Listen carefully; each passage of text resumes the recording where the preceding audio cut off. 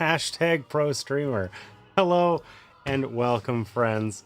Sorry about the delay there. Had a couple funky little tech issues that I won't bore you with, but let it be known that they are now resolved. So yay! Thanks for joining me. I'm James Offcost, and today I'm going to show you this game, Witchcraft. Now, normally we try and show people games that they love so they can share them with others. This one's more on that self-care angle because Witchcraft is a solo-only game. Now, I played the kind of precursor to this game, I guess, called Resist. Resist is a similar game, but a totally different setting. So that's more of a kind of resistance setting where you're like guerrilla fighters trying to stave off a resistance. Witchcraft here is totally fictional and is built around witches. So we're going to have our coven of witches, and we're going to basically try to do enough to protect the villagers in our town to kind of convince them that magic can be a force of good, and then ultimately go to trial where we will be most successful if we're found innocent. Innocence is good. Innocence is good.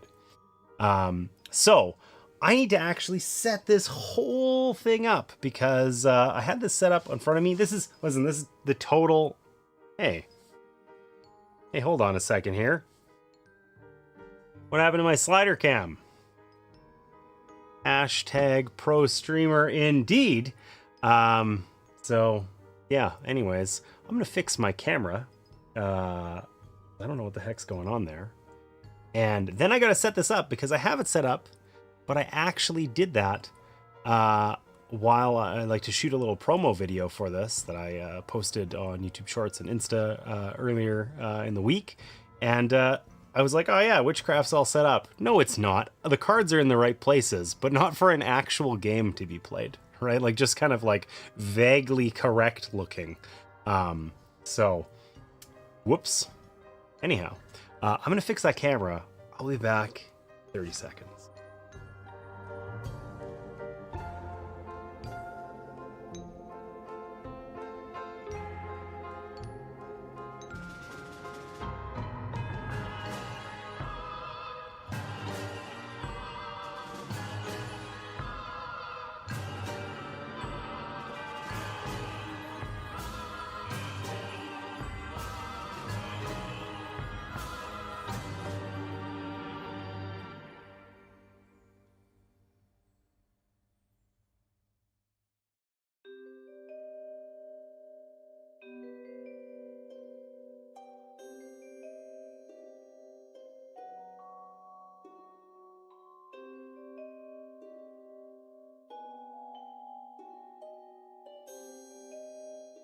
All right, let's try that.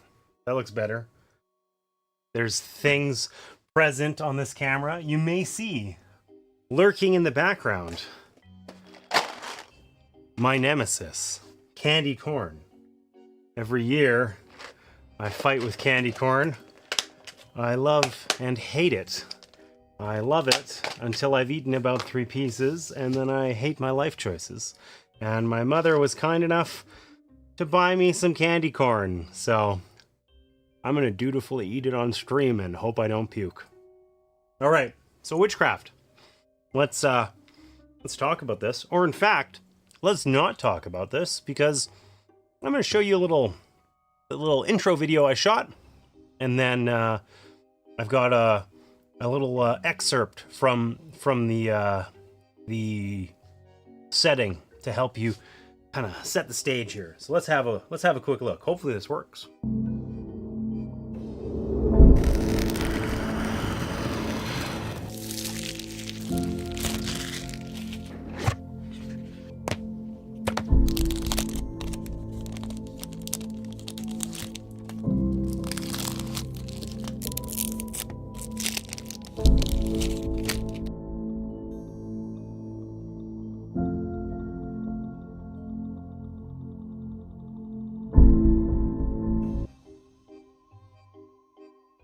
All right, so that's a little look at the Witchcraft components. Let's let's let our friends here tell you what witchcraft is about. A midnight bell tolls on the streets of Wildegrens as the villagers shutter their windows against the darkness. Something moves through the night, in the forest, through the fields, across the old battlefield. The isolated village is in danger. Crops are failing, animals are dying, and villagers are disappearing. Townsfolk are scared. Some of the women are fighting back, but the villagers suspect that these women may be dealing with the devil himself. From behind the old school, a shadow crosses to the town well. A feeble light reveals two witches who nod to one another, shutter the lantern, and make their way towards the dark woods.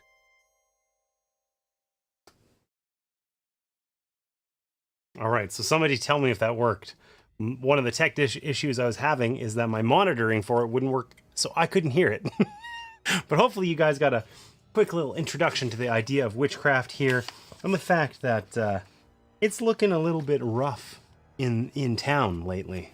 Looking a little bit rough. Midnight bell Sounded tolls great, on the scary. streets Nice. of Wildegrens as the villagers shutter their windows in this against game, the darkness.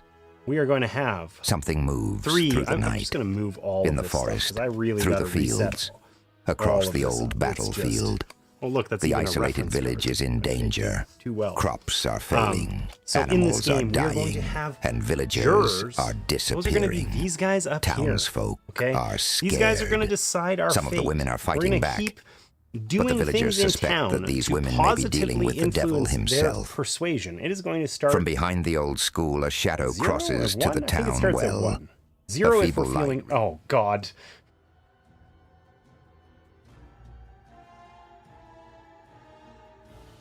I was waiting for something spicy to happen. Ugh, those are bright. I forgot how bright they were. I knew it was you, Martina. I knew it. Why did it have to be you? Why did I set that up?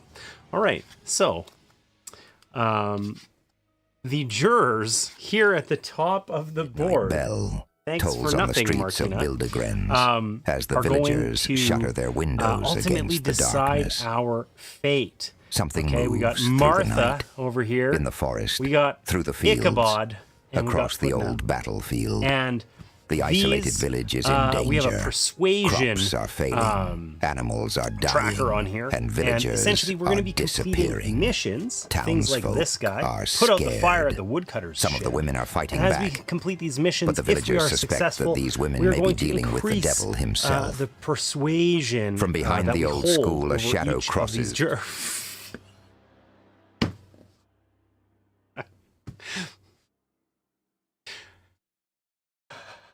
Oh, it wasn't Martina this time. It was my mother. Thank you. Thanks, Mom. Bell All right, we're tolls going to on try the and streets increase of the Wildegrens persuasion. Silverhair as said, the villagers shutter their windows against the tech darkness. issue. The way it Something said like moves through the jammies. I night. love it. In the forest, I love it. through the fields, We are going to across increase the their old persuasion, battlefield. which will hopefully mean that they The will find isolated us village is in innocent danger. rather than Crops are guilty when we failing. ultimately, Animals are dying. like all witches, and villagers end are at a disappearing. trial. Townsfolk are scared. Some of the women are fighting back, We've got these but the conviction villagers cards suspect here. that these women may be Okay. dealing with the devil These are going himself. to show numbers. It looks like From behind 1 the to old 6. school, a shadow Yikes. crosses to the town Okay, well. so we're going to A give feeble each light of these reveals jurors two witches who a nod to one another, set of conviction shutter the cards, lantern, and make their ultimately, way towards This the vaccinator dark wants you to woods. know it's a disaster. Okay. These conviction cards are going to determine what we need to get the persuasion level to for each of these respective jurors. But unfortunately for us, we shuffle them up and then they start face down. I'm going to take a wild guess that we have ways of flipping those face up. So we have a little bit of knowledge about what our targets are, but we certainly don't have that at the start. Okay? And we need to find missions for each respective juror here. So, this was the part that I cheated on last time. Did we get anyone who's the same? We did. Ichabod here. All right. There's Ichabod's missions. Here's Martha's missions. And here we go. All right. So, missions are going to have, they're linked to a certain character, like this is Martha's mission. Okay, they're going to have a difficulty. They're generally going to have some sort of text that's going to do something, like in this case, if we fail, we gain a curse, which is something we'll talk about in a second here. And they increase in difficulty. So this is an Act 1 mission. Then there's Act 2 and finally Act 3. Act 3, Baba Yaga, he looks a little bit pissed off. So that's not nice. That's not nice.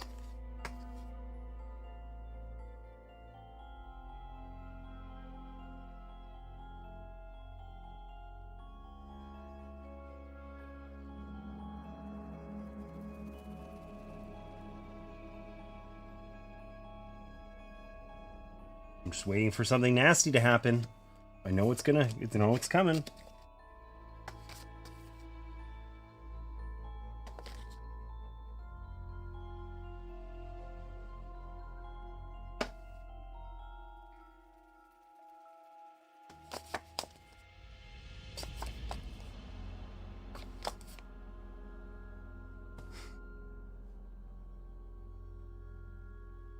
Ah! Where's the scream, damn it? I think Martina spent all of her points and now doesn't have any. So, you know, that's a problem.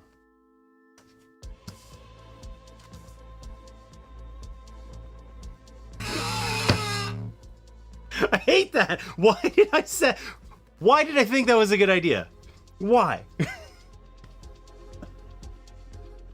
Midnight bell tolls on the streets of Wildegrens as the villagers shutter their windows against the darkness. We have to find the respective challenges for each of these three jurors. In the forest, through the fields, are cards, across the old battlefield. They're going to often have the isolated village is in danger. Crops are failing, animals are dying, and villagers are disappearing. It started again. Townsfolk It started are again? scared. What started again? Some of the women are fighting back, but the villagers The suspect audio? that the... Whoops.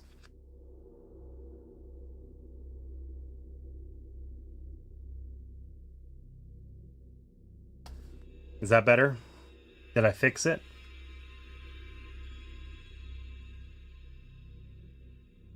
It's surprisingly stressful to try and set this up while being harassed.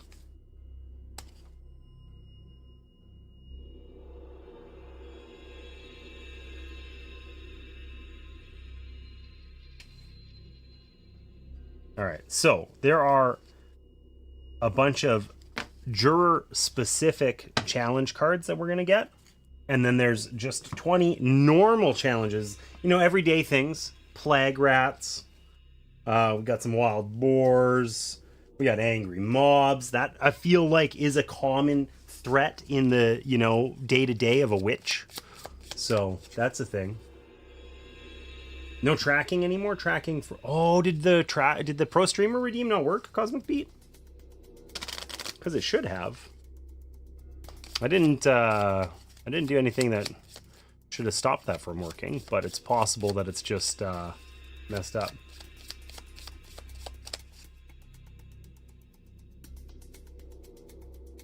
It popped up but didn't track my head. Was I looking at the camera? Here, let me see here. I'm gonna abuse my own redeems because that's the thing I can do. I have infinite points. Let's have a look. Oh, it's on cooldown. Okay, so I'll have a look in 30 seconds. I guess I should put these ones that I set aside for this specific, for these specific people. I should actually put them in the deck. That would be useful. Whoops. Whoa! Also, learning to shuffle would be useful too. Man, I feel surprisingly caught off guard. That strobe light is extremely, like, sensory. You know, it's a lot to experience. All right, let's see here. Can I redeem this pro streamer? How messed up is it? Oh, it doesn't track. I'm so sorry, Cosmic Beat. I will redeem or refund you your 3,000 points, and I will just live with that across my forehead, but not tracking. How disappointing. Get that fixed sometime after stream. Had to prove I still had channel points. Oh, you redeemed that that terrifying, you know, heart rate racing inducing panic just as a flex. I love that for me.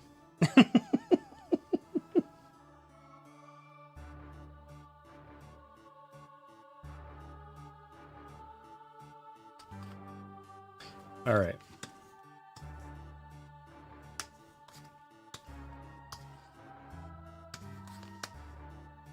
Ooh. I might have to change the camera around a little bit here. This guy gets 5 cards. I don't have a great way of doing that. I think I am going to have to maybe tweak things a bit. But that's okay. That's okay. That is our challenge deck all set up. We also have a villagers deck here. This is one of the primary ways that we can lose the game. Okay, so these villagers cards, these are the villagers that we are trying to assist, trying to, you know, use magic for good in order to save them. And these villagers, unfortunately, sometimes some of them are going to get caught in the crossfire, and we're going to have to flip out one of these cards. Now, one of these cards, or maybe 2, I don't know, says 0 villagers. We like those. They go up as high as 3. And if ever we have 5 villagers out of the game, we immediately lose. So we don't want that to happen. Okay? We don't want that to happen.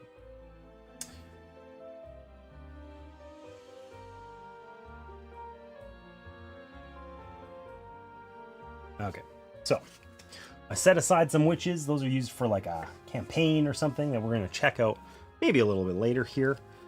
And then we're going to shuffle up the remaining witches. 2, 4, 6, 8, 10, 12, 13. I feel like we don't have... That's because there's the rest of them. All right. Martina for the win. The big flex. It's true. She does like to be cruel to me. It's kind of her favorite thing, honestly. Martina has 2 favorite things in life. Number 1 is supporting our kids in their activities. They're growing up, you know, they're just getting to kind of junior high kind of age, and they're starting to find things that they like and want to do them. I think that's Martina's favorite thing, is supporting them in that. Her second favorite thing, trolling me somehow. All right. So, we get to draft these witches, which I don't know that we're going to be able to do competently, but we're going to try. Okay? So, we basically get to pick which ones we start with and which ones go in our recruit deck that we can get later. So, you know what? For the first playthrough, we're just going to...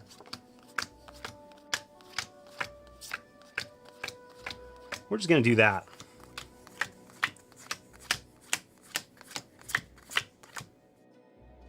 Who needs to draft? We're so skillful. Lady Arcos said, James is the best. I like how you're abusing the text to speech. Text to speech. Not really abusing it, but it's fun, actually. I like it a lot. Okay, so this is our coven deck. These are witches who we have recruited to our cause. Okay? This is our... Beat said, boo. This is our recruit deck. These are witches that we can potentially get to join our cause. We are going to be adding these things here. Curses. Look at these. They're terrifying. Elderberries. Ah. We are going to be adding these to our deck some of the time. Okay? And if we ever draw a hand of cards and we don't have any witches in it, we immediately lose. If we need to add a curse to our hand and there's none available here, I think there's 8, we immediately lose. If 5 villagers or more die, we immediately lose. So generally speaking, there's lots of ways to lose, you know? Lots of ways. And we're going to be going through missions, but if we ever fail 2 missions in the whole game, we lose. If we fail 1, then we only have one of these spots is covered up and we have only 2 to pick from. And then if we fail another one, we just lose. So at some point it's going to get harder and harder. And we have to decide, do we want to go on another mission and try and positively influence our persuasion here? Or do we just cut our losses and go to trial and see what happens? It's going to be bleak, I think.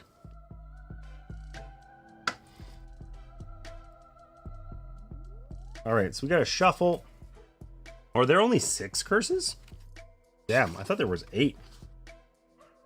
That's a yikes. There are literally only 6, okay. And we start with 3 in our coven deck. Love that for us.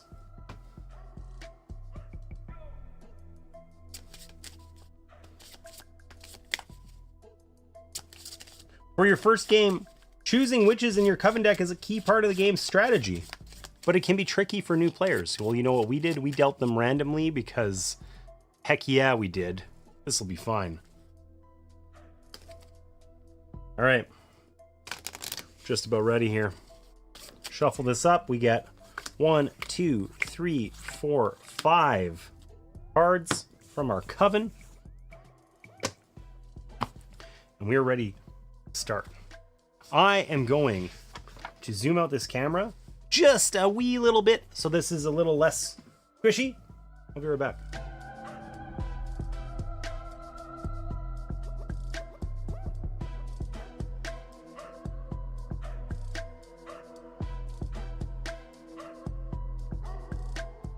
All right, there we go. Now you guys can see my candy corn supply, you know? God, I feel disgusting already. All right. So, I don't think there's anything I haven't told you guys. We're going to give this a whirl. Let's see what witches we got. It's time. Budget jump scare. It was say boo. I like it. Time roller, welcome in. Nice to see you. All right. So, we drew one of our curses. I'm saying that this is elderberries just because it feels fun to say in a really stupid way. Okay, so that's going to be pretty worthless for us, but we might have an opportunity to get rid of it out of our hand, depending...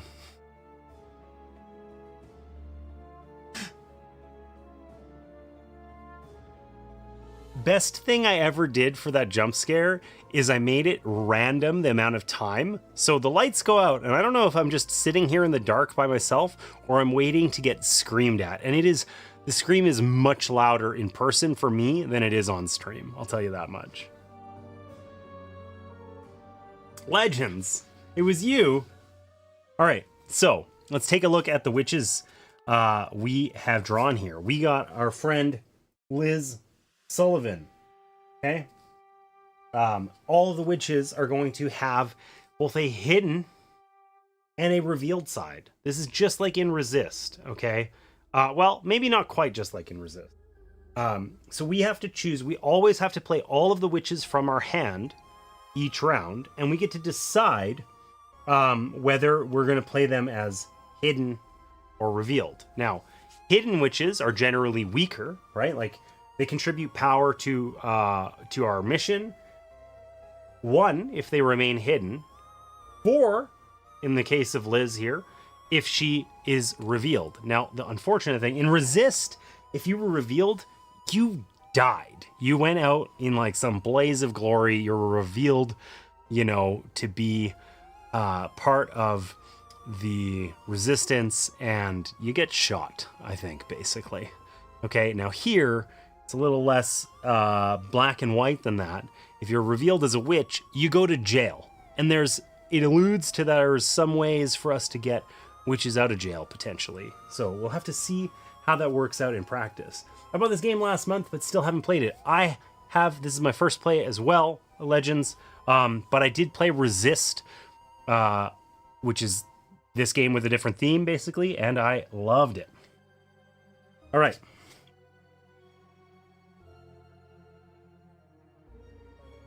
So Liz lets us draw some cards and potentially add extra ones to our hand. Now, we basically play any witches that we want.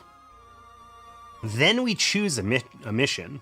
So some of these are going to give us options. Like if we play Liz Sullivan, it says draw 3 cards from the Coven deck, put all Sullivans drawn this way into your hand, place any remaining cards back in any order. So that's going to give us a little bit of foreknowledge about what's in our deck if we don't draw Sullivans. And if we do draw them, it's going to let us get 2 additional cards, which is like 50% more. That's a pretty big boon. That would be a great way to go do one of the more difficult missions. Generally, more challenges, harder to do, or we're going to suffer from it. And as we work through this deck here of missions, levels 2 and 3, or Act 2 and 3 rather, they just get a lot harder.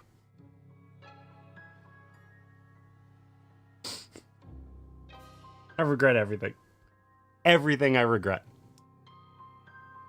Especially putting the candy corn on the table. Trombone, welcome in. How you been? All right. We got Hannah Miller. Ooh, Hannah looks like a badass. It was like when Sarah and I played Cthulhu Death May Die, and she was the kid. And the kid is just like, I felt like maybe, like, this wasn't peak parenting, but Sarah and I played Cthulhu Death May... Not like this. There was creepy sounds just now, but it was the distorted sounds of my neighbors talking. So Sarah and I played Cthulhu Death May Die on stream last week, and she played as the kid, and we solved all of her problems by giving her a pistol, which didn't feel like peak parenting, but it worked. So what can I say? What can I say? It was epic. Thank you.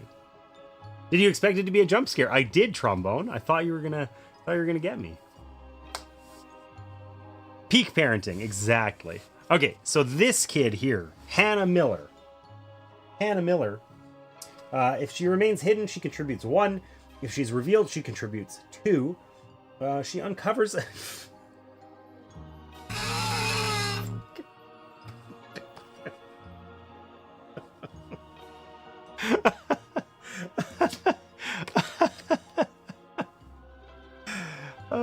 It didn't switch cameras that time. That's weird.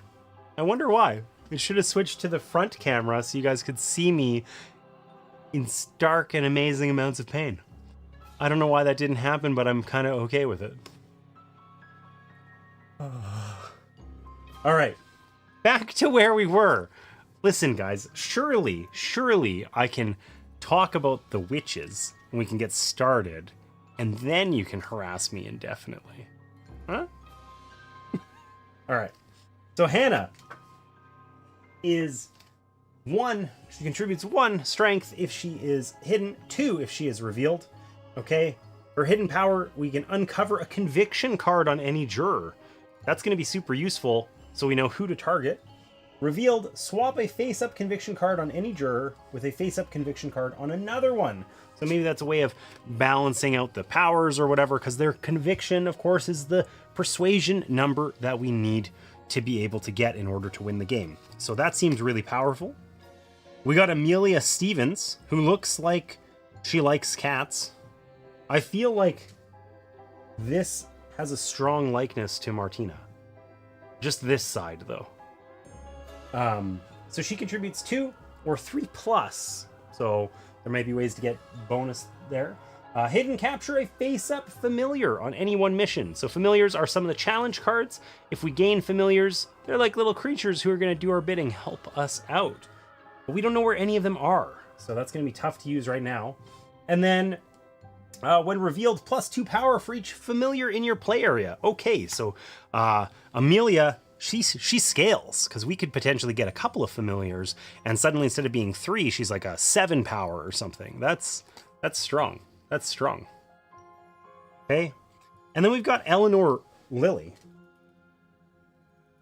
Looks very unassuming. Contributes 0 and 0. Which is interesting. Turn this light. Okay. When hidden, for each Lily in play, including Eleanor, draw 1 card from the Coven deck. Choose 1 card put into your hand and shuffle the others back into the coven deck.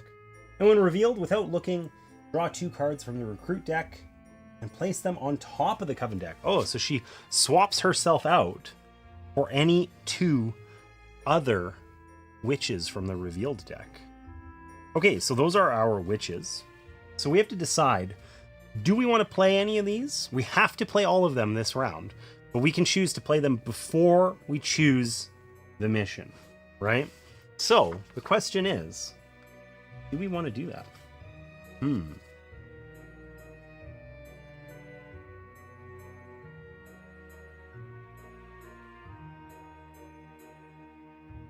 Okay, I think we should play Liz Sullivan. Actually, you know what? For sure, let's play Hannah Miller here. Okay, so Hannah... Oh, maybe this is still a little zoomy outy. That's okay.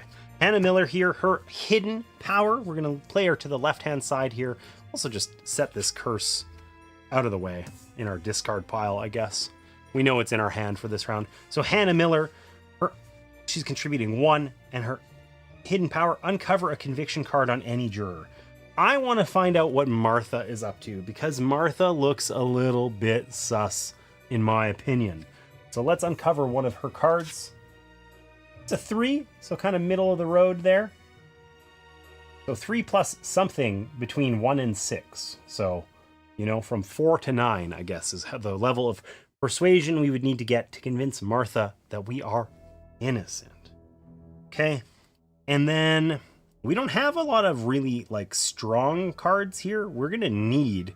like, if we played all of these hidden, we're going to have a total value of 4, which is a great way to suffer horribly. So probably we need some more cards in hand. So why don't we try and play Liz Sullivan here as hidden.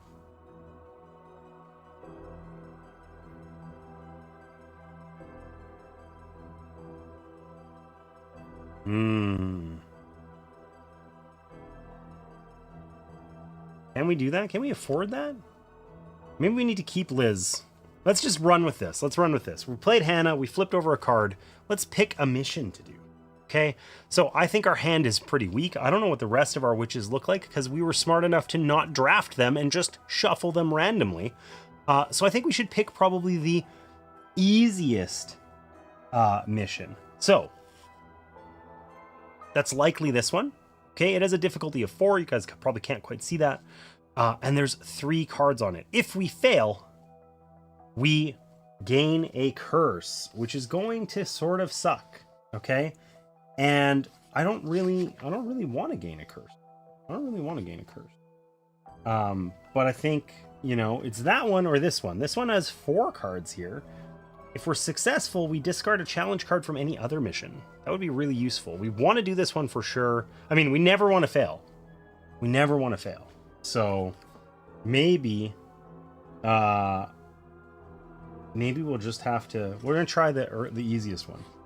Okay. So when we choose this mission, we get to then, if there's any, some missions have abilities for chosen or not chosen. We didn't start with any of those that I see. So we get to instead just flip these all face up.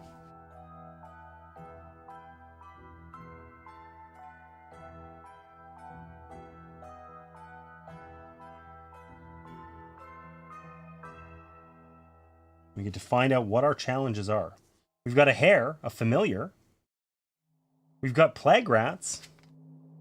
And we've got another familiar, a raven. Okay. So, these... I hate you. I hate you. Who was that? John? Well timed. Well timed.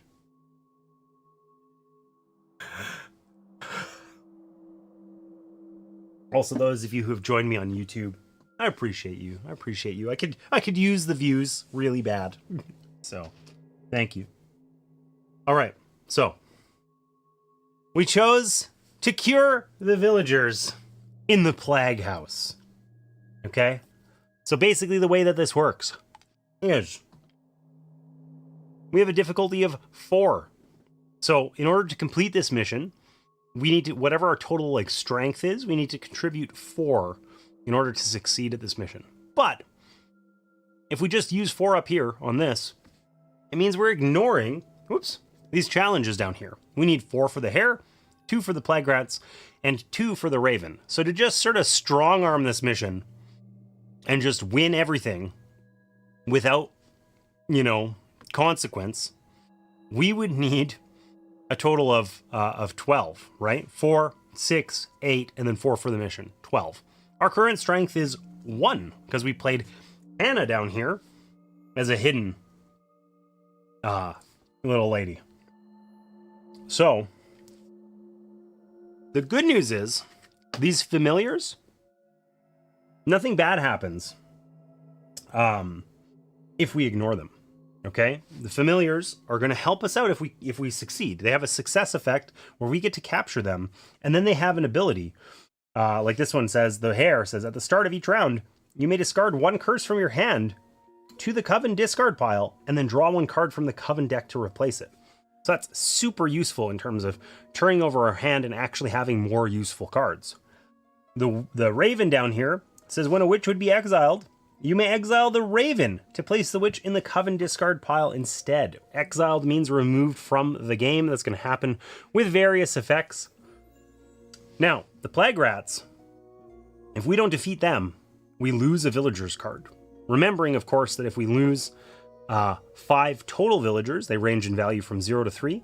We lose a total value of 5, we lose the game. So we have to deal with these plague rats, and we probably want to gain at least 1 of these familiars while also still having enough left over to deal with the mission. So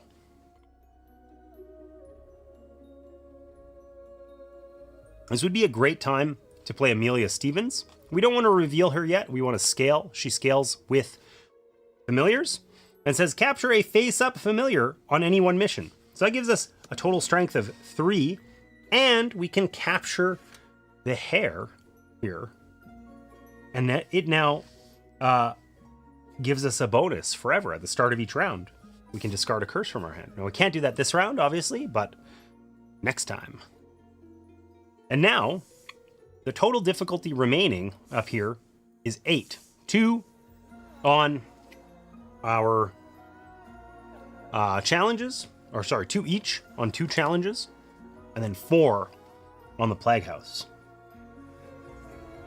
So,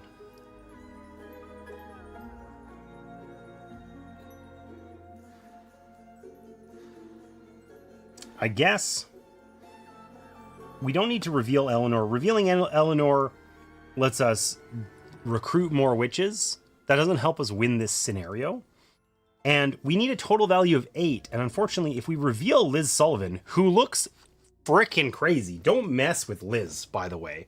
Holy crap. That gives us +4, which would get us to 7, which is almost enough, but we don't need 7. We need 8.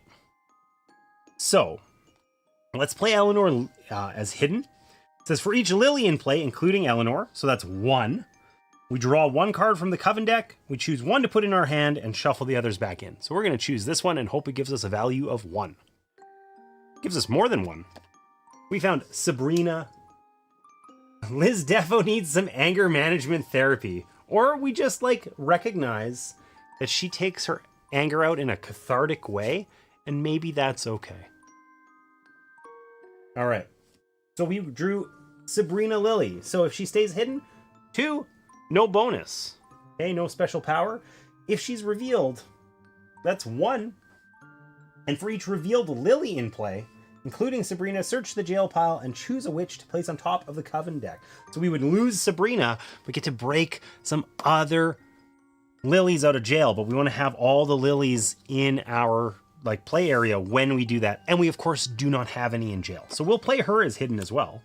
That's 2, 4, 5 value, which is a shame. If we play Liz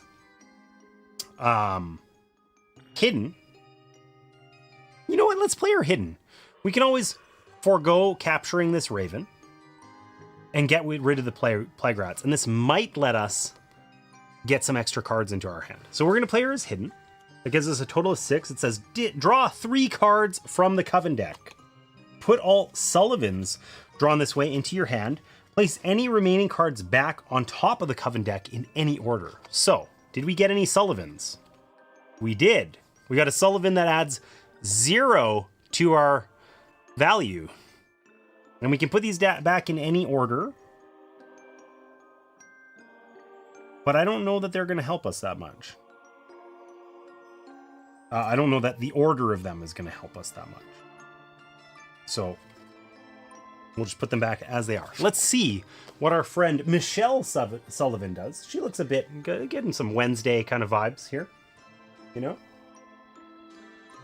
Discard a challenge from any one mission if she's played hidden, and when revealed, if 4 or more Sullivans are in play, including her, exile a conviction card from any juror. Oh my god, that would be super useful later.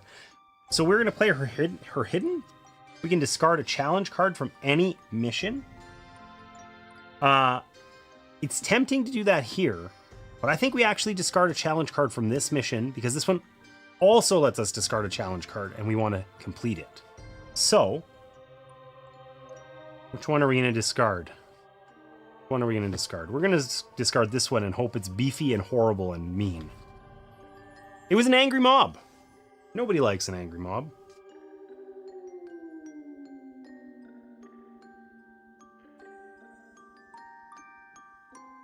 Okay, so we have a total value of 6. We can defeat the plague rats here with 2 of that 6. We then have 4 remaining, and we can overcome this mission. So we will not fail, we will not gain a curse. And we get to either raise our persuasion with questionable Martha here by 2, or raise it with anyone else by 1. We're going to take the 2 because we don't know what their values are, and we know that Martha has at least a 3 out. We need lots of persuasion. We really got to convince Martha that we mean business. We didn't have to reveal any of our coven, which is huge. Okay, and we picked up this hair. We got a lucky bunny. Claire will be so happy. Look at that hair. All right. So now we choose. Do we think we've persuaded the jurors enough that we could go to trial and convince them of our innocence? Which I'm going to go with a hard no. Okay? So, we're going to draw a new hand of 5 and play another round. We're going to replace the mission. I guess this gets discarded. We didn't capture that raven, which is a shame. It didn't have a failure effect or anything, though. But we put out a new mission here. Gather medicine at the edge of the woods. This one has a difficulty of 6, so significantly harder than our round 1 missions. Okay? And, excuse me. We need 5 cards for it, too. 5 challenge cards, which, of course, go face down. So we started on easy mode. And these ones are looking bad. And of course, we know we've got several curses. We got 3 curses in this deck. There's only 2 cards left here. 3. So there's a decent chance that we have some curses in hand. So that's going to suck.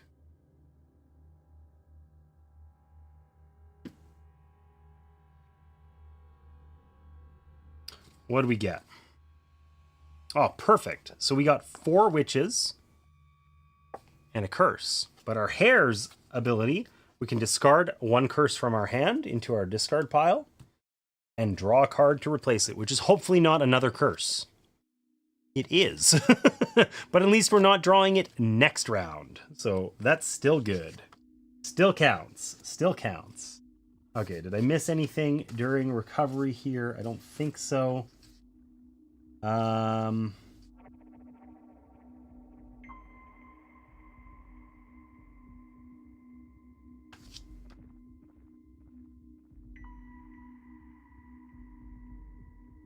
That's weird. It's like a reference. Oh, it's an example round. That's why I couldn't figure it out. Find what I was looking for.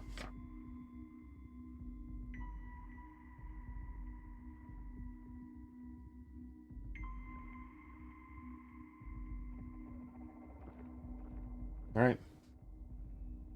Quick reminder, mostly to me, because I'm going to screw it up. We can lose by failing 2 missions. If there's 5 or more villagers in the Lost Souls pile, if we have to gain a curse and the pile's empty, there's only 3 there. If we draw a new hand and we get no witches, which basically means we have a lot of curses, though sometimes we're going to draw a hand of less than 5 cards, potentially. Or if a card effect tells you that you have lost, which just sounds bad. Okay, so let's take a look. We got another curse here that sucks. Even while remaining hidden, we have a value of 8. So this seems like it's the opposite of last time. It is a strong hand. We can uncover a challenge on any one mission. That's great. We can draw a conviction card and place it face up in the conviction discard pile. So that helps us swap cards later, right? We can gain 1 power for each other Tancred in play. So that's +1 for Phyllis. So she's actually a 3. And then Mercy just gives us 2. That's if we play them hidden. If we play them revealed, this lets us recruit more witches. We can ignore a mission effect for 1 round. That's cool. Okay.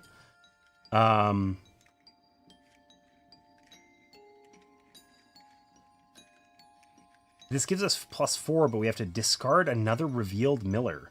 So we don't want to bleed with that, basically. Okay, cool. So,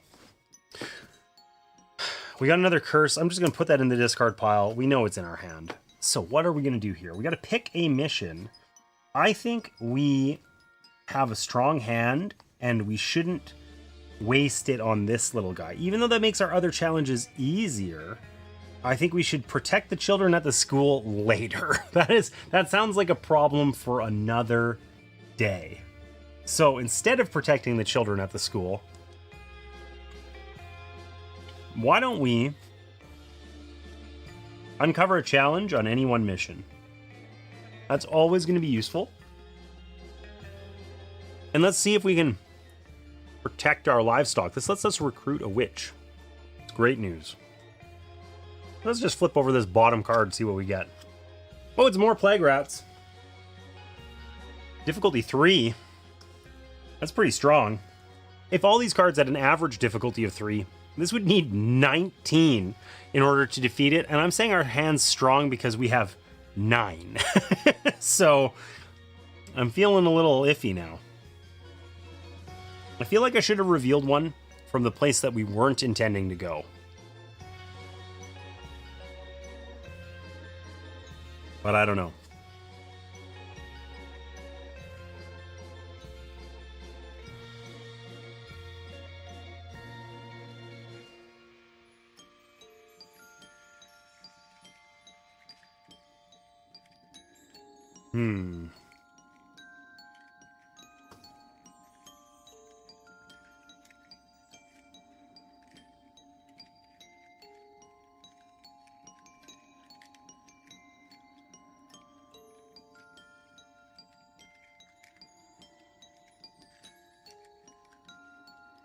Okay, I feel like in Resist I had more restrictions on when I could play them as hidden or revealed, but maybe not. Maybe I'm making that up. Okay, so let's just try and protect our livestock. We're just gonna live the dream here. We're gonna try and protect our livestock. I should have used my ability here more cleverly. Oh no! We got some cursed chickens. That's bad news. Failure, gain a curse and place it on top of the coven deck, so you're gonna draw it for sure next turn. Sucks to suck. The Whip Poor Will.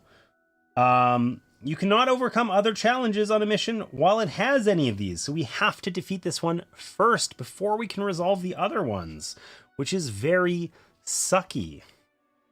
Got some lost soldiers here. Ooh, that's a little too far over. That one didn't work either. Exile a random hidden witch. Place the lost soldiers on top of the challenge deck. So you're going to draw them again in a future mission, and you lose a witch. That is severe. And then more plague rats.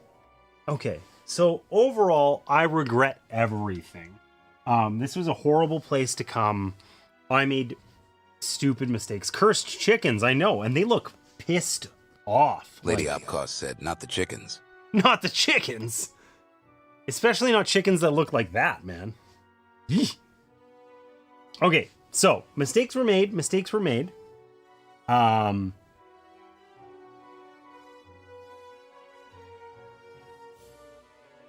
We want to complete this mission and draw a witch. Like, we have to.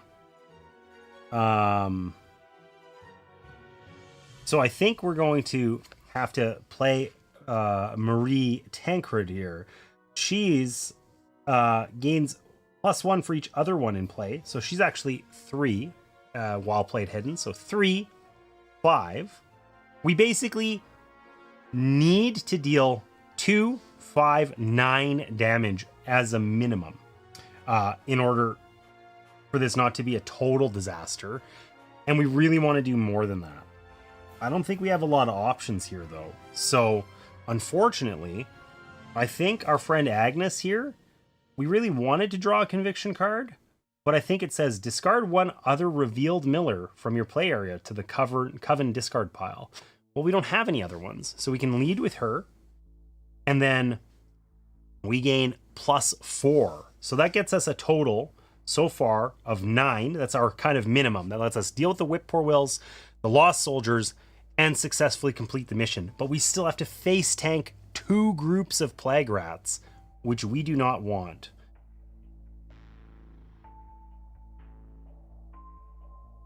I swear my heart rate just races as soon as those lights go out, because I'm just waiting to get that strobe in the face. Lady Opcost said, ah. Chickens went to the same anger management school as Liz. It's true. It's true. They did. Okay, so we're going to play Mercy as hidden. It doesn't help us to reveal her. It actually hurts us. So we get 4, 6, 9, 11 total. Okay. This is not ideal. So we got to deal with these whip poor wills, right? That's 2. So we have 9 remaining because they have to be first. That leaves us with 9. We got to reserve 4 for this. And we know we got to deal with these lost soldiers. Exile a witch, get it out of the game, and they go back on the deck. That is not an acceptable thing that we can tolerate. So that gets us down to 6. We have 2 remaining, which means we can deal with the plague rats, leaving us with the 4 we need in order to succeed at protecting the livestock, and we just have to suffer the plague rats and the cursed chickens. I feel like this is going to rapidly end in a loss, but we're gonna hope for the best here. Okay, so we successfully protected the livestock. We recruit a witch, so we gain this witch to our discard pile, I believe. Catherine Kent has now joined the team. I assume it goes to the discard pile. I should actually check that real quick.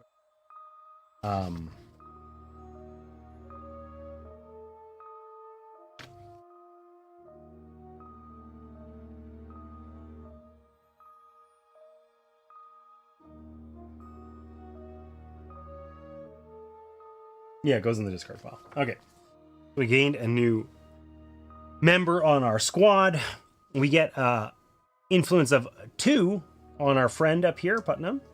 And then we suffer here. So we're going to lose a villager's card. We really hope that this is a 0. It is the only 3 in the deck.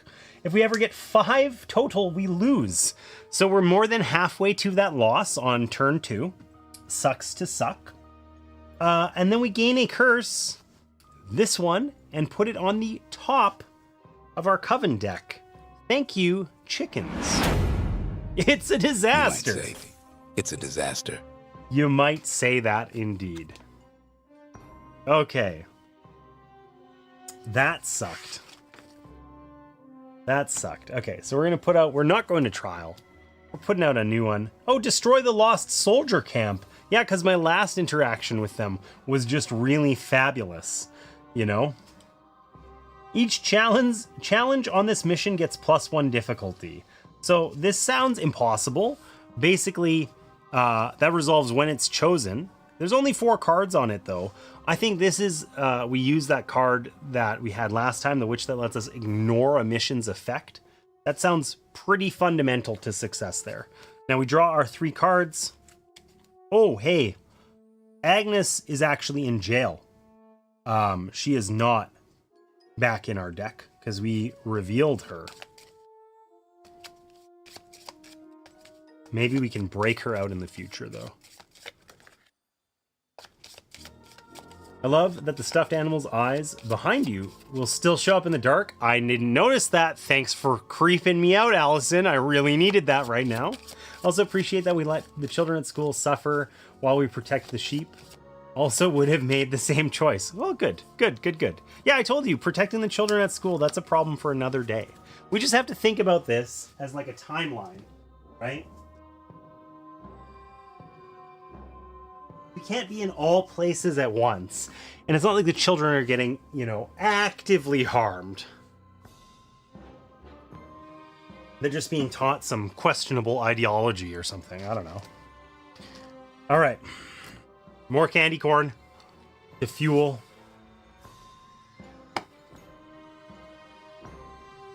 We can discard up to 1 curse and replace it with something from our coven deck.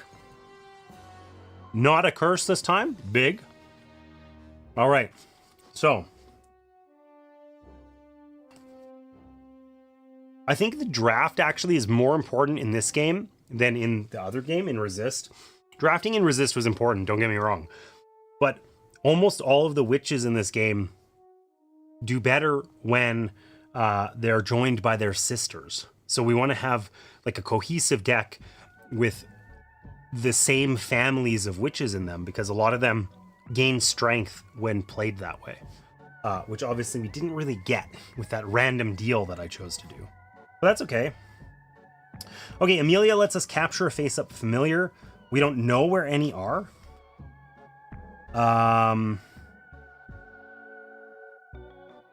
Marie can be a 3 damage. This is the one that lets us ignore the effect of a mission, though. That's interesting. Okay, Jane over here. Jane looks very unassuming and innocent, which I'm assuming means she's actually a badass. +2 power if you have no curses in your hand. She can be 3 power while hidden right now, because we got rid of that curse. That is super duper. Josephine lets us uncover a challenge on any one mission. And Eleanor, for each Lily in play, we draw a card from the coven deck and put one in our hand. So that just basically gets us an extra card. Okay, let's play Eleanor now. We only have 1 Lily in our hand, so that means draw 1 card. Oh, what if it's a curse? What if it's a curse? Let's play the... I don't know if this resolves, if it changes if you get a curse later. Ooh. Okay, we're going to assume that that's not a curse. Surely it's not. It isn't. Sweet. Okay. So, we are strong, but this is our opportunity to get the ignore the mission effect. I guess we can resolve that mission. We can see how bad the challenge is before we choose to do that. So, let's play Josephine here as hidden. It says uncover a challenge on any mission. We're going to be clever. We're going to choose this mission. I don't think anything we discover is going to stop us from choosing that, right? So we're going to flip over one of the ones over here, and we hope we find a familiar. We found a very weak angry mob. Now, an interesting thing about this game, in the other game, in Resist, we had a lot of cards that let us flip over the whole thing. In this game, that's a little dangerous because this card here, for instance, says chosen on it, but some of them say when not chosen. They, probably kick you in the teeth when you don't go deal with them immediately. So.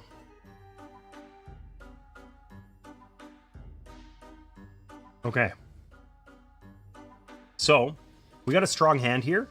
Let's go deal with this because we have the option of ignoring the effect of this mission, because it's 5 difficulty, and then if each of these are +1, they're probably 3 each. We need like 17 or something, which ain't happening.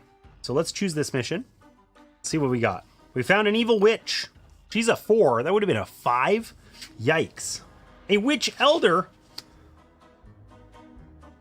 which is a 3. A wild boar, which is a 3 and causes us to exile a witch. And a possessed. If we succeed, we get to flip over one of Putnam's conviction cards. If we fail, we lose 1 persuasion with him. Ugh. So this would have been 3, 7, 11, 16, 21 difficulty. I mean, it still is 21 difficulty because we haven't actually elected to ignore that ability. 21 feels like a bit too difficult for us. Now, an unfortunate thing is that Amelia Stevens lets us capture a face-up familiar, but we didn't actually find one. So that's a downer. So we can just play her as hidden. Actually, let's wait on that. Let's oh, this is awful. Let's play Michelle Sullivan. Discard a challenge for any one mission. So she contributes 0, okay? 0 isn't helping us do anything. But if we get rid of this evil witch, we don't suffer her failure effect, and that was effectively a 4 value play. Nice. 5 if we don't get rid of that guy's stupid ability. Okay? So what are we at? We are at 2. We're at 2.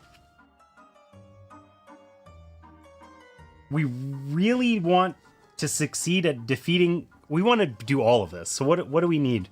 We need 5, 10, 13, 16 if we want to do it all, which is not happening. So...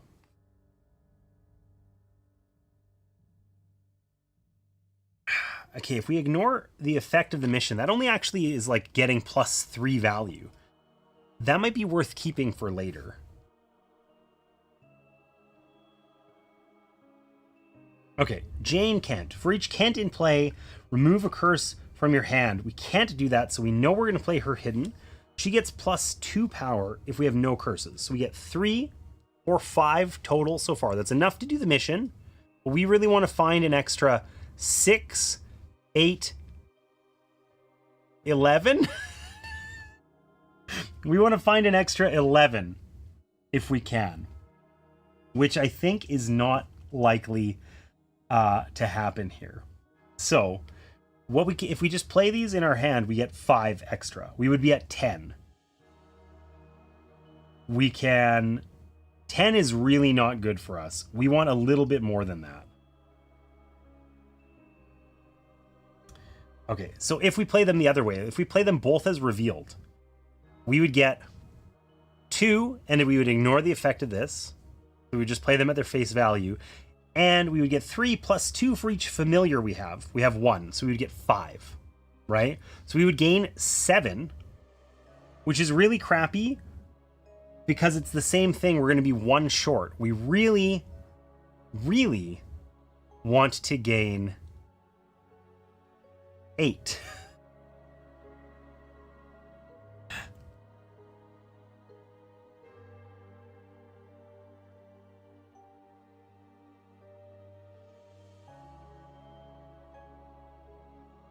Okay, well, we're going to ignore the possessed. We've got 5 here. We're going to keep her hidden. Okay, so that gives us +3 because she gets 1 for every other Tancred in play. So that's +3. So we got 3, 6, 8. And then we're going to play Amelia Stevens as revealed. So that gives us 5. That gives us a total value of 13. Now these each have +1 to each of their things. So we're going to get rid of the wild boar because we don't want to exile a witch. That's actually going to cost us 4. And we're going to get rid of the witch elder. That's going to cost us 4 as well. That's 8 of our 13. We have 5 remaining, enough to complete the mission, and we'll deal with the possessed consequences. So when we succeed at the witch elder, we gain to recruit a witch, another Lily. All right, joins the cause. Okay. And then we complete this and we get 4 persuasion with Ichabod. We haven't positively influenced Ichabod at all yet. So that is huge. Oh my god.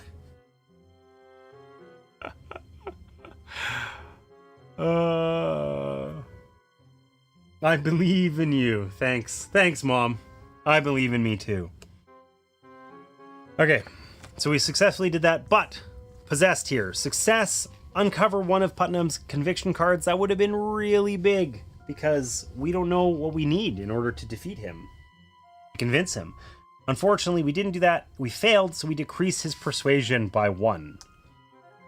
So, do we want to go to trial? We have a persuasion of 2, 5, and 3, which is equal. So we know we would fail. We'd almost assuredly fail, and maybe there's a hope in hell we could do this. So of course we don't want to go to trial yet. So, track the predators into the woods. I hope those aren't the ones from the school. All right, 5 cards. She's in jail. These guys are all discarded.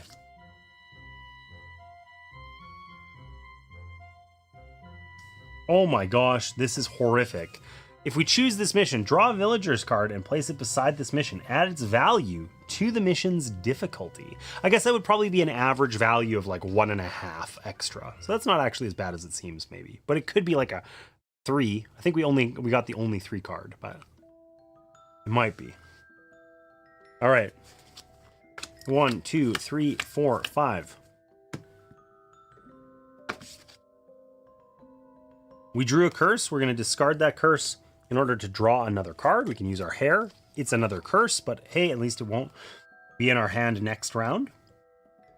So, we don't have a lot of synergy. None of these are matchy-matchy names here, which is a shame. Okay?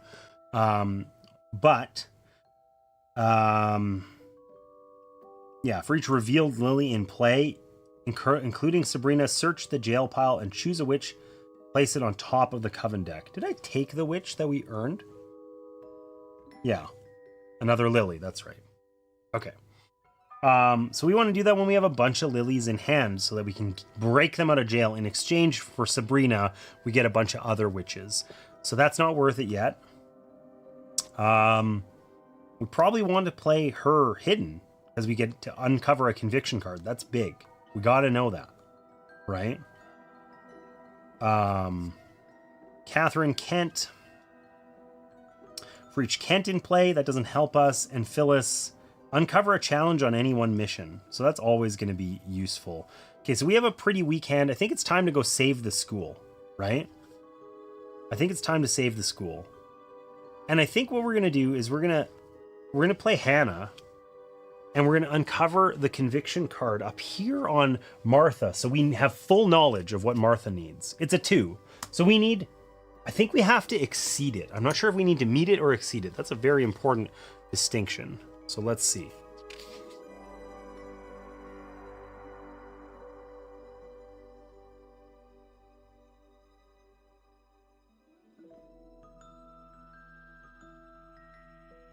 Okay, if their conviction is less than or equal, we've succeeded in convincing them. So we need to get it to 5. Equal is a win. Okay? So that's not bad. We're almost there. We're at 3. That's huge. Okay, let's save the school. Let's see what we find here. We found another a possessed child at the school.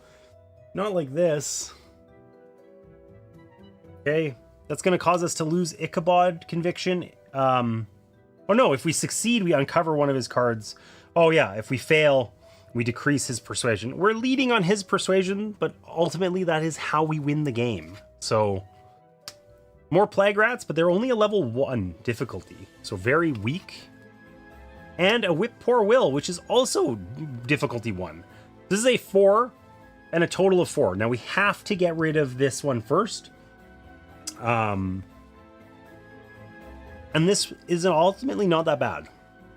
So as long as we get at least 6 here, we're fine. We have 1. If we just play these all hidden, we actually get to 6, and we just lose 1 persuasion on Ichabod. But we're gaining 2 this time, so it would be a net loss or net gain of 1. I feel like that's the way we play this out. We don't want to reveal any witches. We don't really need to keep that persuasion. We don't know what his cards are. It would be very nice to uncover them.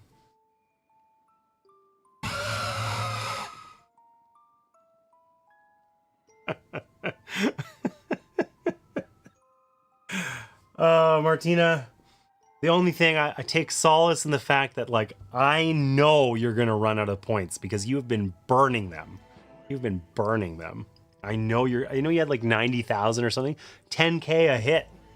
You're running out, lady. You're running out. Possessed child looks like any given Tuesday to me. Nice. Wow.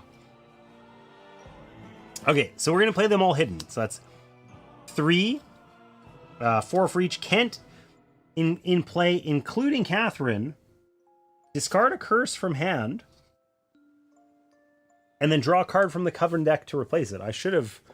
Okay, that gives us +2. That only means we can defeat the possessed while remaining hidden.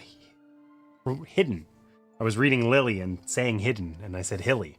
Okay, so that's 1, 3, 4, 6, and then 8, which is enough to do all of this.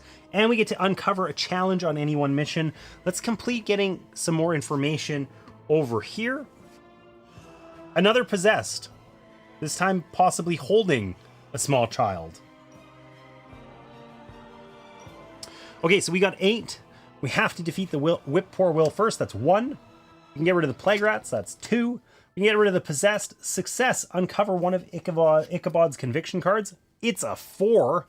That's super sucky. Okay, that's 4 that we've used up. And then we want to use our success ability here.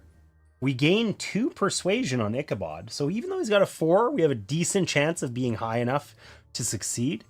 And we can discard a challenge card from any other mission. Now, these ones are weak. So we either rando discard one of these and assume they're strong, but I think there's a higher chance that this mission sucks. We know we get additional challenge by flipping out a villager's card. So I think if we get rid of one of these ones and we just have to use our witchy powers to figure out which one is not a familiar and has a high value. And I think it's this one, obviously. Lost Soldiers for 3. Look at that. That card sucks. Beautiful. Big worth. We just had to embrace our witchy intuition. We did it. We did it. All right. We've successfully completed 4 missions? Is that right? Yeah, 4 missions. So, sadly, we're now on to the gnarly missions. Act 3. Face Baba Yaga in the woods. No thank you. I'd rather save the children in the school. Okay? Oh my god, we have to basically do that one immediately. So we're gonna put 5 down here. I hope we draw an extreme... We probably just, like, lost the game. We put down 5 cards. It's a difficulty 7 with 5 cards. And Baba Yaga, who looks severely... I don't even know. Unwell, okay? Not chosen. If there are 3 or fewer curses in the curse pile, you lose the game. So if we do not choose this as our thing, we just lose. Because we only have 2 curses here. And even if we find a way to get rid of 1, which I think maybe we have, we still lose. So we're just fighting Baba Yaga in the woods. Swell. Okay, so this will be a good time to draw really strong cards. Are you afraid of the woods? I am if Baba Yaga's there. Maybe I gotta make the cost slightly lower. No, it needs to be high because otherwise I think I'll just spend the whole time in the dark here and never get a game played, you know? You can always spend bits. Don't spend bits. Other people can spend bits. It's weird for you to spend bits, specifically. All right. We get 5 cards. I regret not just letting them. I mean, we had a persuasion of 5, 7, and 2. Yeah, 2. Our Putnam persuasion's really bad. We had to continue. But that was a really yucky card. Please, no curses. Oh, hey.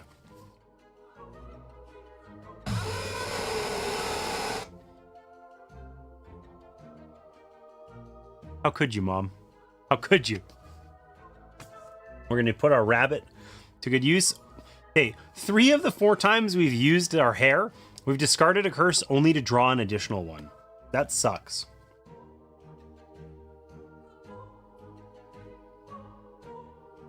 Okay, so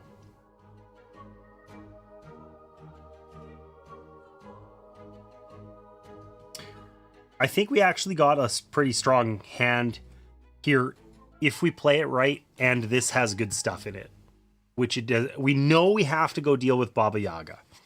Okay.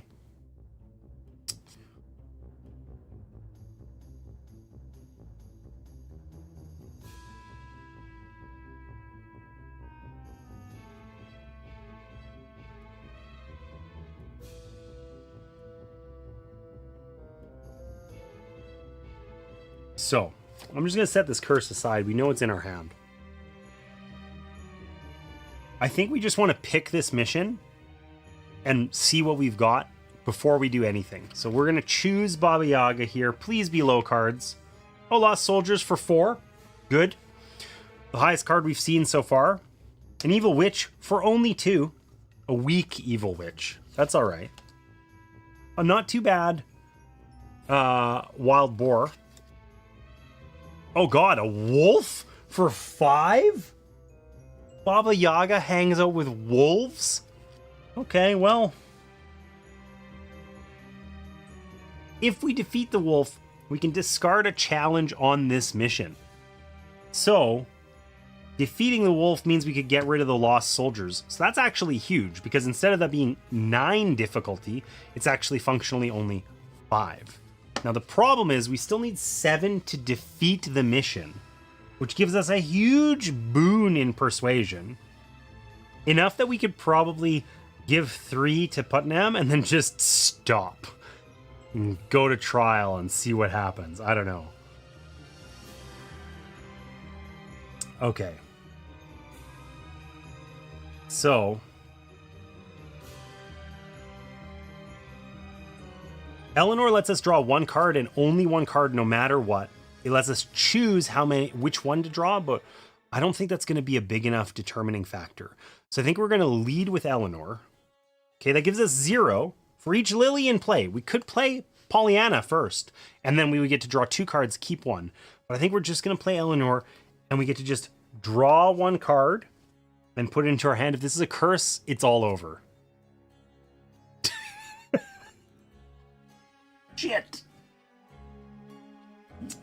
Okay, well, we went from, what do we need? We need 7, 10, 15, 17, 19, and we'll use the wolf to kill the Lost Soldiers. We need 19, and we've used up all but 3 of our cards, and we have 0. It's looking bleak. It's looking bleak. I wish Dispatchinator wants you to know it's a disaster. It really is a disaster. I wish we had done this perhaps slightly differently. Okay, I'm going to play Liz Sullivan here, hidden. Oh, maybe it's time for Liz to just come out swinging. There's a decent chance we haven't... it's unlikely that we get anything from that other than +1. Is there going to be a better time for Liz to just smash people in the face? What could we get? If we play these both revealed, we gain 8. Okay? And then we can discard 1 challenge. That means we can beat Baba Yaga and we have to literally face tank everything else is the best we can do. So we... Okay. If we play...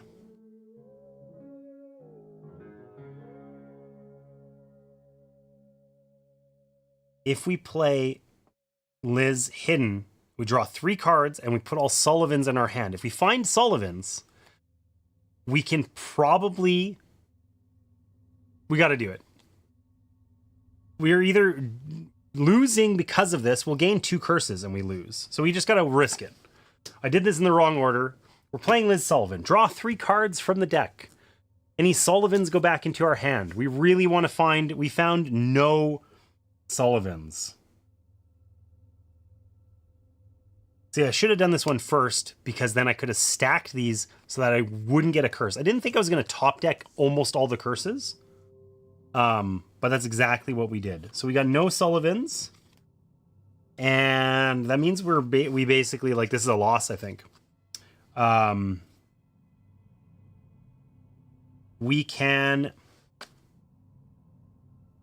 discard a challenge from any one mission.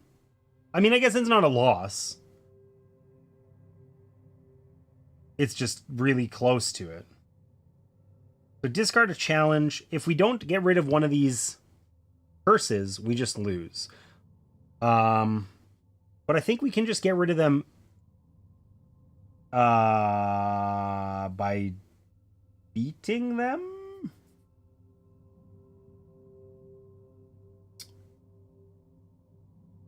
We're going to get rid of the Lost Soldiers because they're really sucky. We're going to discard that. Okay, and we have a total value of 1. Now we can play Lily as hidden, and we get +1 for each other Lily in play. That gets us a total of +1. We would be at 4,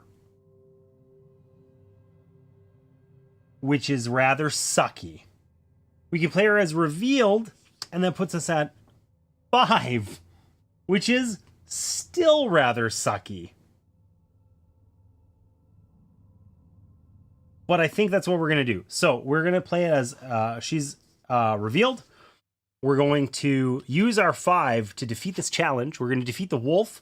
When we succeed, we can discard a challenge, another challenge on the mission. So we're going to discard the evil witch. Because if we gain 2 curses, we lose. So then this means that we suffer the failure effects here. We exile a random hidden witch. That's one of these 3. It's exiled. That means it's gone. It's out of the game. Goodbye, Liz Sullivan. We never even embraced your awful punching people in the face ways. I'm sorry. I have failed you.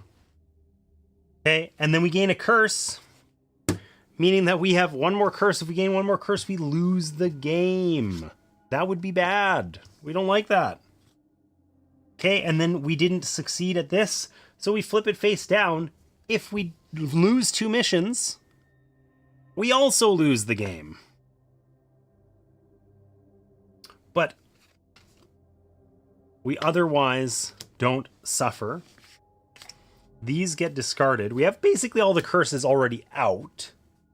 So the question is, do we go to trial? Or do we try again? I think for sure we don't have enough persuasion on Putnam. These ones... This one, well, we also don't have enough. We have 3 out of 5. We know we lose. We got to try one more time. You could say that the Baba Yaga treehouse is a real beach. Jesus, Allison, that's low even for you. I like how I said even for you, which is completely unfair, but...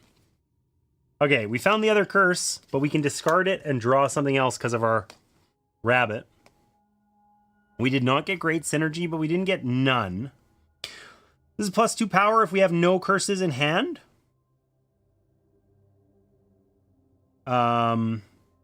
That's big. There's additional power for other Tankards. That's big. This lets us uncover challenges in other missions. That's big. I mean, so we know that this mission isn't super hard. What do we get? Remove a curse from your hand and place it in the curse pile. But we just got rid of the curse. We don't have a curse in our hand. And we're not gonna, so we don't want to do that one. Okay, we're just gonna go big or go home. Probably go home. I guess Pollyanna's in jail. We're gonna track the predators into the woods. Do we want to play any of these first? I don't know. We can basically play, we can go kind of ham here and play these as their revealed sides, because we're probably going to trial after this one. The unfortunate thing is that I think we can either persuade Martha because we know it's a fail, or we can persuade Putnam, but probably not both, right? I don't know. Because what are we going to draw? We got 3 cards left to draw, and then everything else is a curse other than 1 card. So we would have a 3-card hand probably next time, which would be very bad. Okay, let's choose this one. Let's just play them after. Let's play them after. Ooh, we found a familiar. An owl, and we also found more cursed chickens. I don't love that. I don't like the cursed chickens at all. This lets us gain a curse. That means we would die. We would lose. We have to deal with the 1 value whip-a-will. No big deal. The Winch Elder lets us recruit a witch. That's actually kind of huge if we're going to go for a big win and try to influence more next round, so that maybe we have a hope. We double our chances of drawing a witch if we do that, basically. The owl, +2 power if you have at least 1 other familiar in your play area, which we do. So we would just gain a permanent +2 power, including on this round that we gain it. So this owl is actually rather huge that we found it. So, okay, let's lead with Phyllis. We're going to play her as hidden. We can uncover a challenge on any other mission. We found another wolf. That sucks. I mean, it does let us discard a challenge, but it's a 4 difficulty. Okay.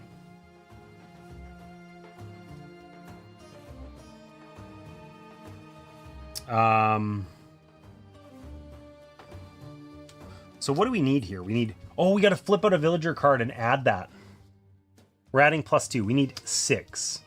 That's about average for Act 2. We need 6, 10, 11, 13, 16 to fully defeat it, which is unlikely, shall we say. Jane doesn't do anything for us other than if we play her hidden. So she's actually +2 power. So that's 2, 5. Okay, we're at 5. That's almost enough to defeat the mission, but that would be a loss for us. Okay. +1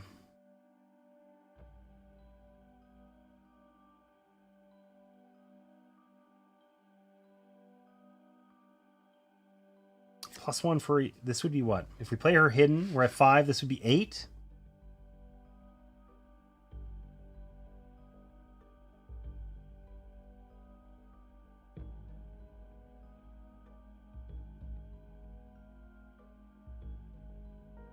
+1 power for each curse in the curse pile. There's only 1. God, what did we need? We needed like 16 or something. Let's reveal Mercy. It says for each Lily in play, including her, only 1, we get to draw a card from the recruit deck. We know that these aren't curses, okay? And we get to keep 1. So we're going to keep Hannah, okay? She lets us uncover a conviction card or swap one. Swapping helpful? I don't know that it is. Okay, so what are we at? This was a 1. This was 3, 6, 8. So we're at 9. We're at 9 right now. With 9, we could get rid of 1.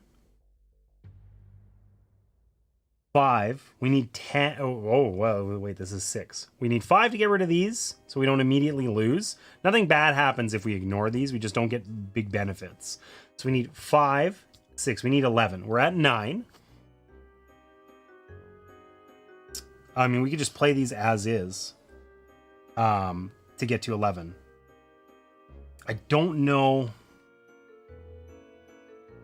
Do we want to capture +2 power if you have at least 1 other familiar? That would actually let us also get this. Okay, so here's what we're going to do. We're going to play Hannah hidden, uncover a conviction card. We're going to see how bad the Putnam persuasion situation is. We found a 2. Not horrible. Okay. Not horrible. That puts us at 10. I think. 3, 6, 8, 9, 10. And then we're going to play her as revealed. So that's 3 plus 1 for each for each card in the curse pile. That's 1. So that's 4. So this gives us 14. But we're going to get rid of the Whip of Will. That leaves us with 13. Okay. We're going to capture the Owl by paying 3. So that leaves us with 10, but he gives us +2 power if we have at least one other familiar, which we do. So that actually puts us at 12. We have 12 left. We need 6, 10, 12. So we can defeat the Witch Elder and recruit a witch. Wonderful. We can defeat the Cursed Chickens. God, those are the worst enemy we've had yet. And then we have the 6 remaining left over with which we can track the predators into the woods. So we gain either 4 persuasion on Ichabod or 2 on anyone else. I think we take the 2 on Martha to turn that into a win.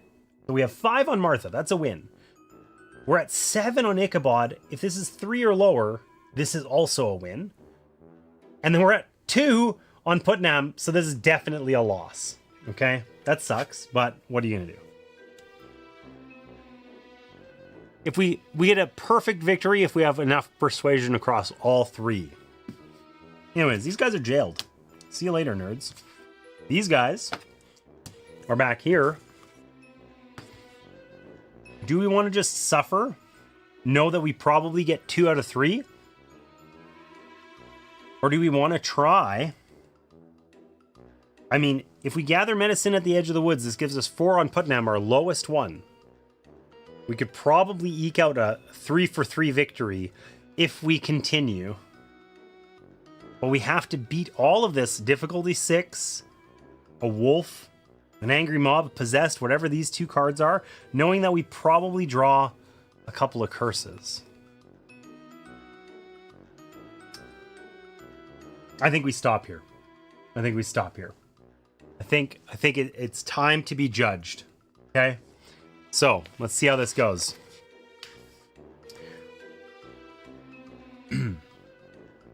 So, we reveal all of these. Ooh, 7. We just do it. And this was a 3. Oh my god. So we were 1 persuasion away from having this one as well. So we consider each juror and see whether we exceeded their number or not. So we have 5 and 5. So that's a success. Okay.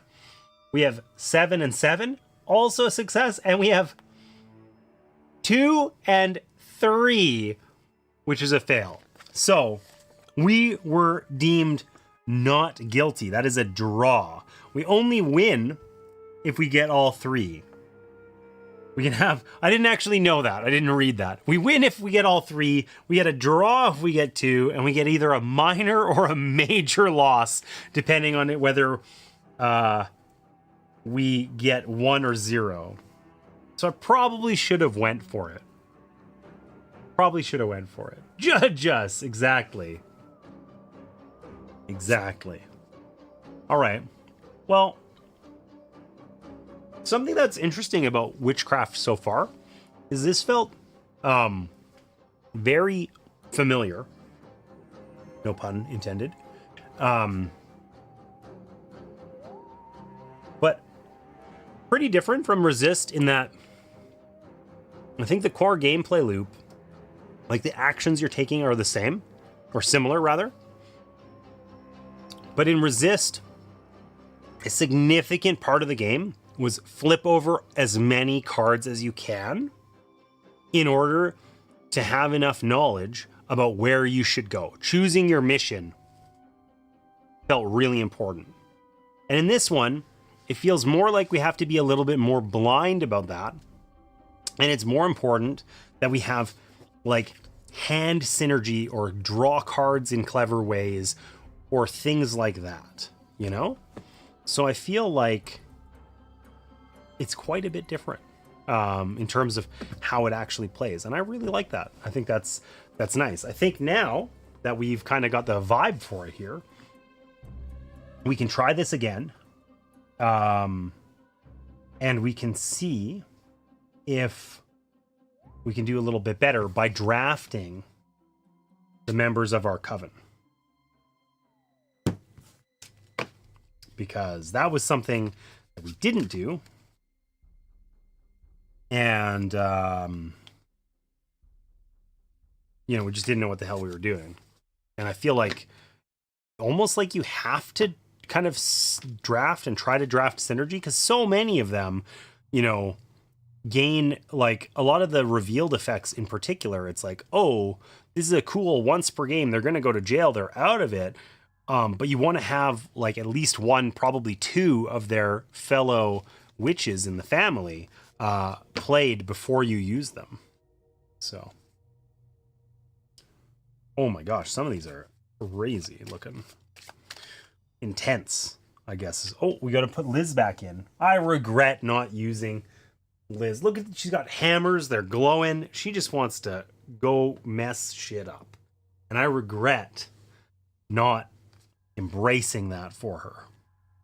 I think we're going to leave the characters the same, largely just because it's easier for me. There's less overhead. But maybe that's a mistake. Yeah, let's put new ones in. So the coven, these are going to stay the same anyway. But we do need to go through all these cards and find the ones that go with a particular person. Man, those, you know what I'm not going to miss? Martha and her frickin' cursed chickens. Those things sucked. Those things sucked.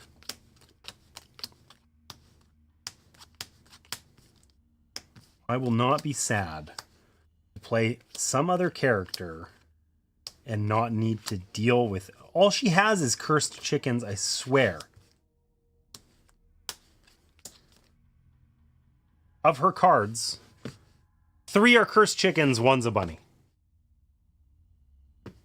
So it looks like everyone contributes a familiar.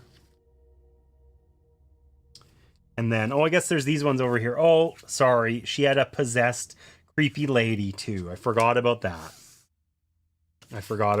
Yeah, they each contribute 5 cards. That's right. So I guess these guys had lost soldiers and wolves. The wolves were the least bad. Ichabod's wolves. The lost soldiers were awful. The cursed chickens are just intimidating because they're chickens. And there's something really unsettling about that, I think. You know? At least they're not turkeys. It's true. Martha defo needs chicken for dinner tonight. I don't know. I mean, if she's got the cursed chickens like on her side, surely she, you know, keeps the chickens and trains them to be cruel. Not she's not busy eating them, you know? She's like got some weird like training regimen where they're, you know, being rewarded for doing evil deeds. All right. So what we're going to do is to make sure we get different ones. I'm just going to set these ones aside and we'll just grab the next 3 off the top here. Lynn, Cornelius, my cat is named Cornelius, and Hackett. All right. And these are our missions.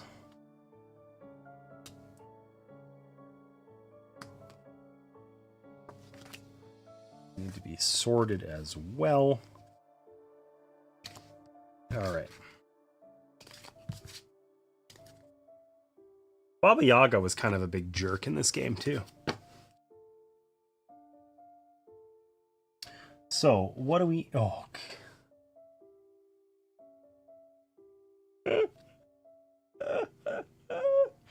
I was staring so intently. You know what? The one thing I need to do that I should have done, I meant to, and then I kind of forgot about it. It's been a busy week. I meant to set up a thing where there's an alternate jump scare that's just immediate, you know? So there's no, it just happens. There's no lights out.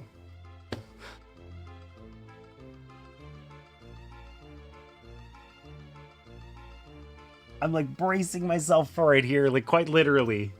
Immediately. Exactly. You get it. You get it, John. All right. These should be level 1, Act 1, Act 1, Act 1. Okay, those are the ones we're going to put out. I guess I don't just shuffle these. I have to put them out as Act 2 and 3.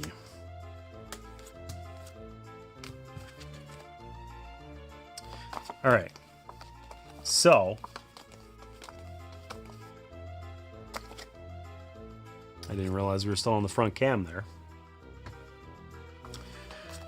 We are going to, for Cornelius here, we're going to investigate strange lights at the church. Search the villager's deck for the 0 villager card and exile it.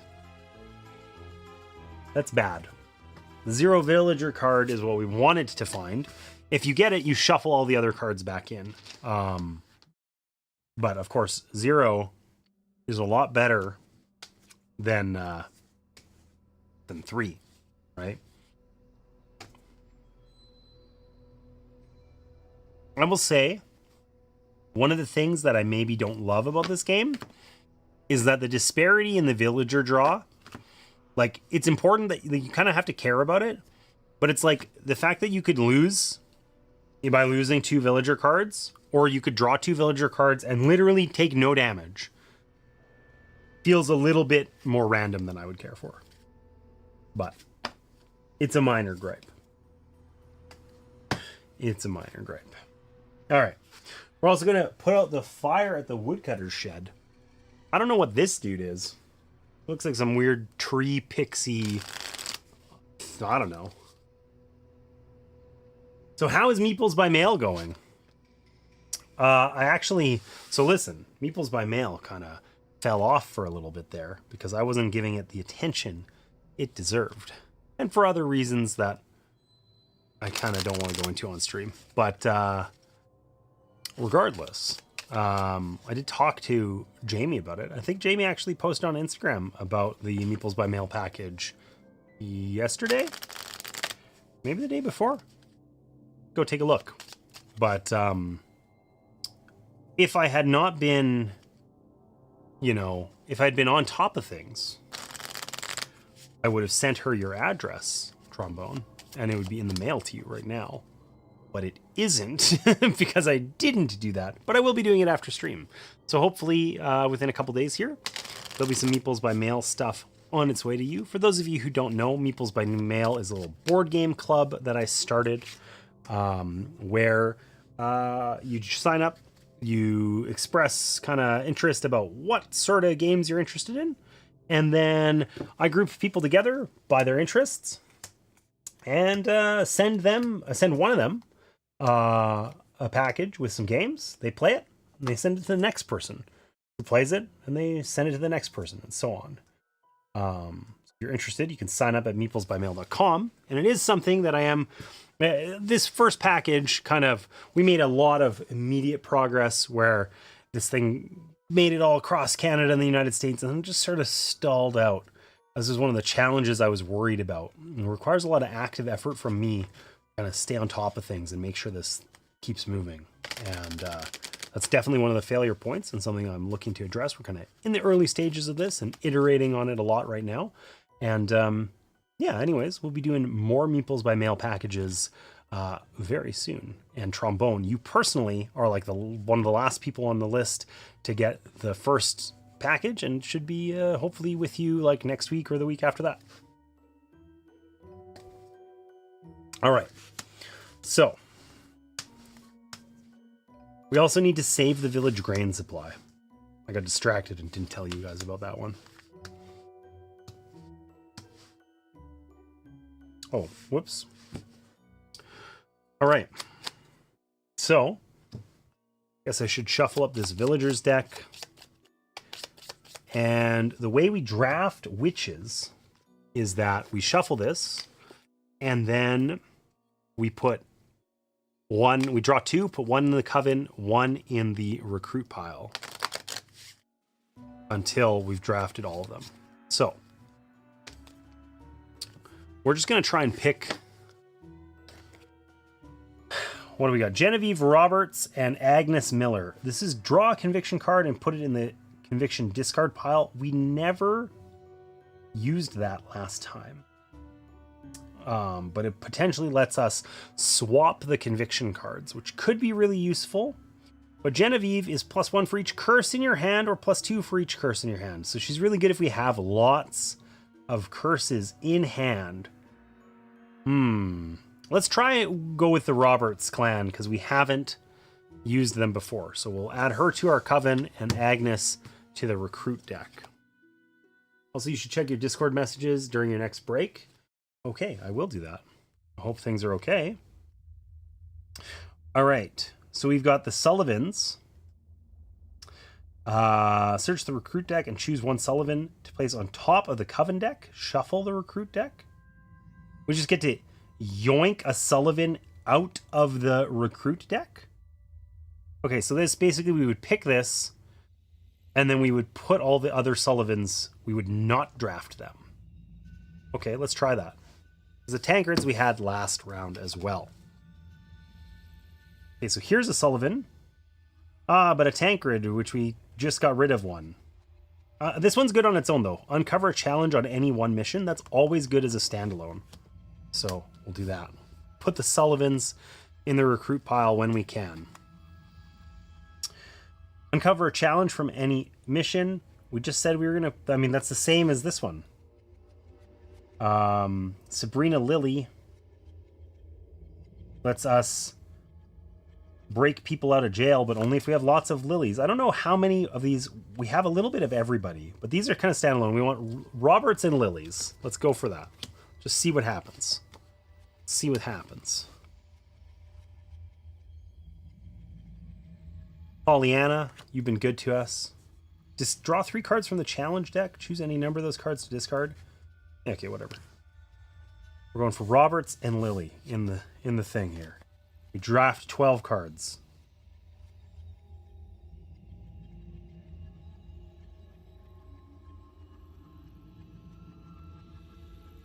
Oh, this is awkward. We can't really use this power without the other one. So it lets us swap out conviction cards, but only with ones that are revealed from the deck, which we don't have a means to do, really. So uncover a conviction. This was really useful, but we want all these lilies in the deck.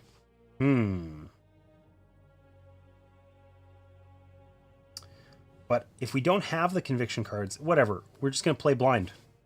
We'll live the dream. We're sticking to our idea. Lily and Roberts. Oh, Liz Sullivan. I wanted to draft her. But she's the one that we can go digging for. So we got another Lily.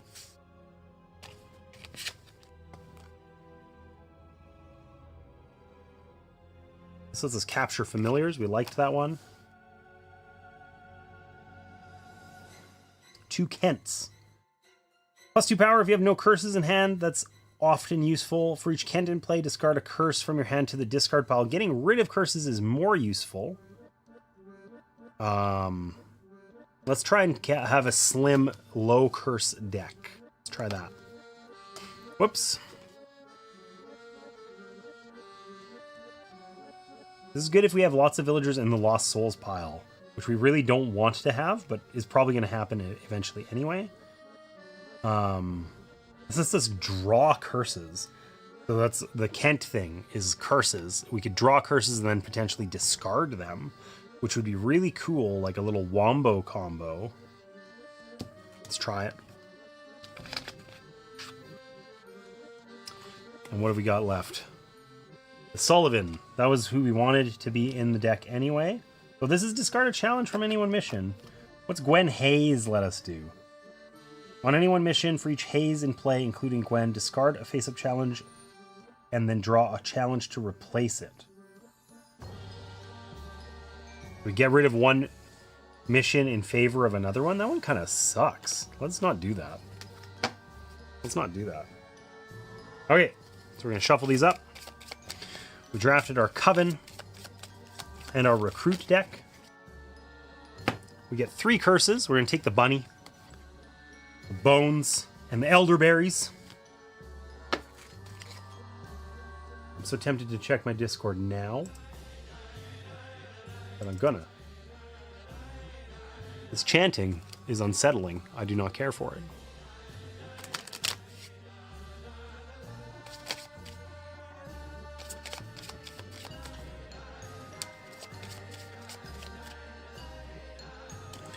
All right. We're ready to go.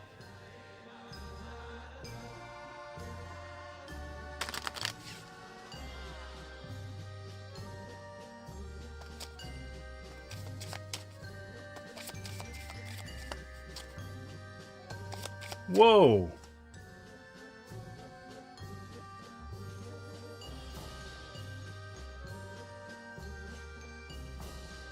Hey, Trombone, you should tell me more, because I, like, previously had, I mean, it's right over there. I'm not using it right now, but my camera before was PTZ Optics. That was the PTZ cam that I used to have for my top-down cam, and I liked certain aspects of it, but there were other things that I didn't love about it. I had what's called a PTZ Optics Move 4K, is the one that I had. I don't know what you have there, but it was very competent for board games, just not quite in the way that I wanted it to be. I'd love to know which one you have and what that is looking like. I hope it's okay that I talk about that on stream. If not, tell me to shut up.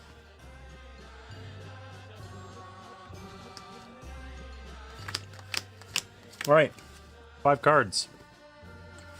What do we get? How many curses do we get? 0.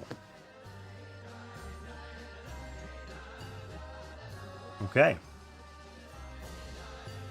Unfortunately, we got the Kent sisters, which are really good at getting rid of curses permanently, but they have to be in our hand, which they are not.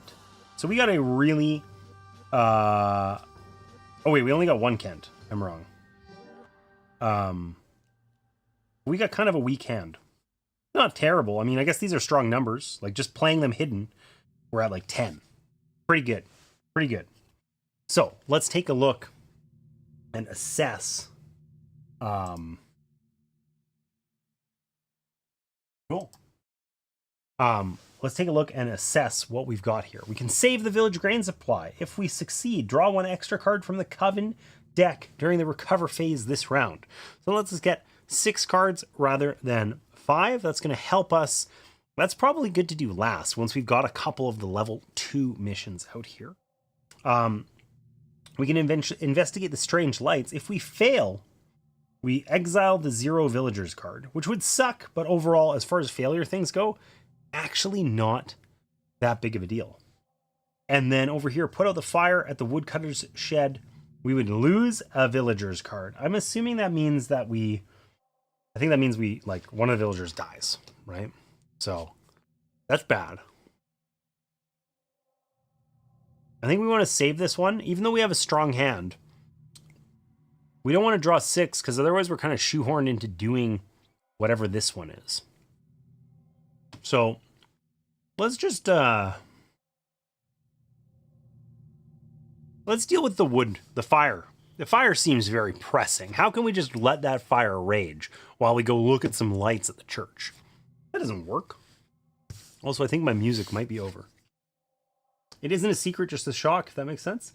It all basically landed in my lap without me looking for it. I'd love to understand kind of how that happened. Like, were you at a con, or like, you know?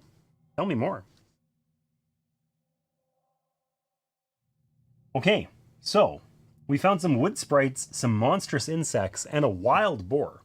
None of which sound particularly friendly. Ooh, that's not what I wanted to do. That's what I wanted to do. So overall, this isn't too bad. 4, 6, 9, 11. Each challenge on this mission, other than the wood sprites, gets +1 difficulty. So actually 13.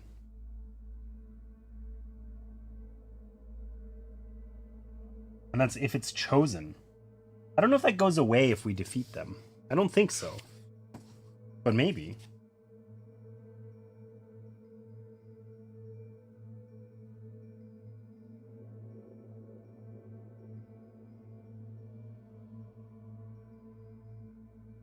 I think it does. Like, that would be kind of consistent. But it's weird because it's the chosen effect, you know?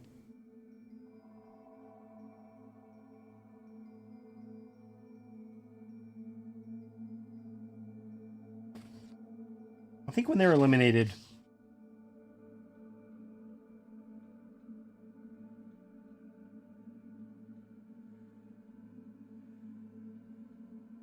Stop applying any chosen effects on the card. Okay, there we go. So, we want to kill the wood sprites first, basically, is what that means. With my after-school job, they have a program called Stream Geeks Academy, and this dude is the son of the guy who's leading the in-person part of teaching kids about broadcasting and streaming. Rad. That's cool. That's super exciting. Nice. Well, I hope that leads to some more opportunities for you. You know, my answer, Trombone, it behooves you to do more in-person board game streams like this, because you can do cool zooming and shit. And I can tell you all about how, because I have a PTZ optics camera and was using it before and know exactly how it works and all that good stuff. All right. What are we going to do here? I don't think we need to reveal anybody, but maybe I'm wrong. If we play the lilies as hidden, we just get 5 power. 2 and 3, that's 5. It's enough to get rid of the wood sprites and the monstrous insects, or the wild boar. So we just need 4 more in order to defeat the mission. And if we can get 6 more, we are really happy. +1 for every other Tancred in play. We don't have any. So ignore the effect of a mission this round. That's not worth using yet. So she's just going to be 2. So we're at 7. And this is looking strangely like it's going to get us to 10. And we really want it to be 11. You know? Both of these are quite bad effects to have to deal with. So...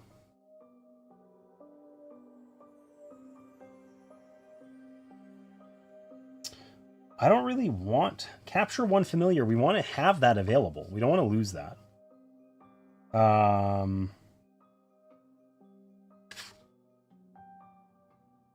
we have a lot of all the lilies.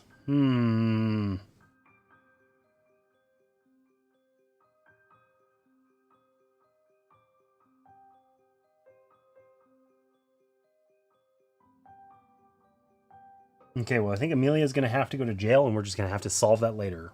Because I really don't want to start by exiling one of these witches. Mind you, yeah, because then they're out of the game. We can't even get them back. I don't know that we have really good ways to get them back anyway. But, let's see. So for each Kent in play, including Catherine, discard a curse from your hand. We don't have any, so we can't do that. So she just simply adds +1. If we reveal her... it's +6, but that's a total overshot. Like, we should keep that for later. And instead, Amelia Stevens, if we play her hidden, capture 1 face-up familiar. Well, we don't see any face-up familiars.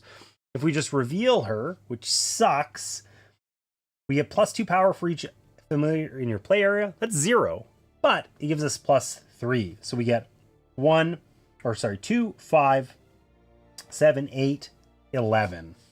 She's going to go to jail.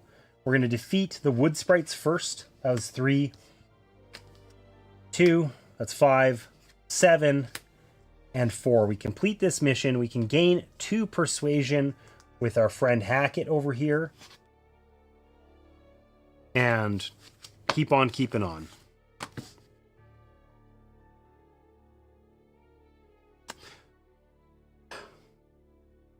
They asked me to help write the curriculum for that program moving forward, and when I was chatting with the son, different things came up that led to that conversation. Cool. Writing the curriculum sounds like a nice like thing to get paid well for. But it sounds like a cool opportunity.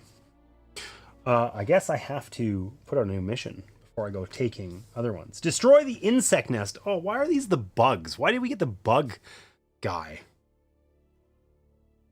Lynn likes bugs. Ugh. For each other mission, place a draw challenge and place it face down. That was the effect of the bug that we killed on this one, right? Putting extra challenge cards on other ones makes the game quickly impossible. These monstrous insects I like probably less than the cursed chickens. God. All right, and we get 5 cards on this one too. Yikes. All right. We're going to keep going here because we are not ready to be judged. We got 1 curse. We can't do our cool rabbit thing because we don't have any familiars yet.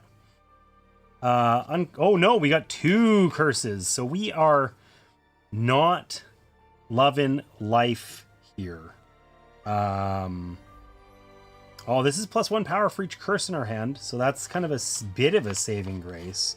But overall, we got 2 curses and somebody who is worth 0. So let's just know that we're going to go to the school because we're weak. This one's only 3 cards, or 4 and 3 cards. Let's do that. You agree? Good. Oh, an angry mod, or mob rather. Trombone's the only angry mod we need. Plague rats and an evil witch. Gah! So we cannot defeat the mission while there's an angry mob. We have to get rid of it. So our easy one has a plague rats, which is not bad. But that's 4, 5, 8, 12. So it's a little bit harder than last time. And last time we barely eked it out and we didn't have 2/5 of our hand as curses. So that's sucky.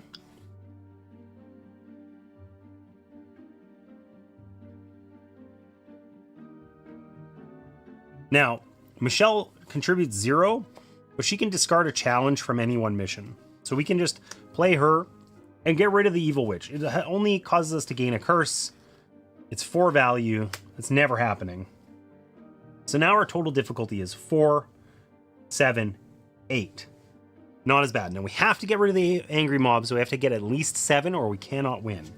We're currently at 0. Genevieve here gets +1 power for each curse in our hand. We have 2. That would be 3. And Phyllis, that would be 5. But we need at least 7. So I think probably what we're going to do here is we're going to play Phyllis as hidden. That's 2. And we get to uncover a challenge for any one mission. Let's uncover one of the things over here at the insect nest. Oh, good. A level of 4 damage monstrous insect. Cool. I love that for us. And then we're going to play Genevieve as revealed. +2 for each curse in your hand. So that's 2, 4, 6, 7, 8. We can complete everything here.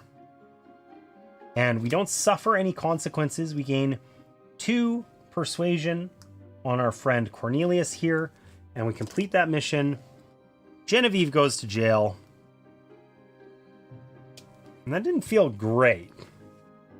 But it felt less bad. What do we got now? Destroy the skeletons in the cemetery. Very witchy. Very witchy. On brand, I guess. Go do that. Nobody likes, you know, when the nearby cemetery, the village cemetery is full of skeletons. Just kind of pisses everybody off, doesn't it? All right, I got 5 cards here. We know one of them is going to be a curse. Or did we get it the first round? We're allowed to look through here. No, we did not. Damn. Okay. For each challenge remaining on this mission, lose a villager's card. So destroying the skeletons in the cemetery is a do everything or lose the game play. So it's kind of looking like, so there's our curse.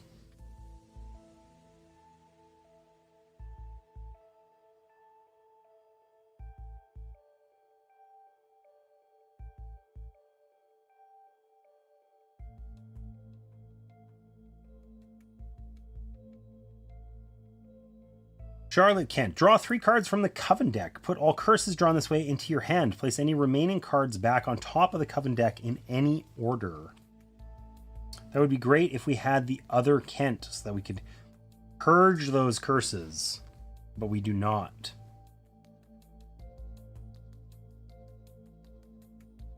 What else have we got down here? This lets us draw cards from the Coven deck. Or just switch her out. Basically, we either get a different witch,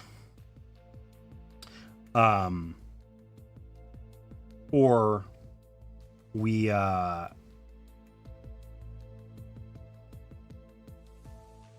get to replace her with 2 new recruits, which I don't think is an upgrade.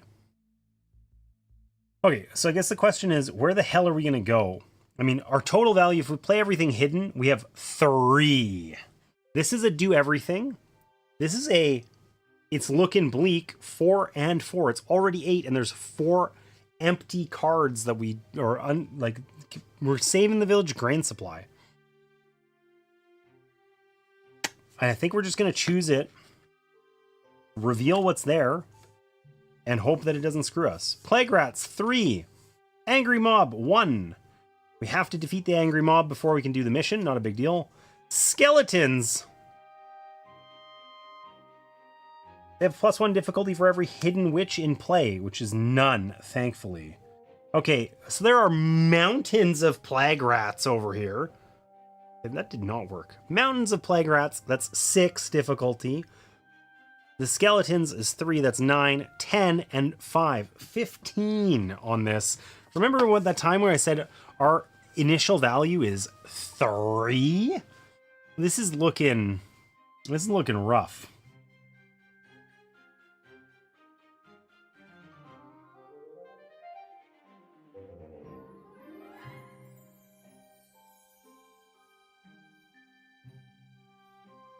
Okay. I think we have a lot of cards here that are going to let us, tweak our stack of cards over here, but they're not ones that are going to let us win this mission. Now, there is no failure effect on this mission, but of course, if we don't succeed, we don't gain the persuasion, which sucks. And there's failure effects on... I mean, I guess if we just scum this, we can just get 6 to defeat the Plague Rats, not gain the success thing of the mission, and we're done here. So I think we try to make our hand better and just scum our way through here, just stomping on Plague Rats and calling it a day. So it's that, or we try to make some crazy move to succeed, but I don't know if that's worth it. So if we search the recruit deck and choose 1 Sullivan to place on top of the Coven deck, we can then draw that card with Eleanor Lilly. But I don't know which Sullivan we want. Probably one that's strong on their own. +1 power for each other Sullivan in play. So that would be 3 that we would get. That's pretty big. This one lets us draw Sullivans. That's not useful. And this one's just 2 on their own. search the jail pile and choose a witch to place on top of the coven deck. So you're trading Carol for a different jailed witch. That's not terrible. But we can keep Elsie over here hidden. Okay, so search the recruit deck and put one on top of the coven deck. It's the only card in the coven deck, actually. So that puts us at 0 power. But then we can play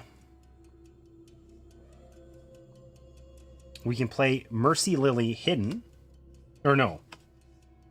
Sorry, Eleanor Lily hidden. That's also a 0. That's us. For each Lily in play, that's 1. We draw a card. We choose one to put in our hand. It's going to be Elsie. We're going to play her hidden. That's 3. Because we are scumming our way through this.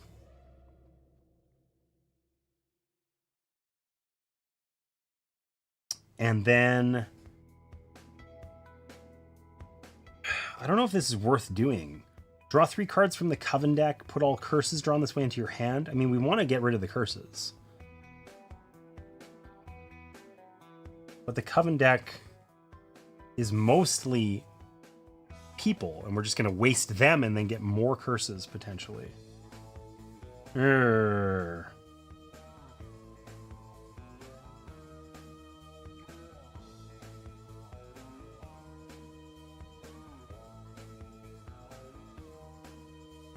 Okay, we're going to play Mercy here. We're going to play her revealed.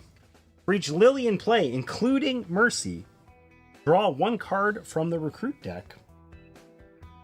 Choose 1 card to put into your hand and shuffle the others back in. So we're going to draw 2 because she is the second Lily. We're at 3, 4. One of these goes into our hand.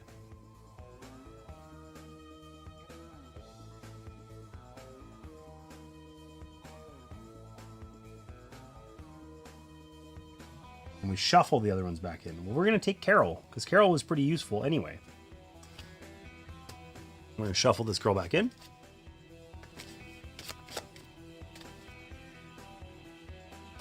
Okay, so we're at 4. I don't think we want to resolve this. I mean, I don't think we have to resolve it. I guess that's a good question. Do we have to do it? I don't remember. I think it's optional.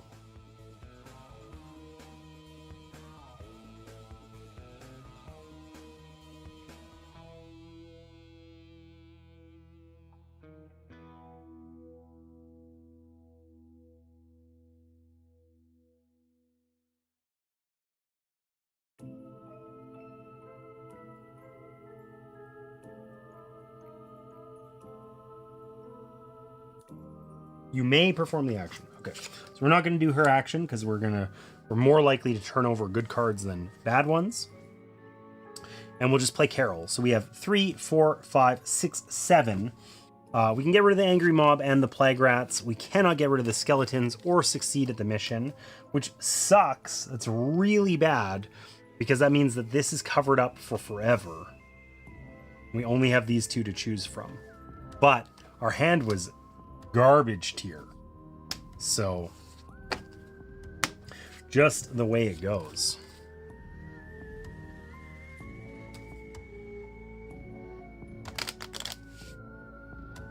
Despite drafting, I feel like my hand, like, I don't know. It's interesting that the witches like work really well when in groups together, but it feels like that's ridiculously unlikely to happen, you know?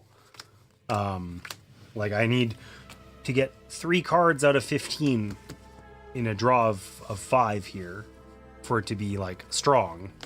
And it's much more likely that that doesn't happen than it does. Oh, hey, I got 2 of the 3 curses. I seem to not have a problem getting those all in my hands. I did get 2 Sullivans. That's okay. But unfortunately, once again, so I have a value of 4 if I play hidden. And this is 8 and 4 hidden cards. This is 5 and 4 hidden cards. Right? If we succeeded this for each challenge remaining on this mission, lose a villager's card. So we just have to do this wholesale. If we fail on this one, we have to put an additional challenge on this, which makes it even worse. So I guess we are destroying the skeletons. I Our hand, we're probably just going to lose the game, honestly. I think that we just drew a couple bad hands in a row that are weak when, I mean, these are really low value cards. Maybe not. We got to get rid of the Whip Poor Will first. There's a Fox familiar. When you choose a mission, you may exile the Fox to have the difficulty rounded up. So that'd be great to save for late game, but otherwise doesn't help us. But it's 1, 2, 4, 6, 11. So that's not bad. That's back to before. But once again, we have 4 in hand.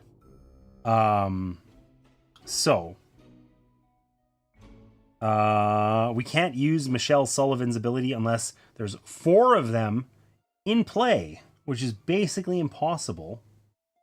But it's super OP. So, if we play Phyllis Hidden, we get to uncover a challenge. We don't have a lot of choice here, so I don't know that that helps us very much.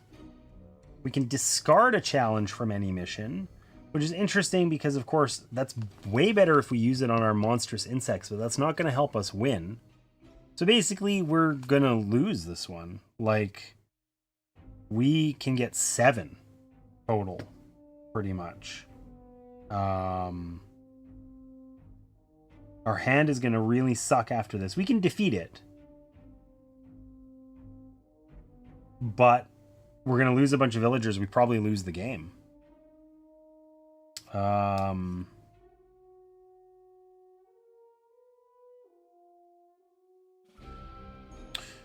Okay, well,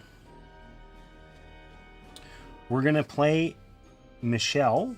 Discard a challenge from any one mission. Even though I want to use that here, I can't afford to because I will lose the game. We're going to get rid of the Plague Rats card. And then I guess we're playing our friend Phyllis as revealed.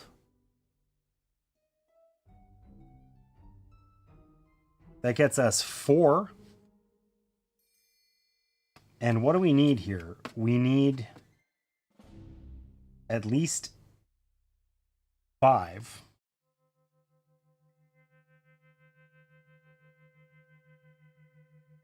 If we play Carol as revealed, we get 7, and we get to search the jail pile for a witch. We trade her out, basically. But 7 isn't super useful. I mean, I guess it is. It gets us 1 fewer villager dying.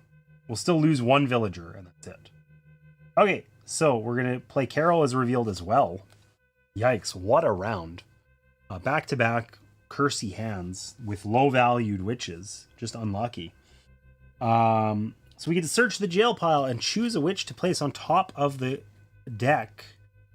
Unfortunately not into our hand. Now, Genevieve's really good with curses, but we just got rid of most of them, so that's not great. Let's take the Lily back. That lets us get more witches from the recruit deck. And this is, I guess, she's over here. And we have 7. So we have to get rid of the Whip Poor Will first, and then the Wild Boar. That's 1, 2, and then 5 to complete the mission. We ignore the Fox. The success on this mission says, for each challenge remaining, lose a villager's card. So we lose 1 because of the Fox, and we lost 2 villagers, 2 lost souls. We did not capture the Fox, but we did at least succeed at the mission, which means we can gain 4 persuasion on our friend Cornelius here, which probably means we have enough on him and can go looking elsewhere for the other ones. These are all in our discard. What do we got? We got the rescue those trapped in the jail. Success. Search the jail pile and choose a witch to place in the coven discard pile. Okay, so that is huge. But unfortunately, all of these are going to be extremely difficult. That's a 7 and 5 cards. And we have a 4 and a 4 over here.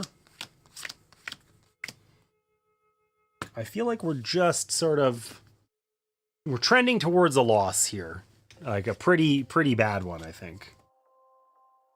Maybe I didn't look at the values of the cards I drafted. Maybe I drafted too many that were just like low value. I don't know.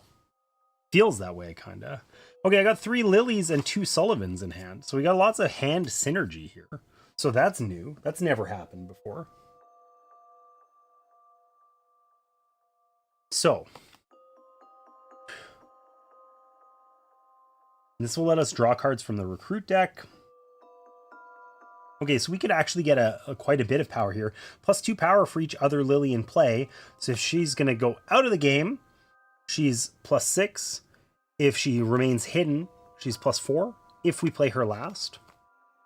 Sabrina, for each revealed Lily in play, including Sabrina, search the jail pile and choose a witch to place on top of the coven deck. Okay, so we could just like go hard. I mean, that lets us get... Well, there's only 2 witches in jail. That's not super useful. That's like kind of a downgrade.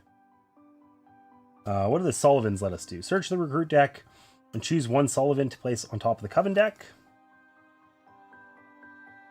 Yeah, this just lets us add to our hands. Or discard a challenge from any one mission. Okay, this success on here also lets us search the jail pile. So, I don't know. This is tough. I mean, on average, this is probably easier than this one. We do have a decently strong, but not remarkable strong. And we could get 6, 8, 10, 12... 13 probably. That's not huge. That's if we use them very aggressively. Oh, these are all did I give this to the wrong person? Did I do Cornelius last time? I think I did.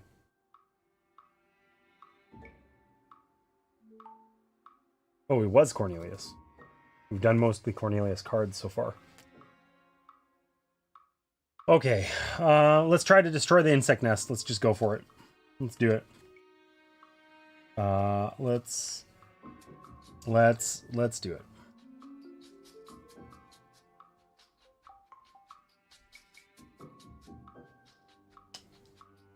There's a black goat familiar. There's skeletons. There's an angry mob. And there's a whip poor will. So actually, these all are low value except for the monstrous insects. Now, it's still pretty problematic for us because it's still 4, 6, 10. No, 4, 6, 8, 10, 12, 16. But that's kind of close to where we can get. So,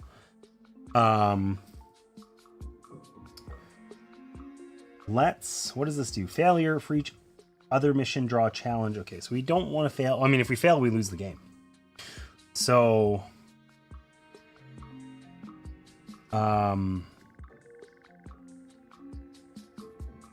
let's play Mercy Lily. Okay, we're going to play her revealed. We're just going to go big or go home here, I guess. We're going to play Mercy Lily revealed. It says for each Lily in play, that's her, 1, draw 1 card from the recruit deck and choose one to put into our hand. We're going to put that one. Hannah Miller. That lets us uncover a conviction card on any juror. That's useful. Let's just play her as hidden. And let's see where Cornelius is at. A 5. Oh my god, that's awful. Okay. We'll play Sabrina revealed as well. So that's another 1. So we're at 1, 2, 3. We need like 16 or something. This says for each revealed Lily in play, that's 2.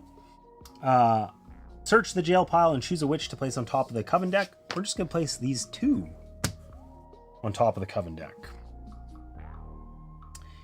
And then we're going to reveal Pollyanna, which is +2 power for each other Lily in play. So she gets 2. Do I actually need that? 2. That would be 6, 7, 8, 9. I'm at 9. What did I say? I needed 16.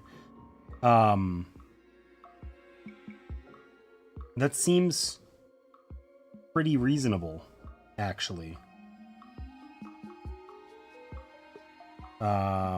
I cannot get 16 anyway. So I think, yeah, she's like that. We're going to play Liliana as hidden. Search the recruit deck and choose a Sullivan. We're going to take our good friend Liz. She's angry. Oh, and then we shuffle this. Oh.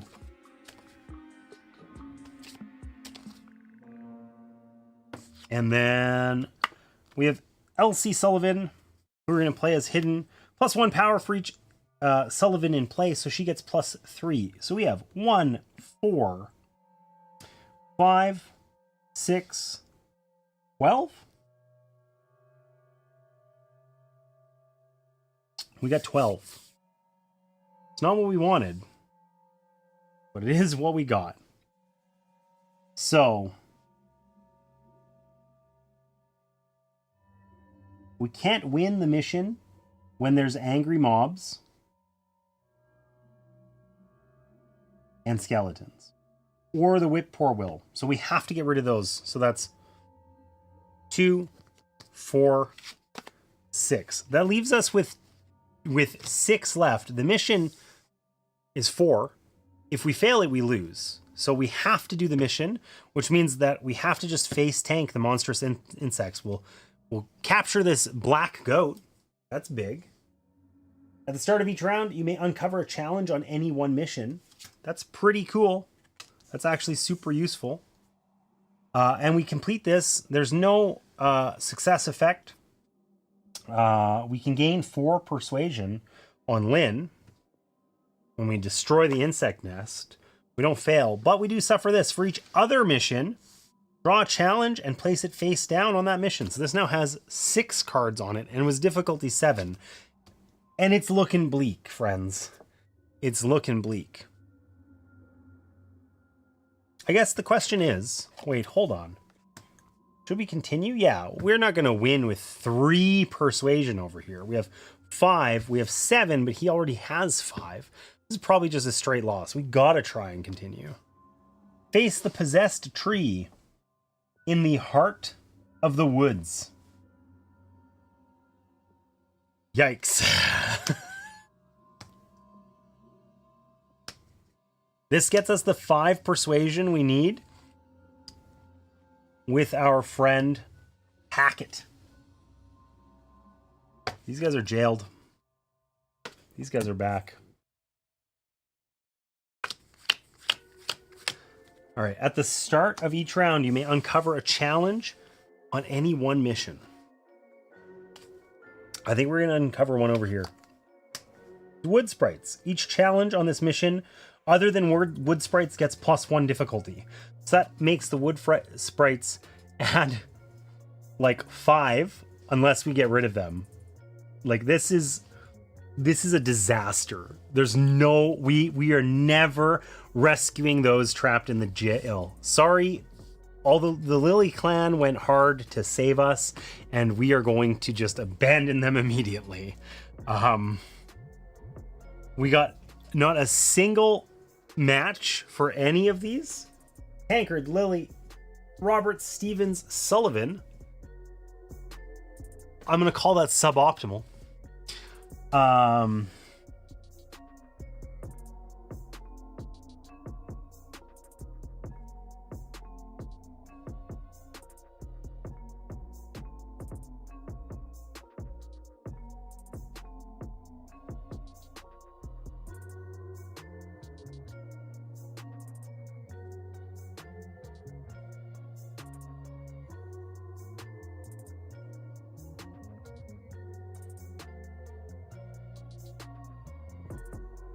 Okay, we're gonna face the possessed tree and hope that we didn't just flub the game.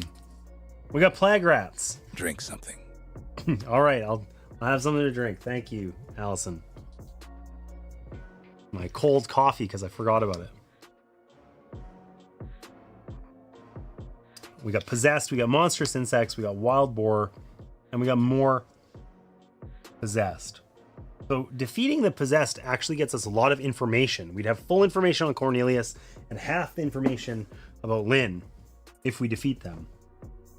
We're currently at 6, 8, 10, 13, 16, 18 in order do all of that. If we lose a villager's card, we were not going to lose the game unless it's the 3. So we could probably tolerate leaving this 2. This is really bad. For each other mission, draw a challenge and place it face down. If this has 7 challenges, each of which has a difficulty of +1, it's kind of over, right? So we also didn't find any familiars. We've been quite unlucky with the familiar draw this game, which is unfortunate. Genevieve is +1 for each curse in our hand. We don't have any curses. So I think we're going to lead with Eleanor Lilly. She lets us draw cards from the recruit if we can tolerate it, but we can't. So instead, we're going to play her hidden, and we get to put one of these cards into our hand. It's Charlotte Kent.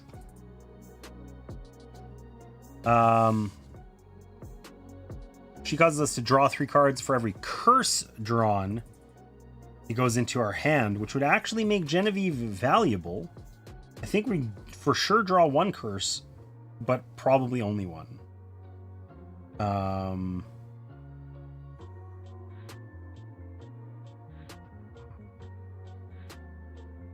Okay, let's try that, I guess. We don't have any other Kents to play or anything like that. Let's try it. Or we could play her revealed. Hold on, let's just see. Okay, we got 7 on Cornelius. We got 5 on Lynn. We would gain 5 and be at 8 on Hackett. This could be a win. Do we just go hard, like go totally ham with revealing ourselves as witches here, and then try to go to trial and win? What do we got? We got 4. We got 5. That's 9. This is just 2. Whatever. That's 11.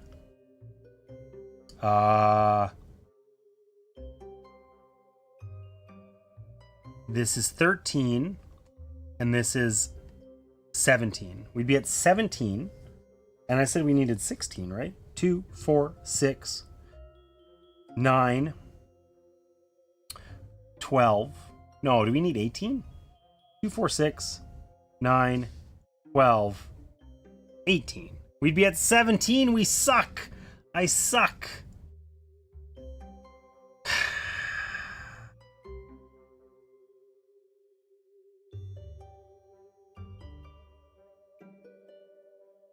You know what we're gonna do?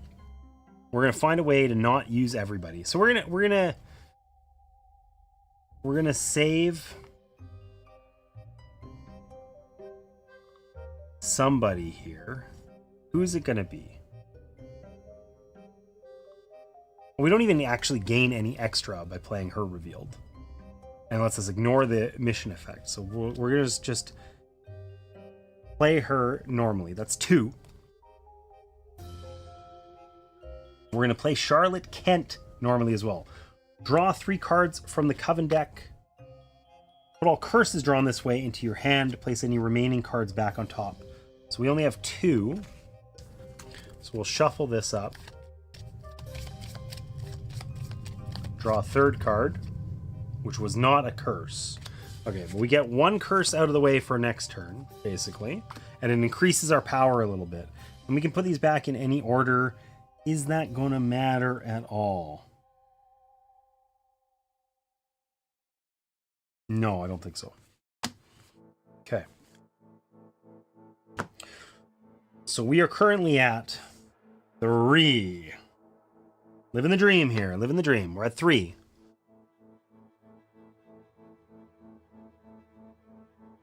We got a curse in hand. We're going to let Liz go to town. Look at her. We're embracing her. Gets us to 7. That's big. Okay. We're gonna let Genevieve go crazy. That gets us another 4. That's gonna put us at 11.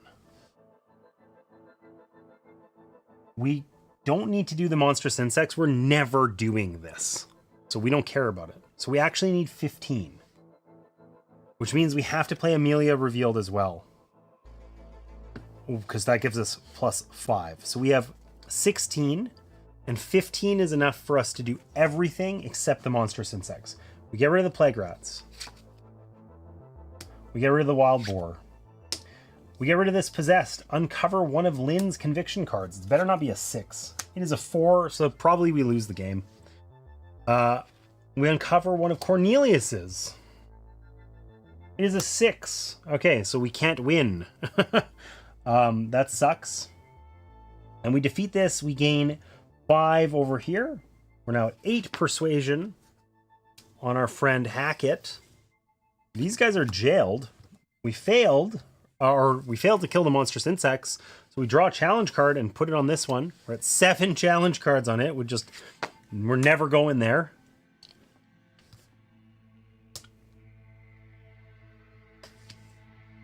Banish the Banshee at the old crypt.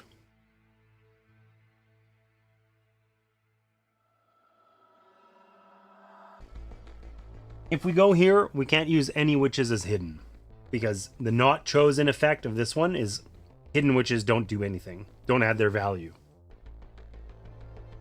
I guess the question was going to be, are we going to go to trial? And it's not worth it at all. We were exceptionally unlucky. Like these cards, there's 1 6 and 1 5, I think. And we got 2 of them on a single character. We need 11 there. I mean, we can gain 5. We can get enough to do it by banishing the Banshee. But we probably still lose because we got a 4 over here.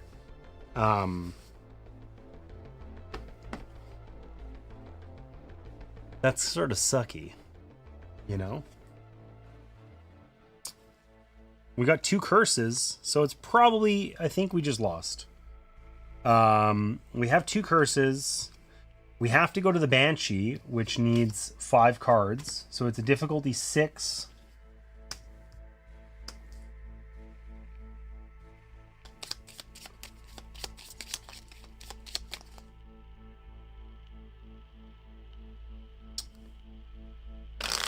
It was cool that we got information about those. But I would say that, you know, the fact that we were quite unlucky doesn't feel good.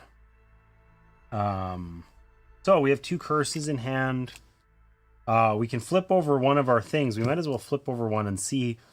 Oh, no. Pretend I didn't do that. We're going to flip over one of these ones. Because we know we're going to the Banshee. We get full information anyway. And it doesn't seem like there's really a big deal here. In Resist, it mattered a little bit more whether we revealed cards or not. It feels like here, or I guess not whether we revealed them, whether we play witches before or after choosing a mission. Drink something. It only matters insofar as what cards do we draw and that sort of thing. It feels less consequential here. Okay, so we're going to go after the Banshee. We have a total value of 3 in our hand. And this is a 6. 11. Hey, a familiar, a black cat. 13. 16. Oh. 17. It's actually not that bad, but our hand is just garbaged here. So I think it's just, it doesn't matter. We can get 4 by revealing. We can discard a challenge, which we could get rid of the plague rats.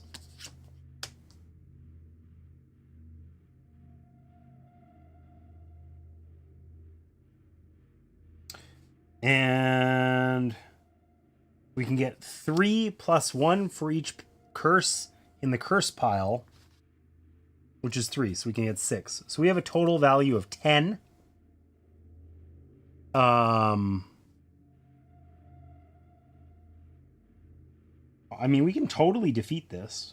Gaining curses is actually really tolerable because we know that there's 3 in the pile.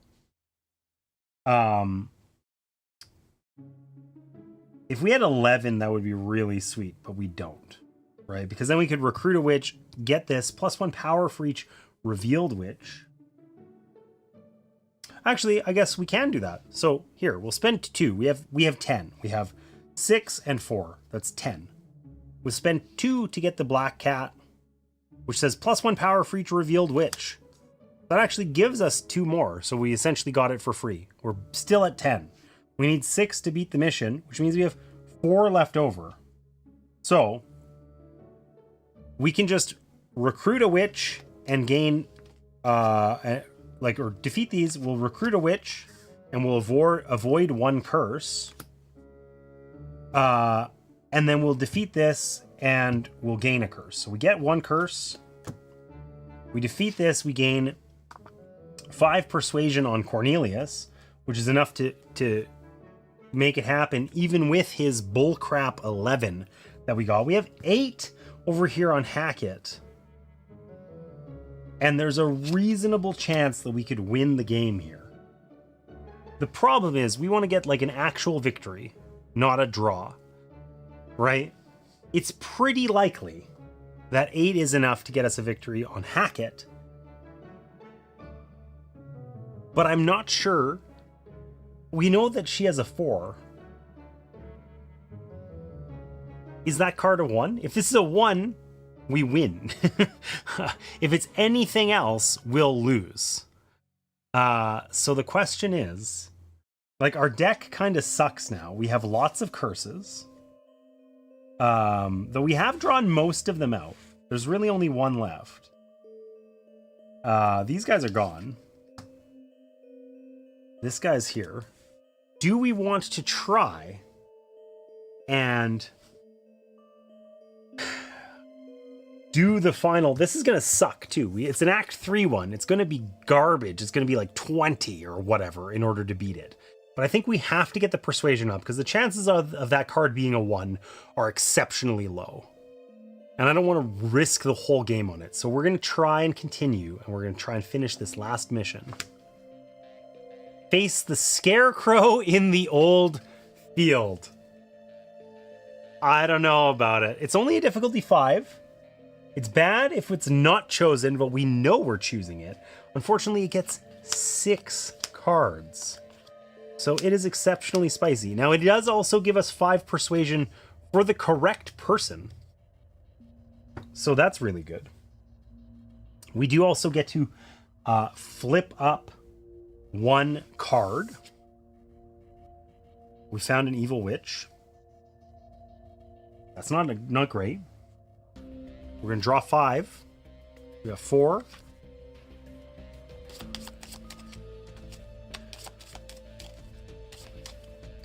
We got 5. All right, let's see what we got. I didn't top deck curse remarkably. We got 3 Sullivans, so that's reasonably likely to be strong. And we get additional power for every witch that we reveal because of our black cat. So overall, this is looking promising.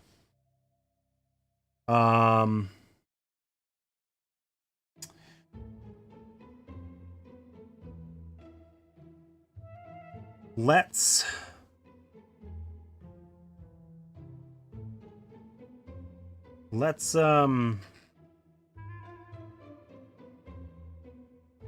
pick the scarecrow. Let's see what we get. We got monstrous insects. We got an angry mob. That's for a total of 4. We got skeletons and a whip poor will. That's a total of 8. We got a fox familiar. Didn't we already see the... Oh, I guess we did. We shuffled it. Oh, we got the old wood sprites that make everybody else +1 unless we defeat them. So, at a minimum, we have to defeat these guys before we can do... No, all four of these before we can do the mission. And some of them... If we play Hidden Witches, the skeletons get stronger. Everybody gets stronger as long as the wood sprites are out. So we got to kill the wood sprites first, and we have to generally just play revealed, which is fine because this is our last hurrah, right? We're going hard. We don't need to play any Hidden Witches anyway, because, you know, this is it. Okay, so The lilies. What have we got? For each lily in play, draw one card from the coven deck. Okay, so Eleanor, or we're not going to play another round. We don't need to recruit anybody. So, but we don't want to play her hidden, because then the skeletons are stronger. That sucks. What a jerk. Okay, what do the lilies let us do? Search the jail pile and choose a witch to place on top of the coven deck. So we could use that before playing Eleanor in order to draw that card. That'd be big. Discard a challenge from any one mission. We could just discard the skeletons. They're probably the hardest one here, or the wood sprites. Either way. And then +2 power for each Sullivan in play. Okay, so we're going to play Carol Sullivan. Carol Sullivan says, search the jail pile and choose a witch to place on top of the coven deck.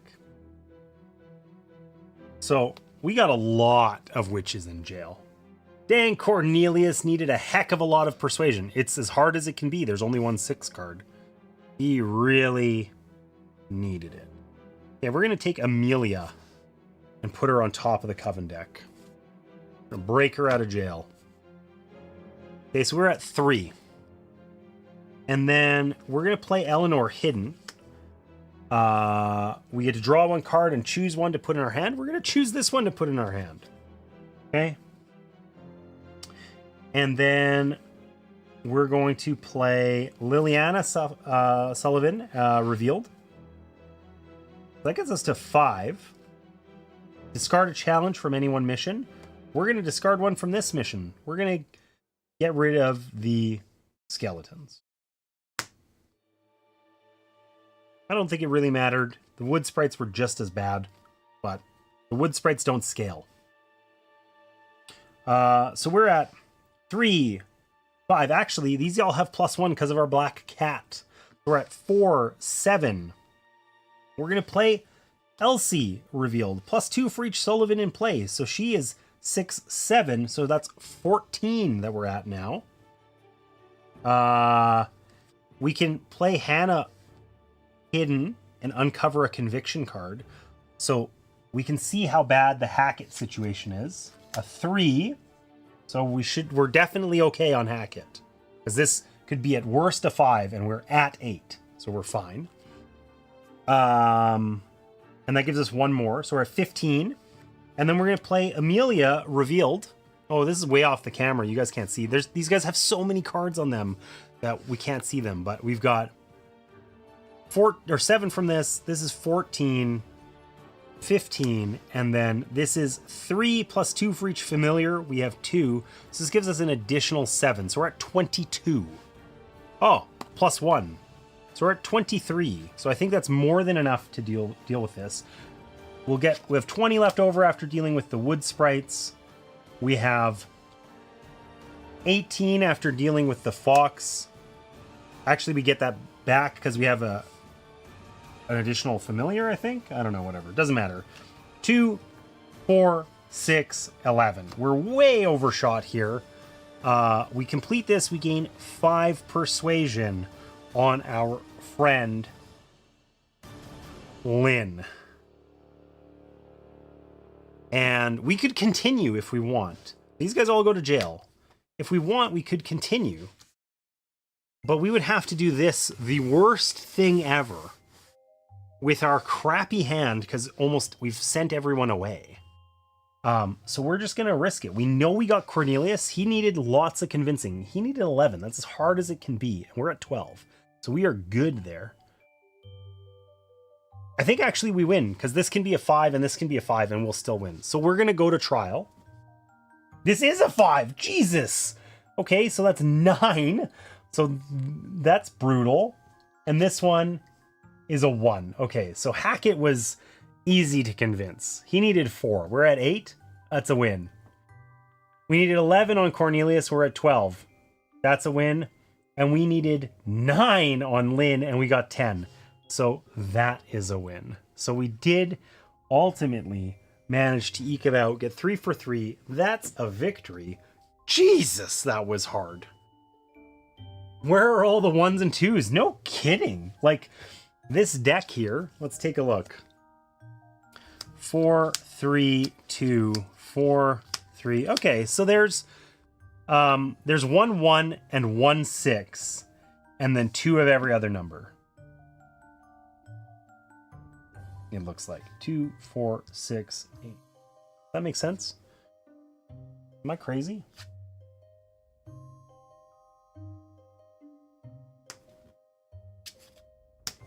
No, there's 3 3s and 3 4s. Okay, so this is actually like important information to know. So it's like, I guess they're probably going to have something around, like 7 or... Fuck. Trying to do math here, guys. I am trying to do math. And you're going to just shut the lights out on me? Martina! I knew it was you. I won! It's true. It's true. I'm very surprised. I thought we were doomed there. Like, for sure. So it's interesting. I feel like there's a lot more flexibility here than there was in Resist. I liked Resist a lot. I really genuinely enjoyed it. I did think we managed to narrowly scrape out a win on its hardest difficulty one time. At the end of my stream last time when I played Resist. I'm not certain about that though. It was certainly on one of the harder difficulties, but I feel like Resist was more formulaic. We had to have only, like, I don't remember what the equivalent of curse cards were in Resist, but we basically had to get to a point. They were like guards or double agents or something, right?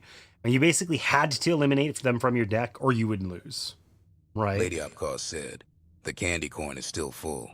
It is not full. Do you know how much candy corn I've eaten? I've been like just chomping away at this.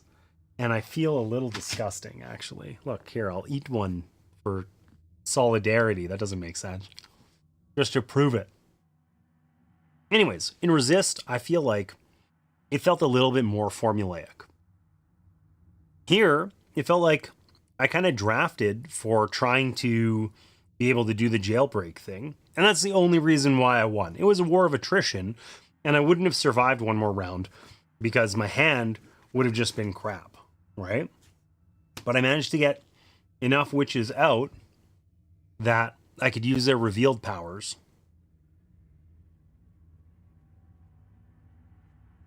Whereas in Resist, when you use their revealed power, they're dead. They're like functionally like exiled. They're out, right?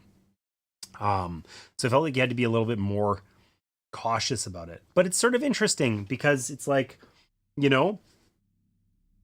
if I draft to get the witches out of jail, well, then I'm able to get them out of jail, but I'm not able to affect the conviction very much. And alternatively, I could draft so that I have more opportunity to cheese the conviction. Like, it would have been a lot easier to beat Cornelius if I could have discarded that 6 or replaced it with a 2 or whatever, right? So it does feel like there's a little bit more opportunity to like draft to play a certain way. But it does feel like actually being able to execute on that is kind of gatekept by randomness. You need to get these specific cards in your hand at the same time, and that may or may not happen, right? It's not that there's like, I'm not trying to like complain about that. It's not that I dislike it. I've enjoyed this, but I think I liked Resist better. I feel like this has fewer important decisions. Like in Resist, it was really tense where I had to really ration whether I was revealed or not. And I feel like that tension is missing here a little bit. I like the theme of this game 1,000 times better. I loved Resist. It was like a 9 out of 10 game for me. I was expecting this to be a 9.5, a 10 out of 10. And that's not the vibe I'm getting. It feels like a lot of this game is hung up on, do you get a lot of the same family of witches in your hand at the same time? because then you have a strong hand, and if you don't, you have a like gratuitously weak hand where it's not like there is clever play that you can do here to draw cards or whatever, set up your coven deck so that you can then later draw the card that you want or whatever, but only some of the time. And I just feel like I have less agency, and I'm more hoping, well, if I draw one hand with all the same witches, well, then my next hand probably has the same one. And then my next one probably has the same one. Like, those are also more likely to be stacked in that way, be samey, right? If I was playing, a card game and I drew a hand of all diamonds and then I drew more cards from the remaining deck, I know I'm not going to get diamonds. I'm more likely to get ones that go together because I've taken all the diamonds out, right? Same sort of thing here.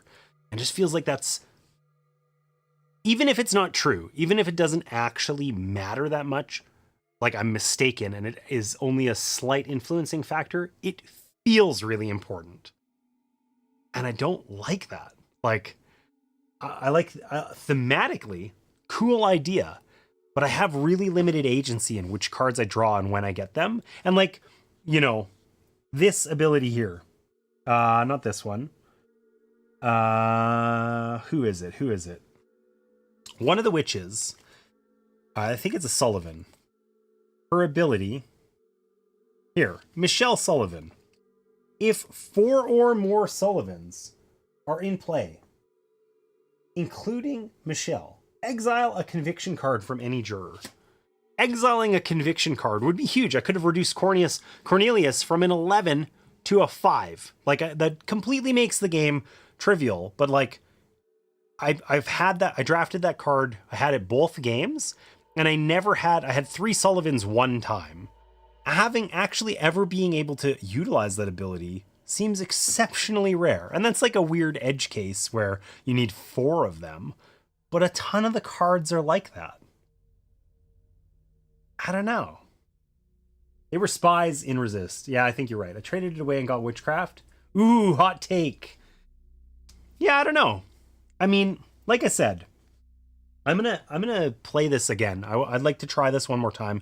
I'd like to try. I can't decide. So the one thing is there is like a little kind of campaign thing here, which does use a couple other witches that we set aside in the initial setup. And I'm tempted to try that. I don't think I'm gonna like get super deep into the campaign today, but maybe. So I'm trying to decide, do I try this or do I just try the remaining? There's 2 jurors I haven't used yet. I could try them and one of the ones we've used and just sort of see what happens there. I'm not sure which of those I want to do, but I'm going to take 5 and think about that. Am I going to try the other jurors, or am I going to try kind of the first campaign scenario and see what happens? But yeah, overall, it's like, I was so hyped on this game because it's like, I loved Resist and I was certain this was just going to be better. And I like what they tried to do, but I don't think it actually came together in a way that feels as satisfying as Resist did. I don't know. I'll try it a couple more times and see.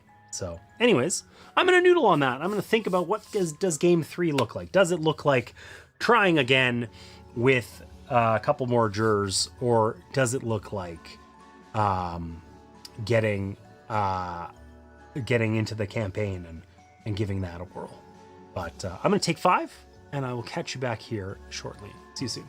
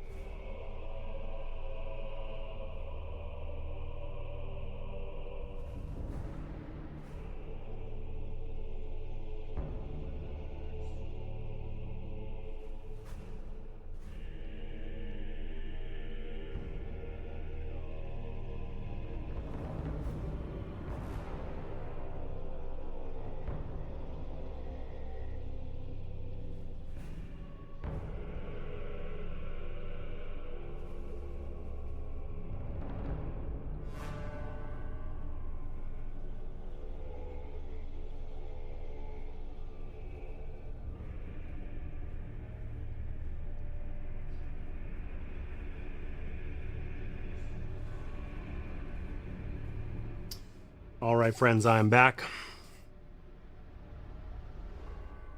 Welcome back in for Witchcraft. We're going to try,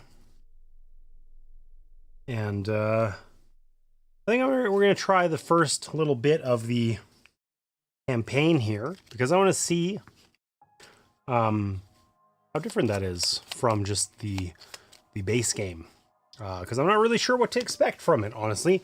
You get this little booklet, Tales of Wildegrens, the village that you're in. Let's have a look-see. Take a look together. Whoops, wrong one. All right, Mayor Elizabeth was dead. Lady Opcos said, Spooky. That failed so hard. Spocky. It's not Spocky. It's not like Star Trek. Spooky. All right. Mayor Elizabeth was dead. We found her on the steps of the church the morning after. A strange blue light shone from the bell tower. A week after her burial, 4 strangers appeared in Wildegrens, offering to help and bringing warnings of monsters. So it says, this book provides 9 standalone tales which you can play as alternatives to the standard game outlined in Witchcraft. Play a tale, use all the normal rules unless otherwise instructed. The hiccups are not helping me read this out. There is no trial in any of the tales. This impacts how you set up, play, and end the game. Okay, so first, immediately, that makes me much more interested in trying out the scenarios here, because I don't know how I feel about the trial either. I feel like the trial is a cool idea that isn't very well executed, right? The problem is how they scaled the persuasion, I think, where it's like the scenario we had with Lynn in this last game, right? We knew one of Lynn's cards was a 4, and we had her at 5, right? We had this at a 5, and we knew one of her persuasion cards was a 4. We didn't know what the other one was. Well, there's only one 1 in the deck, so that means if we end the game, we have a 1 in 12 chance of winning. But if we go do that other mission, we're going to earn 5 additional persuasion, which basically means that, like, almost for sure we will win, actually, right?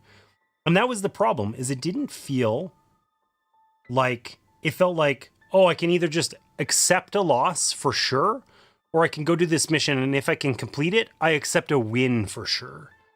It didn't feel like well realized, because the disparity there was like, yeah, I lose or I gain so much additional persuasion that there's no tension at all. That feels weird. Like, the fact that you only get 1 or 2 from the early ones, and then you get like 5 from the later ones, makes the later ones feel mandatory, essentially. And then they're so good that you probably just win. I don't know. Anyways, I'm gonna stop ranting now. Want to like this more than I like Resist. I think what this has made me do is, or made me feel, is I want to try playing Resist again and see if I'm crazy or not.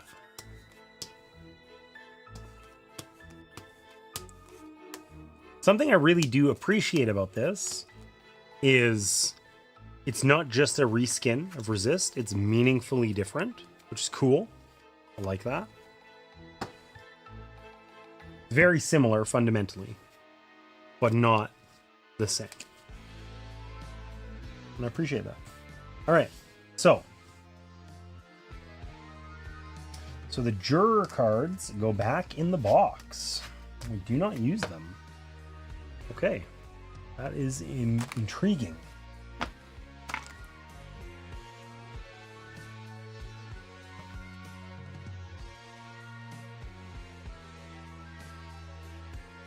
Finding the 3 mission cards linked to Elizabeth and put them back in the box. Okay.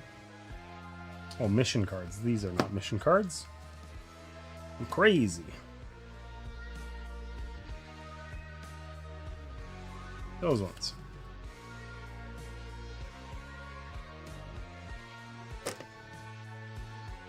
Find the challenge cards linked to Elizabeth and place them back in the box as well. Oh, we don't get any creepy... I don't even know what that is. Eee.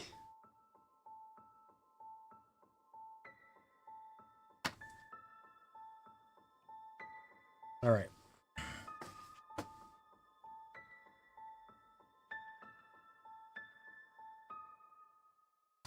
So we are going to replace some of our witches. The ones marked here with a sun on them. So Hannah Miller, Michelle Sullivan, and who else?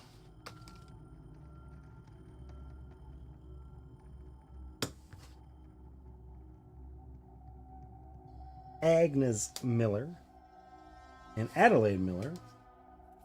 So the Miller girls and Michelle Sullivan are going to get replaced. They're going to go back in the box. See you later, witches. And we're going to get Clara Wolfsbane. Rad name, by the way. Jay Bonesplitter. Also a rad name. Ariel Riverwalker. And Ellsworth Flintspark. Okay. Those are some pretty cool names.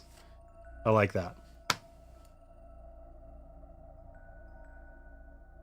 Alright, so it says, when we overcome a mission, during the resolve mission phase, we do not gain persuasion over a juror and do not put the mission back in the box. Instead, place it in a face-up overcome missions pile beside the play area. The Tales rules will tell you what to do with them.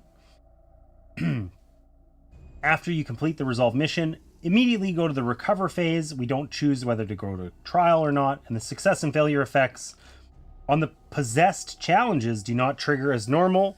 Okay, so possessed is the ones that would gain us conviction card flip overs and whatever, right? Like this guy here. So instead of doing that, we get to do something else. All right.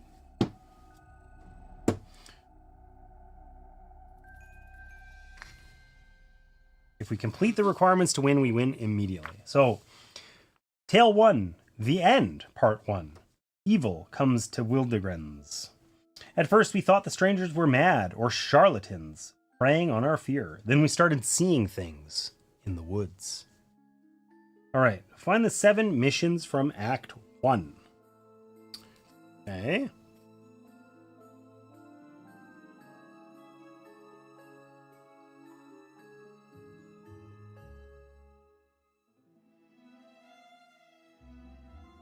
We're going to find all of the Act 1 missions. Only 7 because we did set aside the missions from the one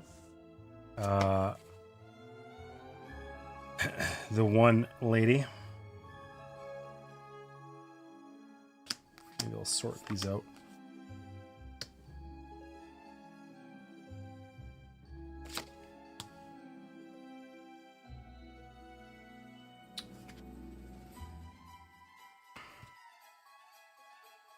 Okay, so what do we got? 1, 2, 3, 4, 5, 6. What am I missing? Is it this right here?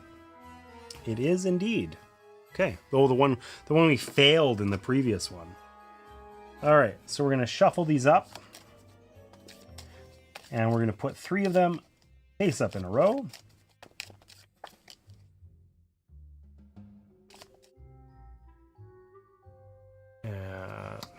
Protect our livestock, put out the fire, and save the village grain supply. The one that I failed. Fabulous. Love that for me. Okay, and it says, find the challenges marked as a familiar and choose 3 at random. Okay, so I don't think there's any familiars in the base deck.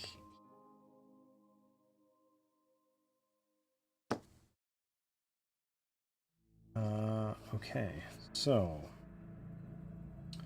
the frog familiar, there's a fox familiar, there's a black cat,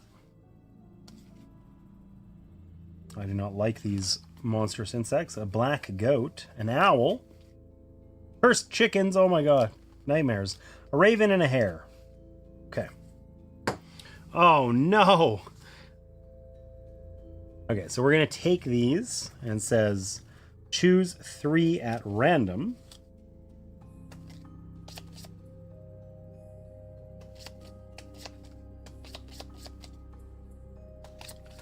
So, we're going to shuffle 3 of these in.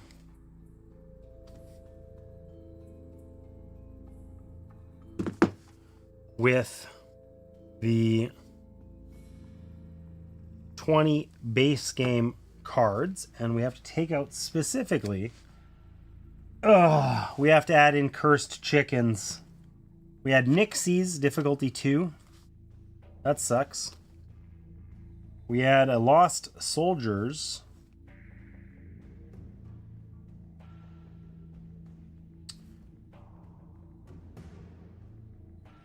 Difficulty 3.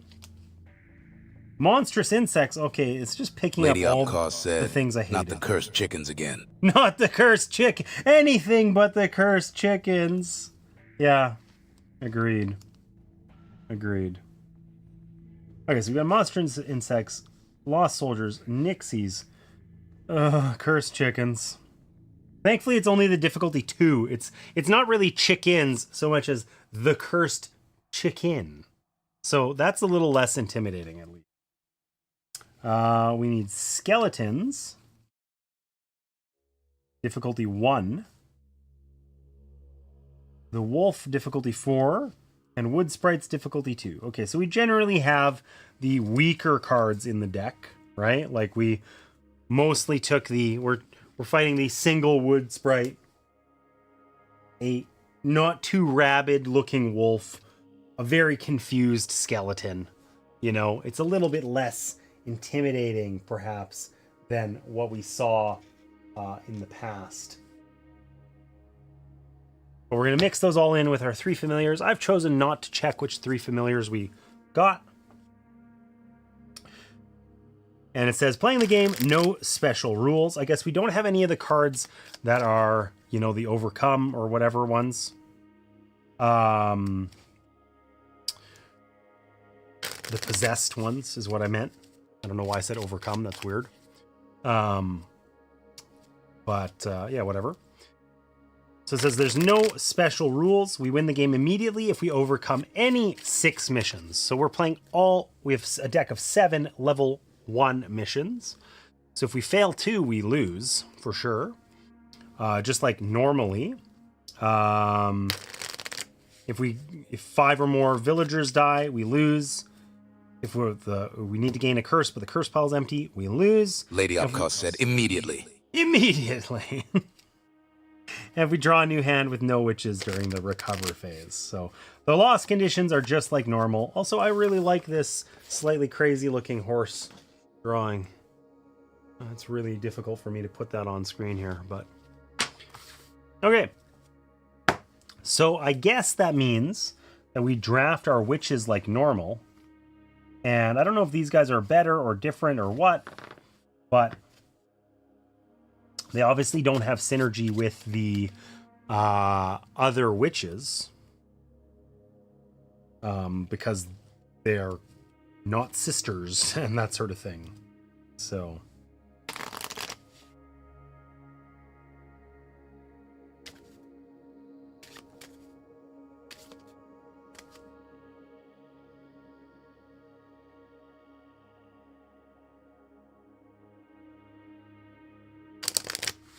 all right, so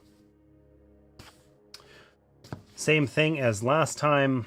We are going to draft these. Let's try the Tancrids. We're going to try and do this quickly. Oh my god, we just found all of them. I don't know whether this makes sense or not. We're just going to run with it. This marries better with people in the Lost Souls deck, which we don't want to have. So we're going to just not do that. This lets us break somebody out of jail. Carol would like that. Oh, one of the new characters, the Wolfsbane. We gotta take that. Some Sullivans. This lets us do the recruit thing, but it's worth 0. Discard a challenge from any one mission. That could be really useful. Let's take that. Bone Splitter, we're doing it. Genevieve was pretty good. She's good if we have lots of curses, but we're taking the new lady. We're taking the new person. And lets us recruit people or capture face-up familiars. We want to capture familiars, so let's do that. All right. So we managed to draft all of the new people and a bunch, the Tancred clan. Tancred? I don't know how to say that.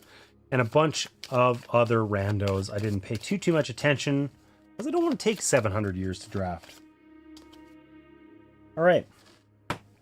So 5 cards on Protect Our Livestock. That seems like a lot for a level 1 mission. 3 over here on Putting Out the Fire at the Woodcutter's Shed, and 4 over here to save the village grain supply, which we famously failed to do. I also did not yet add 3 curses, so I will be reshuffling this. And we just got to beat 6 missions, 6 level 1 missions, so they don't necessarily scale in difficulty. Normally, there are the 3 level 1 missions out, the Act 1, and then as soon as you flip out a new one, it's Act 2, which are considerably more difficult, and then the Act 3 ones are way more difficult, right? All right. 1, 2, 3, 4, 5. Let's see what we got. Good day. Hey, Pat, welcome in. You hope my parents were still around for that? For what, they immediately? I doubt it. Okay, so we did our typical move here, and we top-decked several curses. Love that for us. We're just going to set them aside so I don't have to hold them. But they are still in our hand.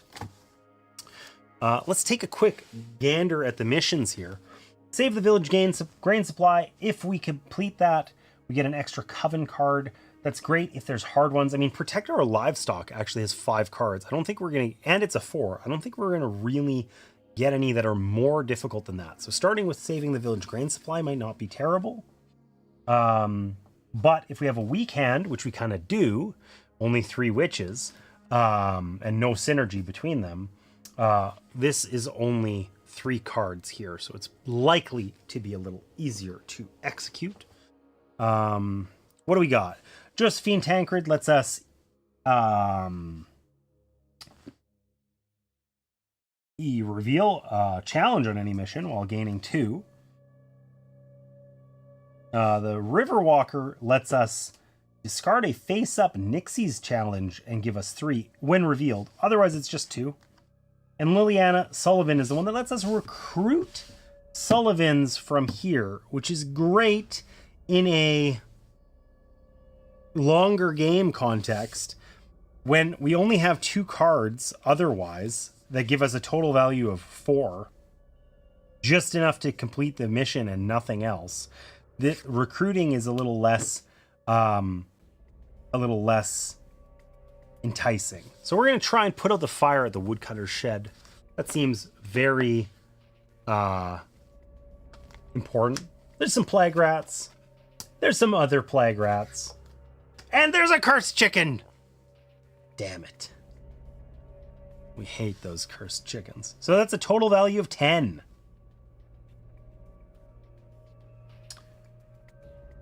So let's use Josephine here, and let's uncover a challenge on any one mission. Let's uncover this one. Skeletons. We have to defeat the skeletons first, but they're only a 1. That gives us 2 value. This lets us discard a face-up Nixie's challenge, which there are none, so we might as well play her hidden as well. That gives us another 2. That's 4. Okay. And then Liliana, either we have 4, we're probably immediately losing the game, or we can use her revealed. We would have 6, and we get to discard any one challenge. So, I guess the question is, would we rather gain a curse or lose a villager card? And I think the answer is we'd rather lose a villager card. I don't know if I shuffled this, so I'm going to do so. Because the villager card might be 0. The curses are always bad. And then we get that early and we have it polluting our deck for forever. And it goes on the top, which means we draw it next round. So, let's discard the cursed chicken. Hate you, buddy. And then we have 2, 4, 6. So we can get rid of one of the plague rats and complete the mission. But the other plague rats causes us to lose a villager's card. We lost 1 villager.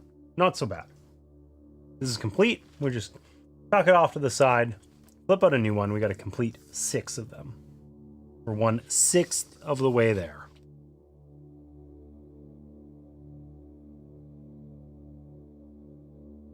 All right, investigate the strange lights at the church is our next one.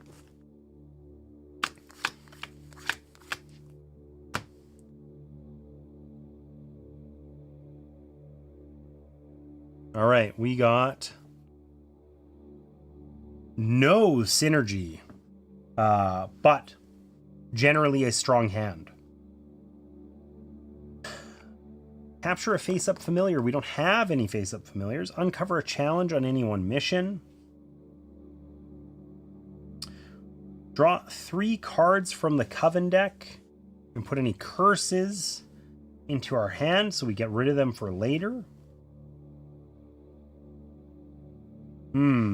Search the jail pile and choose a witch to place on top of the coven deck. I mean, trading Carol for somebody else is not a terrible move, necessarily. Okay. So, where do we want to go? I mean, if we just play these hidden, we play them all hidden, which we're probably not going to do. We have 9, which is not bad, right?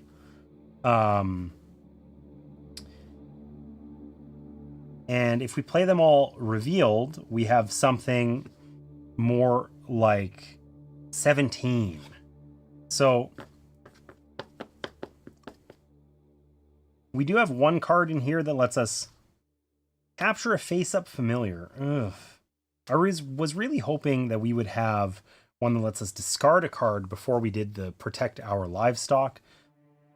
But I'm not really sure that we're going to get a hand substantially stronger than this ever. So I think we're going to try to protect our livestock, and we're just going to go there and see what happens. Okay. We found a fox familiar. That's great. We can get it with our card, potentially. We found 2 angry mobs. We have to overcome them in order to do the mission. And we found a lost soldier. Okay, so if we want to just beat this, 4, 7, 10, 12, 13, 14, but +1 for every hidden witch. So the skeleton is actually kind of a pain in the ass. It could be quite strong if we stay hidden. Now, we can play Amelia hidden and just take the fox. Capture a face-up familiar on any one mission. That's pretty good. We don't want to get baited into playing these all revealed, because we really probably don't need to. So I think this one also lets us discard a face-up lost soldiers challenge. There's only like 1 lost soldiers card in the deck, I think, that one. So this makes sense to use now. So let's assume that Ellsworth is going to be revealed. That lets us get rid of this, and then we still have +3. Okay? Let's also assume that we're going to play Amelia hidden and capture a face-up familiar, this fox. That essentially removes 2 from us, but adds 1 because of this skeleton. The fox lets us discard it to have the value of one of the missions, which in this particular, I mean, for Save the Grain, that's not bad. It reduces it by 2. I don't think there's going to be a card higher than a 5 in the Act 1 deck. So it's probably the best way we can use that. Okay, so we're at 3, 5, and we need 4, 5, 8, 9, 10. But every one that we play hidden adds 1. It's essentially worth 1 less, which is sort of sucky. So if we play Phyllis hidden, uncover a challenge on any one mission. Let's take a look over here on this grain supply. Found an evil witch, only a difficulty 1, not bad. Okay, so we're at 3, 5, 7. And this gains 2. This is actually a 3 now. The skeleton's a 3. I wish I could discard the one, the skeleton. We need 11. We're at 7. So, if I play Charlotte, we actually gain 0 because she's only a 1 if I play her hidden. That potentially gets rid of a curse card for next round. It almost assuredly does, actually. But it adds 0. And then we can't actually win with Carol. So instead, we're going to play Charlotte revealed. That adds 4. So we're at 4, 7, 9, 11. Okay. Which is enough to win right now. Because we need 4, 5, 8. And then this guy gains 2, so that's 3. We need 11. But that means I can play Carol as hidden. That means this guy's going to gain 1, but I also gain 2. So we have 13, and we'll need 12 in order to defeat all of this. Because all these cards, we have to defeat them before we can overcome the missions. We have to do all of them anyway. Doesn't feel great getting rid of 2 of these early, but it feels okay. We have 13, we need 12. All of these get defeated. And the good news is, when we complete Protect Our Livestock, our success is to recruit a witch. So we gained Genevieve, which is, she's strong when we have curses in our hand. Gotta purify the well. That sounds like a very witchy task.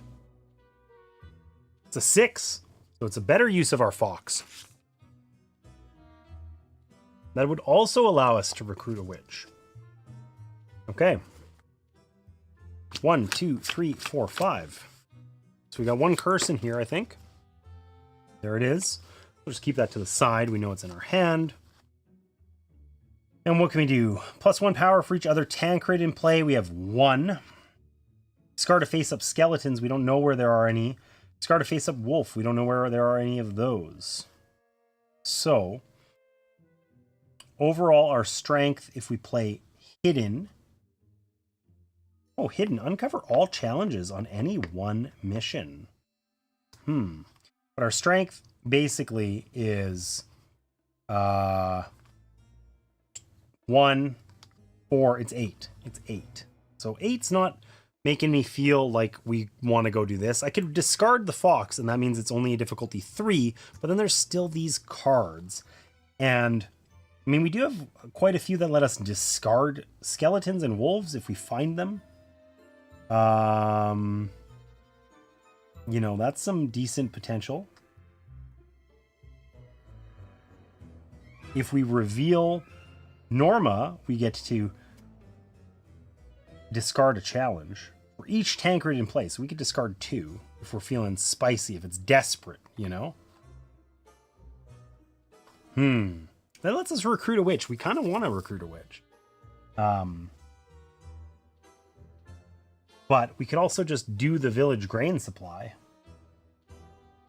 We know that one of the 4 cards is easy. That puts us at a 6 for difficulty already, and we only have 8. Ooh, what are we gonna do? You know what? Let's try and purify the well. Let's try and purify the well. We're gonna reveal these. Wood sprites, that's really bad. Everybody else gets higher difficulty. The hare familiar is a 4 difficulty. It's really good. That would be a great time to have our other witch that lets us recruit them. Oh, so that went really badly. So this is now a difficulty 18, not counting the wood sprite. That's assuming we defeat the wood sprite first.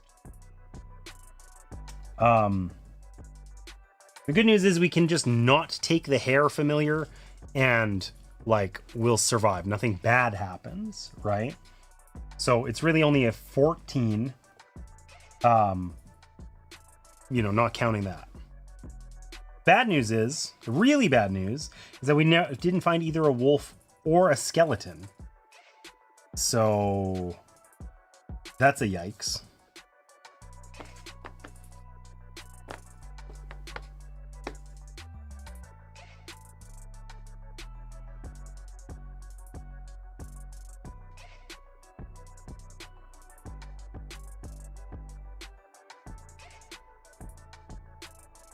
Maybe this is worth trying to make this work so we can capture that hare. I mean, if we ignore the wood sprites, the hare and the mission are 11.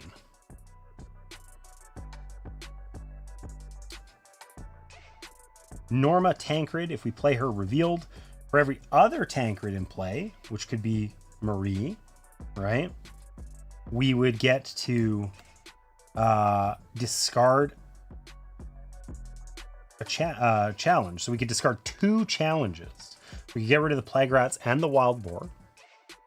That'd be cool. That'd be cool, right? We'd play, let's just think this out. We'd play... Lady Upcause said, gasp. The jump scare is out of stock. How rude. Oh, did we use up our whole stock for the thing? It's like there's only 5 for the whole stream or something like that. I can't remember. I didn't think that would be a practical concern. Okay, so what would we do? We'd have 2. We'd play her revealed. We'd be at 4. We'd get rid of these 2. But then we still need another another 7, which even if we play these revealed, which is a total waste, we can't get. We can play them hidden and we'll get us to 8, which is enough to deal with the wood sprites and purify the well, but not enough for us to actually get the hare. I think that's just the way it's going to be. We're going to play this out that way. So plays hidden, that's a 2. Plays revealed, that means we can discard 2 challenges. We'll discard these 2. And then we'll play these guys hidden. So 2, 4, 6, 8. 6 for the mission, 2 for the wood sprites. We really wanted to capture that hare. Can't do it. But we successfully purify the well, and we get to recruit a witch. So that's huge. Replace the one that had to reveal.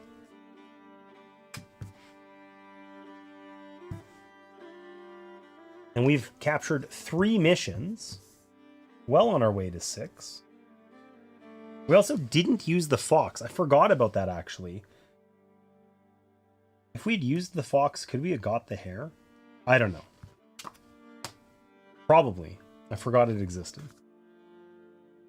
We'll save it for later, for a future thing that probably doesn't help. I'm assuming we don't get to keep the familiars between rounds or something. Though that would be cool.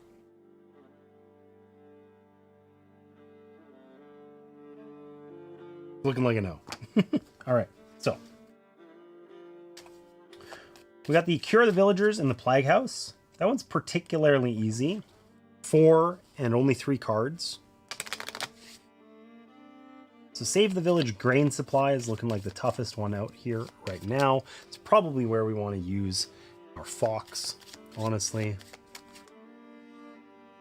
1, 2, 3, 4, 5. Okay. So, what do we get? We got a curse. And that's it. Man, that rabbit, that hare is so good. Okay. This is the capture a face-up familiar. Oh, we got it in just the wrong order. Oh, hey, you know what? We played our friend... No, we didn't. Never mind.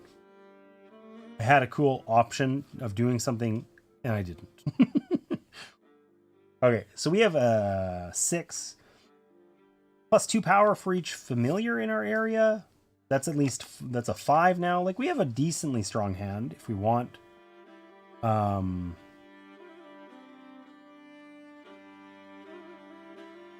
it's not huge. I don't think this is go deal with the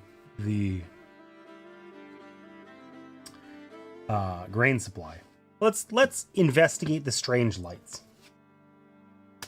There's an evil witch. Nobody likes an evil witch. There's another really evil witch. And there's an elder witch. Okay, the witches hang out at the church. That's sort of sucky, because that's 2, 4, 8, 12. That's not that bad. But if we just played hidden, we're at 7. We didn't find any familiars, so we can't use Amelia's ability. Unless we play Phyllis and happen to flip out another familiar, which is unlikely. So, if we play these, we don't want to gain curses, but it's not that big of a problem, honestly. We might just ignore this evil witch because she's not actually any worse than the other evil witch. She's just harder to defeat. We could gain a curse and we could tolerate it. So we know we're going to play Jay Bone Splitter as hidden because there's no skeletons for us to discard. Unless we find one of those. So what do we need? We need 12, right? This is 5, 7, 8, 12.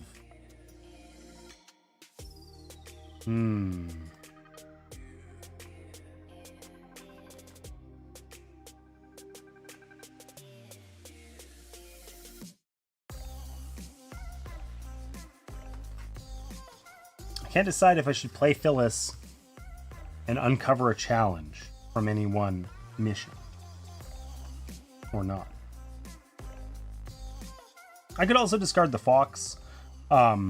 It's only worth 2 on this other one, also because it's we round up the difficulty, so we only gain 2 on it.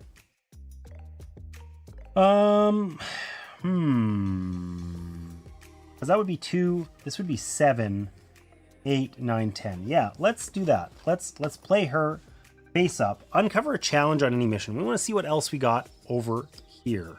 We found another wild boar. This is like super easy so far, right? 2 cards that are 1s. Doesn't get easier than that. So we're at 2. Unfortunately, we didn't find a familiar, which is sucky. And we probably have to exile some ladies to make this happen. So what are our options? We could get 8 and just suffer with the evil witch to gain a curse. That's not horrible, but it's not great, you know. We did just turn over our deck, so we probably don't even actually see that curse. We'd play 2 more rounds without drawing, basically. That's actually really not that bad. Can we get to 8? If we just play these not revealed, we're at 7. Shit.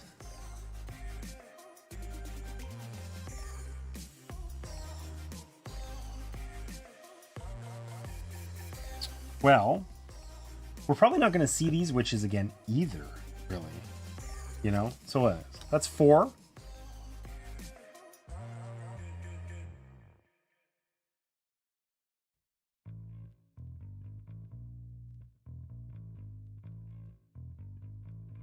Right? 2, 4.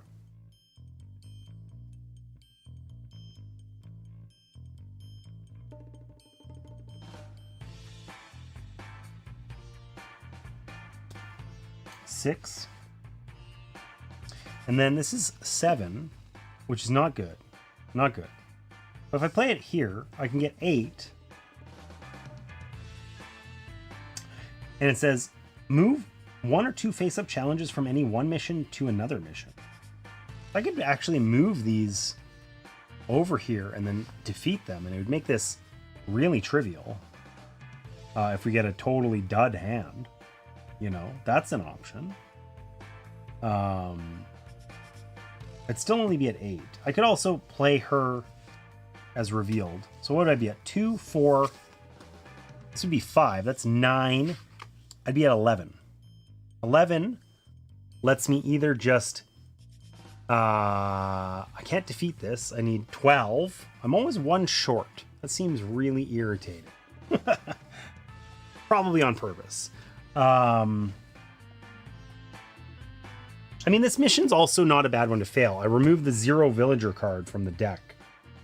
Who cares? Do I not worry about it? And do I just go like this. 2, 4, 6, 8. I'm not going to move any of them. And I'm just going to defeat these and fail this mission. I get to recruit a witch.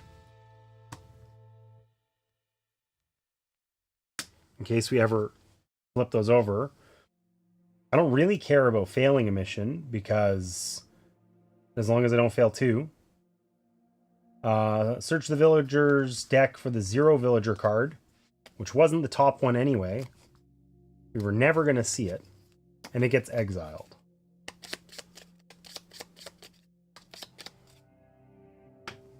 We don't put out a new one. She goes to jail.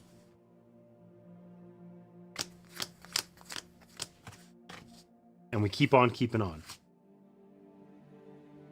We got a curse. 1 curse in hand. We can discard a face-up wolf's challenge. We can get a witch back out of jail. Josephine's really good on dealing with a difficult challenge. Okay. We got a decent, strong hand. It could be strong. Let's go save the village grain supply. We found a wolf and some plague rats. Okay, so we made up for the difficulty. Now, we do have the Wolfsbane lady. Discard a face-up wolf's challenge. Of course, the thing is, if we defeat the wolf, then we get to discard a different challenge. But I suppose that is harder, actually. So let's play her revealed. We'll discard this wolf. So we need 5, 8, 9, 10. We have 3. Okay.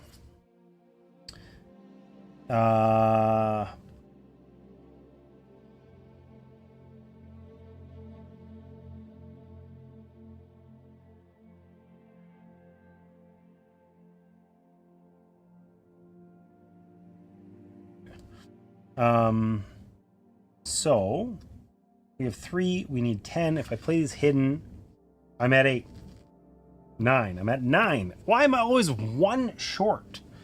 I don't want to gain a witch or a curse, but honestly, gaining a curse isn't that bad. Do I just gain a curse?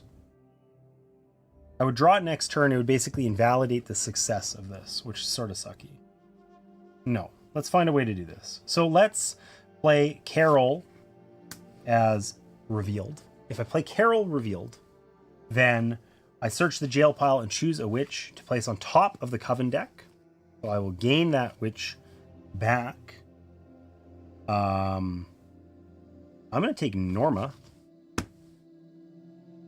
Okay, and that gives me 6, 7, 8. Uncover a challenge on any mission. 9, +1 for each curse, 10. So I've got the 10 that I need for 1, 2. These guys are dead. 5, that guy's dead. 10, we beat this, and we draw an extra card at the end of this round. So we get 6 cards instead of 5. These guys are exiled. These guys are back here.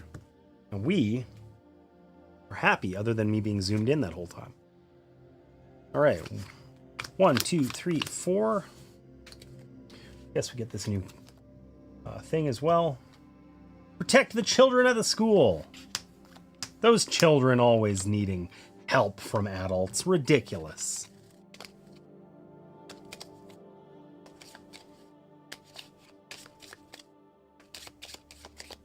All right. So we need to defeat both of these missions. Our fox is going to give us +2 to one of them. I think we're going to save that for whatever we do next. We have a curse in hand. We know that this one is only 3 cards and is 4 difficulty. We know one of them is a 1.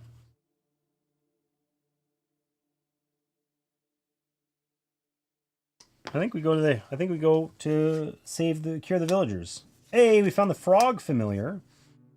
When a villager's card would be lost, you may exile the frog to shuffle the villager's card back into the villager's deck instead. Oh, that's neat. And a witch elder.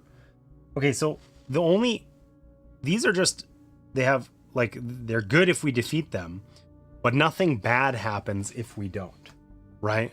So this is like super trivial, right? We need 4, 5. That's it. And if we discard our fox, we actually only need 3. So, oh God. I was waiting for it. The tension was high. The tension was high. Okay. We're going to play Norma. Just as hidden. Lets us uncover all the challenges on any one mission. We're going to uncover all the challenges on our future mission over here. Now we know what we're dealing with before we ever got there. We can play Marie. I didn't change the camera back. I don't know why it sometimes does and sometimes doesn't. I gotta figure that out. She gets +1 power for every other tankard in play, which is 1. So she's going to have 3. So we're now at 4. We have enough to almost beat it. And if these guys just play hidden, we would be at 8. We need 10 in order to defeat it. Well, we're not going to turn over our deck. These guys might as well go to jail. Because then we have our 10 that we need. And we can just do everything. We get to recruit a witch. We get a frog familiar. And we complete the mission successfully. Our bonus for doing that, well, it don't have a failure effect. We didn't fail, so we're fine. We get 5 cards. We're going to get 3 curses, I think. This might be spicy. Oh, we only got 2 curses. 2 curses in our hand. 3 witches.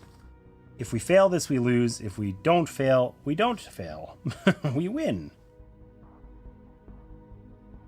We didn't get any synergy, but we do have our +2 power for each familiar in your play area. So that is 7 on her alone. 11. We can get 12 or 13 on this if we want. What do we need? We need 1, 3, 5, 7, 11. We need 11. This is our last round. We beat this, we immediately win. So there's no reason to not play Amelia. Revealed. +2 power for each familiar. We have 2. That's 7. We'll play Sabrina hidden. That's 9. And then we can play Phyllis as hidden as well. That's 11. Which is everything we need. 2, 4, 6, 7, 11. So we defeat all of these. All dead. And we succeed. Discard a challenge from another mission. Well, there isn't one.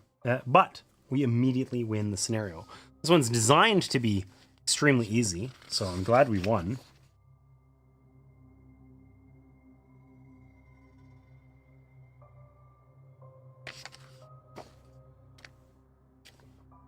Tale 2, the Year of Famine. Our crops failed, our animals died, and even the river seemed empty of fish. We had faced starvation before, but not like this, and not all at once. There is a limit. That sucks. We need more scary stuff available. I can change it, but only if I take a break. Here, let me see.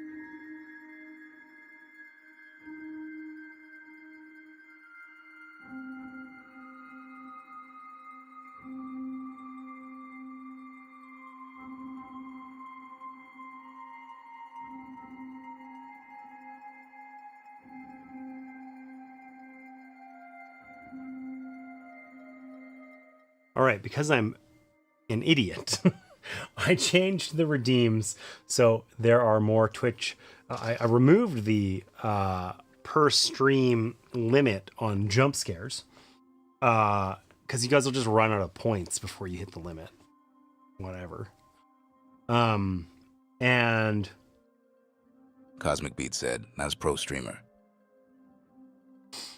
hashtag pro streamer. Thank you. And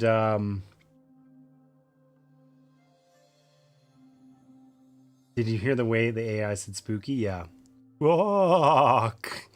Anyways. Cosmic Beat said, hashtag pro streamer. There you go. Nice. So anyways, I removed the limit. I don't know if that actually works mid-stream or not. We might just be stuck until the stream gets restarted. Too bad. And Dispatchator, if you got any ideas for other scary stuff, I'd love to hear them, because making scary redeems for physical board games, kind of hard. All right. So, our crops failed. Our animals died, and even the river seemed empty of fish. We'd faced starvation before, but not like this. Not all at once. So, we have to find a bunch of different missions. All right. We gotta put out the fire at the woodcutter's shed. We gotta protect our livestock. We gotta purify the well. And we need to save the village grain supply.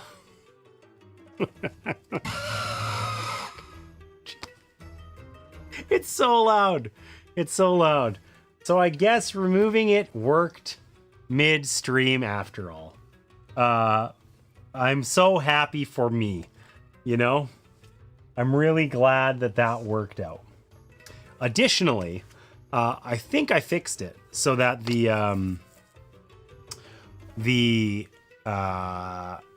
lights out should also resume and not just leave you on the front camera. In theory. Probably. Maybe. Okay, we need to get some level 2 things.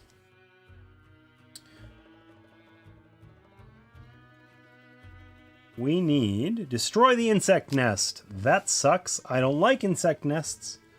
I mean, I guess we're destroying it. We get to track the predators into the woods.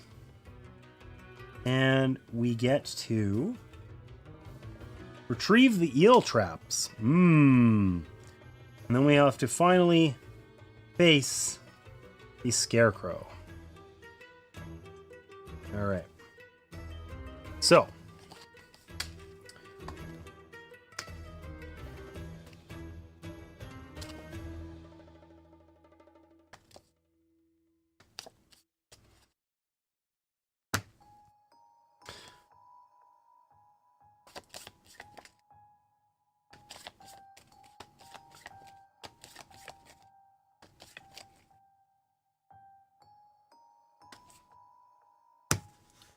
Okay, here's our mission deck.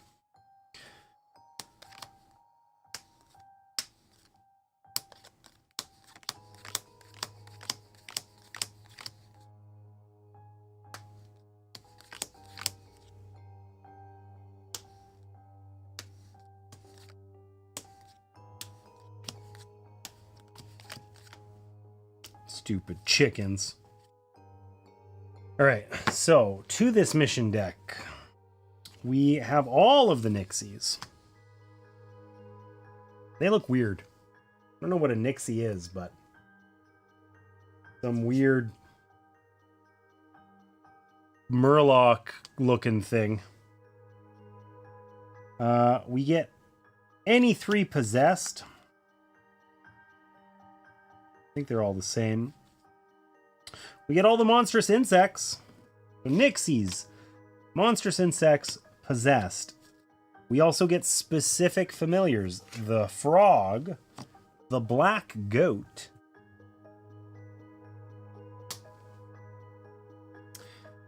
and that doesn't make sense. 3 times owl. I don't think there are 3 owls. I think there's only the one. I think it got a little confused there. It's a level 3 difficulty maybe, but I don't think there's multiples of them.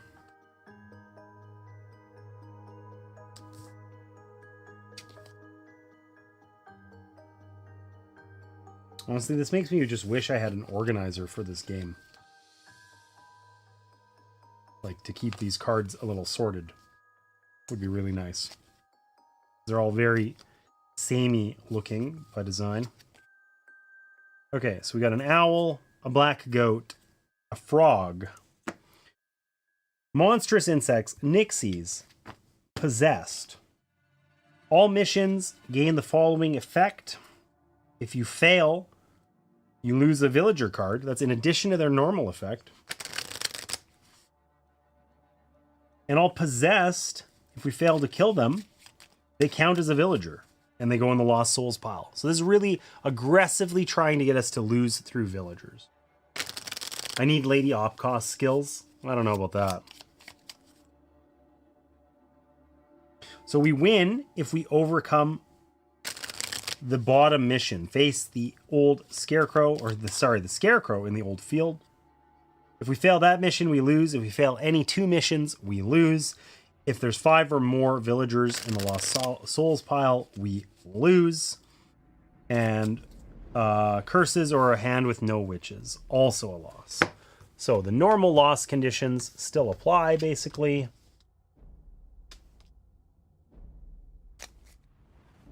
Whoops.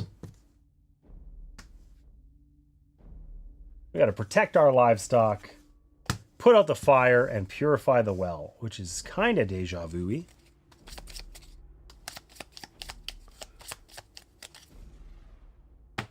I feel like we don't have the skeletons and wolves and stuff, and that makes those like characters, like the Riverwalker character. We do have Nixies. That one's going to be useful, but most of the other ones are not useful. So we will have to probably not draft them and just see what happens. Pretty good at organizing, but easier with inserts for cards. Yeah, I'm just saying. I mean, there's not that many cards. It's just that often, because we're taking out particular ones, it would be neat if they were just like in a tabbed box, you know? All right, well, I guess I need these witches too.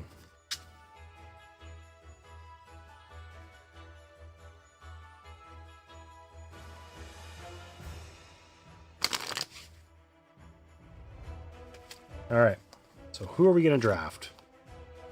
I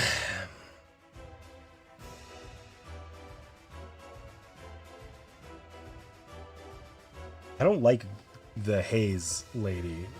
We replace a challenge with a different one. I mean, that could be like clutch, but kind of hate it. I don't know. Let's try it. Let's just mix things up. Lost soldiers, there aren't any, so we're not going to draft that guy because he's just a 2 otherwise. Or a 3, not particularly strong. We got 2 Tankreds. We could keep them going. This lets... Sabrina lets us take people out of jail. Which is super useful, though. So, let's do that. We need lilies, potentially. This lily lets us recruit also, but this is the one that lets us get familiars. So we're going to take the familiars. I like that. I hate you guys.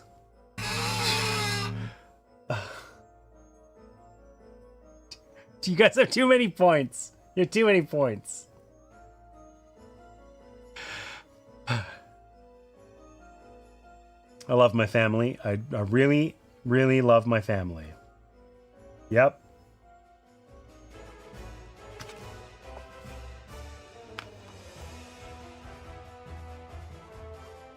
Oh, we do have Nixies. So ignore the effect of emission is super OP. No,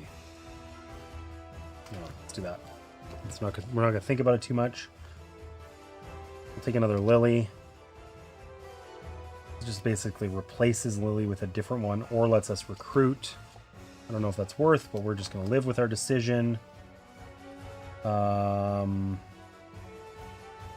Mary's strong with villagers on the Lost Souls pile. That might actually be a thing this round. But this is stacks with our other lilies. We don't want to have villagers there because that's how we're going to lose the game.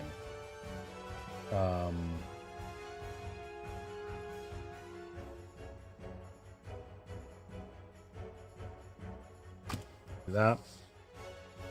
This Liliana lets us get retrieve recruit for free, but it just takes too long to actually realize that, essentially. It just doesn't really actually happen very often. So take the other Haze because we haven't done that before, even though we like Jane Kent. And Liz Sullivan is a badass, so we know we're taking her. Okay, we get 3 curses as well.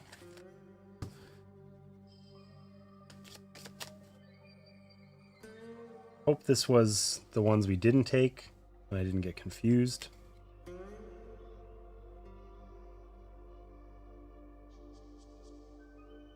Yeah. All right. So there's our recruit pile. Such a team player. I don't know about that. I don't know. So where are those ideas for other scary spooky redeems there, Dispatchinator? I didn't hear any suggestions.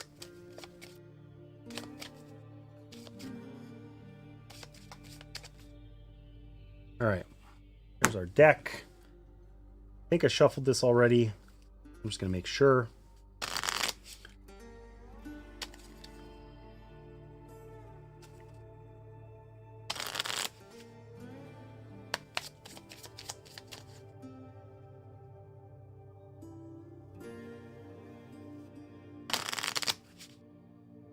All right, so what do we need? 3 cards on the fire at the woodcutter shed.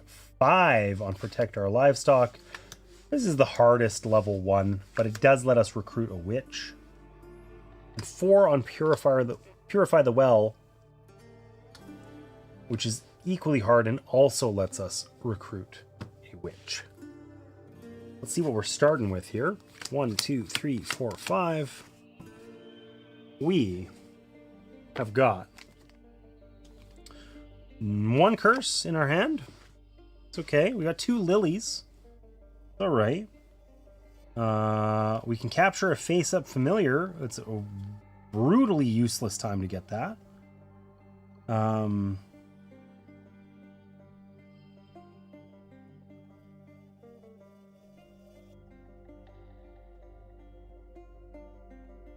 trying to read here, guys. Thanks for nothing. All right. So We can get 2, 5, 6, 8 just without revealing any. Our reveal effects aren't particularly strong. So I think that we want to play it safe here, and we're going to go to the woodcutter's shed. Oh wow, we got we got 3 1s. So this is just a 7. That actually worked out pretty okay. We can essentially just play hidden and be pretty happy. So we play Sabrina Lily, that's 2. We play Pollyanna, she's 2 plus 1 for every other Lily, so that's 5. Then we've got 7, 8. We're not going to use their abilities, they don't help us. We can just get rid of all of these. And we successfully completed 1 mission. I don't know that that's super duper helpful, honestly. Now we just have harder missions. But we did get rid of 1 curse. We didn't suffer any negative effects. I think I would have preferred to have seen those cards be a little bit more spread around, those 1s, but oh well.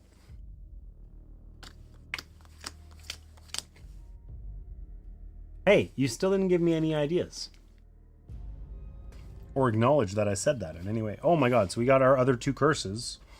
Okay, so now we got the weak hand. We have a total of 3, 2 curses.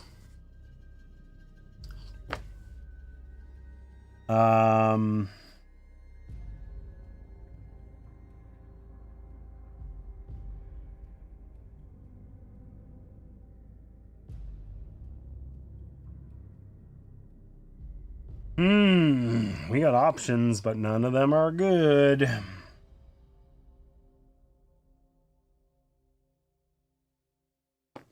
Okay. So let's just lead with Jocelyn Hayes before we pick what mission we're going to do. Jocelyn Hayes, we're going to play a revealed. It says uncover all challenges on any one mission, then discard any one of those challenges. We're going to uncover all of these. It doesn't mean we have to choose this mission, but we could. So we found nothing but 2s and a monstrous insects, which was a 3. We really wanted to discard like an exceptionally hard one, but we'll just get rid of the monstrous insects. It makes all the other ones harder, which sucks. So we have a 2. We can replace Eleanor with something, and we have a 4. We can basically have a 6.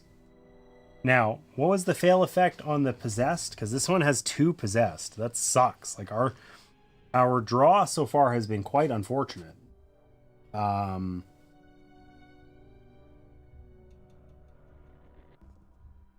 possessed go into the lost souls pile and count as 1 villager. That's actually not horrible if we don't intend to lose any future ones. We could beat this one with as little as 8.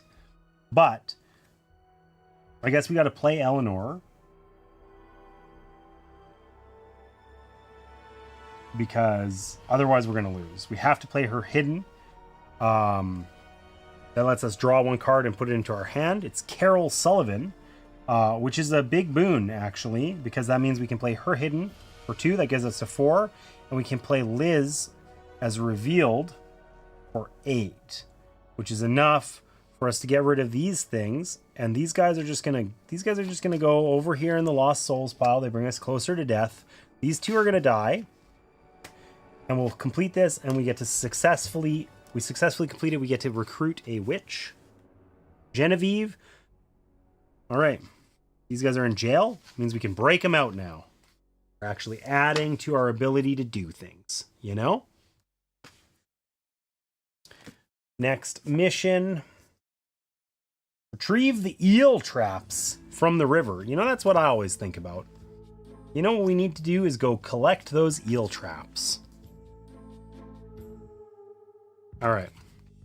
We got 4 cards. We need 1 more.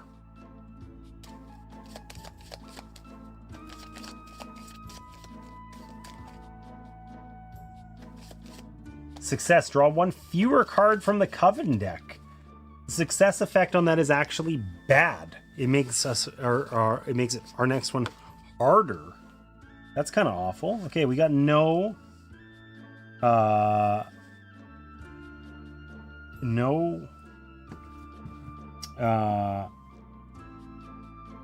curses.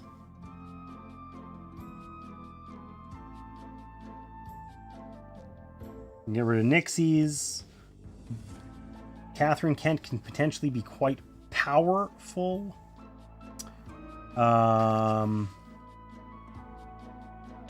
Phyllis lets us uncover a challenge. And Norma uncover all the challenges. Okay. Also, let's lead with Norma and let's uncover all the challenges on a mission. So what mission do we think? I think this one, because the Purify a Well lets us recruit a witch. It'd be good to do that now, but it's already difficulty 6. So if these are really hard, we need to have an exceptionally strong hand to do it. That's 12. That's 15. And a frog familiar. That's 17. So that's not going to be easy to do. We have 1. We play all hidden, we get 8. That would probably be a loss. This lets us get 2 witches. Is there a way that we can make that happen? If we played these revealed, that would be 10. We'd be at 11. We get 15 out of that. It'd be enough to do everything except take the frog. For the frog, when a villager's card would be lost, you may exile it. So that could save the game for us, potentially.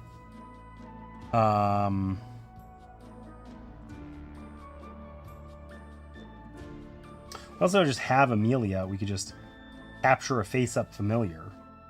Could be that one.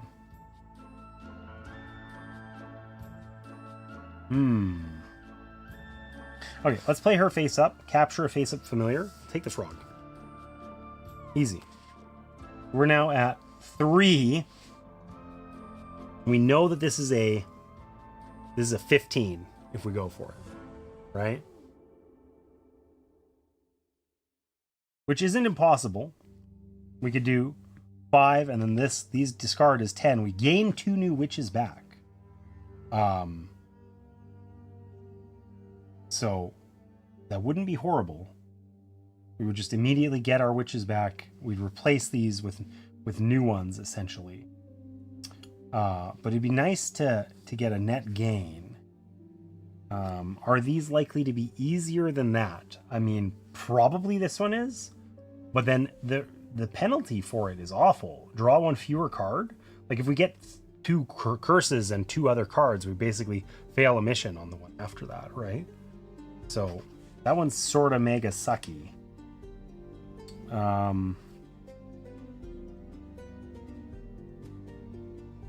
Let's just do this. We took our frog. We know that we play this. This is 4. This is 6. That's 10.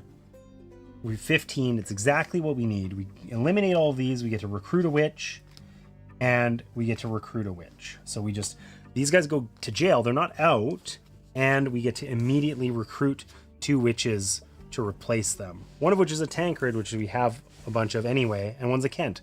We upgraded them to their sisters, I guess.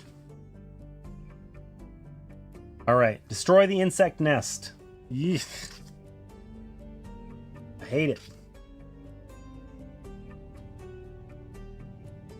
Music gives me a like Diablo, kind of towny kind of vibe.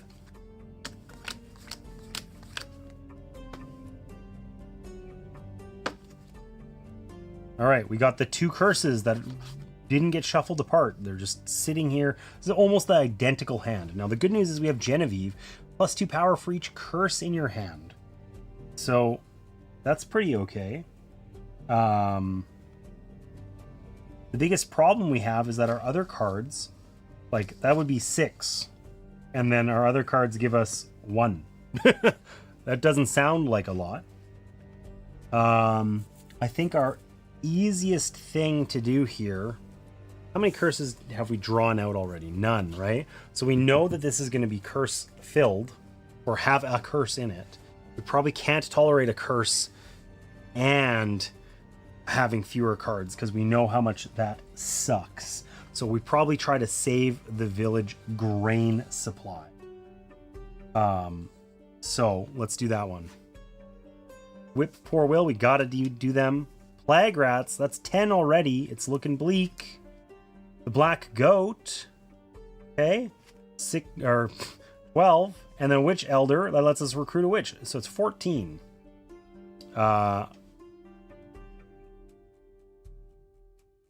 these aren't bad if we leave them. So 10, if we have to do this one. We don't want to lose the villager card. We could discard our frog if we have to, but we don't want to. And then we can successfully complete that. Then we get a 6th card for next round. So I think we're playing Eleanor. We don't have the bandwidth to use her revealed power to recruit 2 cards. We keep getting her when we only have 3 cards in hand. And then it's like we can never use her revealed power to recruit more.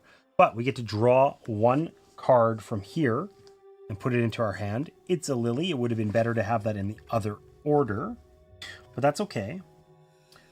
We probably use Genevieve. We're not going to have more than 2 curses in hand with her at the same time. So plus 2 power for each curse in hand. So we have 0, and then we have 6 because we have 2 cards in hand. So we're at 6. We need at least 10. We want 14. If we play Pollyanna and Gwen as they are, she would be 3 and Gwen would be 1. So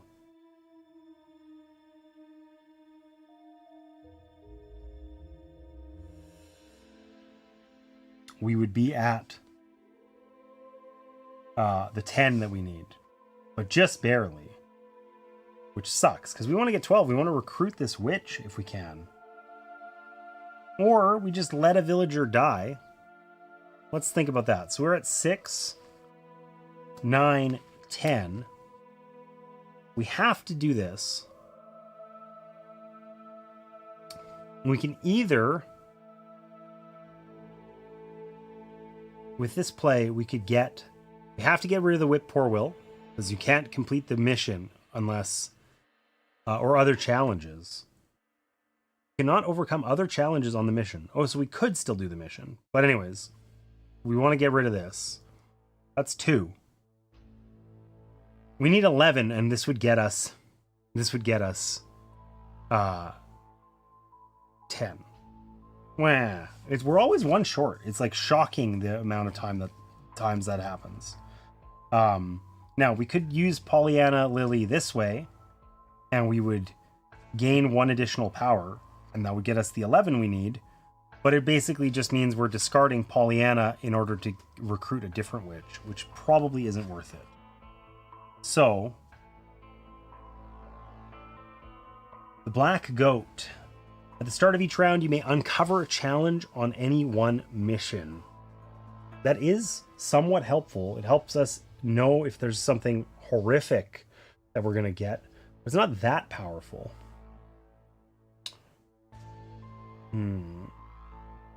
Okay, so we'll play these as 10, like this way. Well, only Genevieve is going to go out. We have to get rid of the Whip Poor Will. That's 2. Do we just leave the witch and the goat, not get them, and save our frog? That's probably the safe play. Let's do that. Let's just do that. We don't gain the witch or the goat benefit, but we do get to draw 6 cards next round.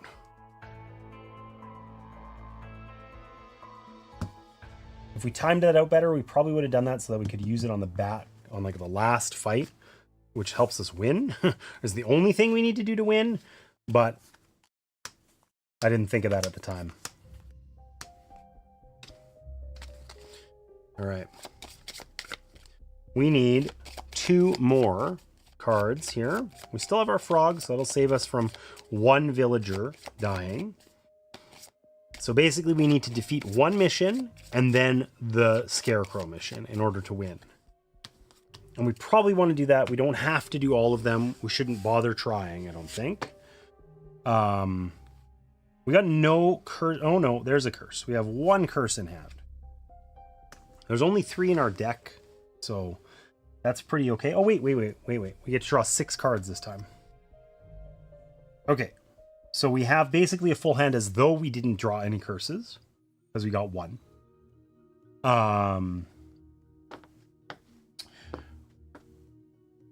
We don't want to do this one. Draw 1 fewer card from the coven deck.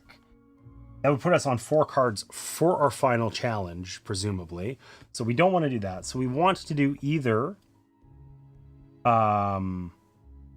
the track the villagers or the destroy the nest. If we fail this one, every other mission gets an additional challenge. That actually isn't a problem because we're not intending to do these ones.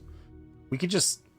Oh, I guess we would have to beat one of them, though, in order to do that one. So we don't want to fail. This one, if we choose it, we draw a villager and it adds to the difficulty. So this one's harder to do than this one is. So let's try to destroy the insect nest. Now, is there anything we want to do before we get there? And I don't think there is. I think we're going to destroy the insect nest. We got Nixies. We got an angry mob. We got monstrous insects. That's a 4. That sucks. I guess it's appropriate to find them at the insect nest. We found the owl familiar. Plus 2 power if you have at least 1 other familiar in your play area. And plague rats. So we got a total of 4, 6, 9, 13, 15, 18. Yikes. It would have also been a great time to actually do this one because we do have the ignore the effect of mission. So that would have been the easiest one, but I didn't realize that that was in hand. Big fail. Okay, so the good news is we have the River Walker here, which we can play revealed, lets us discard a face-up Nixie's challenge. We can just get rid of that, reducing our difficulty by 3, and we're at 3. So now we only need 15 instead. And if we don't complete the owl, not the end of the world. So we really need 12 in order to succeed here. We're at 3. So we just need another 9. If we just play these, we would get 7 more. So not enough. So we're going to have to figure something out.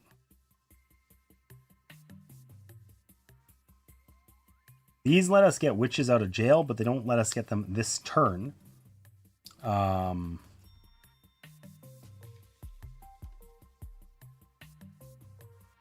Charlotte Kent lets us cycle the deck here so that we can get rid of curses, which, like, we know that there's 2 other curses in these cards. That might not be a terrible play to do. We could actually guarantee ourselves a 5-card hand next turn if we do that, because we would get to get rid of any curses, and then we would get to put a couple people out of jail onto the top of the deck. Damn it. Martina, you're a big jerk. You're a big jerk. I love you for it. Okay, we're going to try that. We're going to play her hidden, and we're just going to see. Any curses that we draw go into our hand. Okay, so we get rid of 1 curse. I guess we can't guarantee a 5-card hand. But we aren't going to be drawing that curse at least. So that's cool.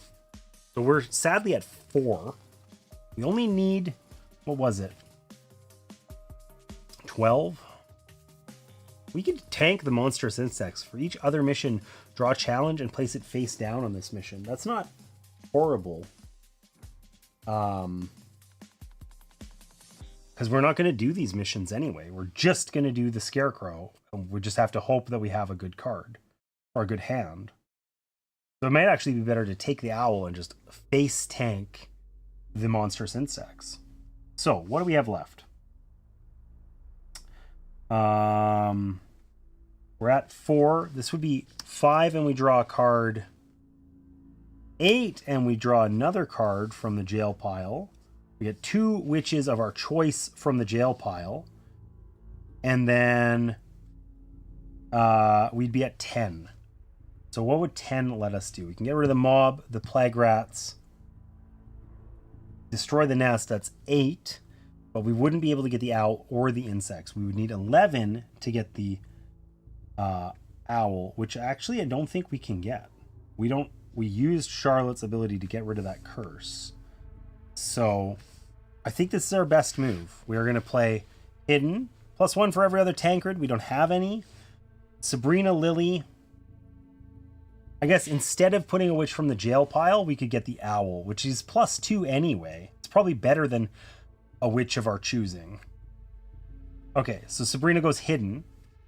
So we get 3, 4, 5, 6, 7, 8, 9, 10, 11. We get to search the jail pile for a witch to place on top of our deck. Now, Genevieve is for curses and hands. We don't want that.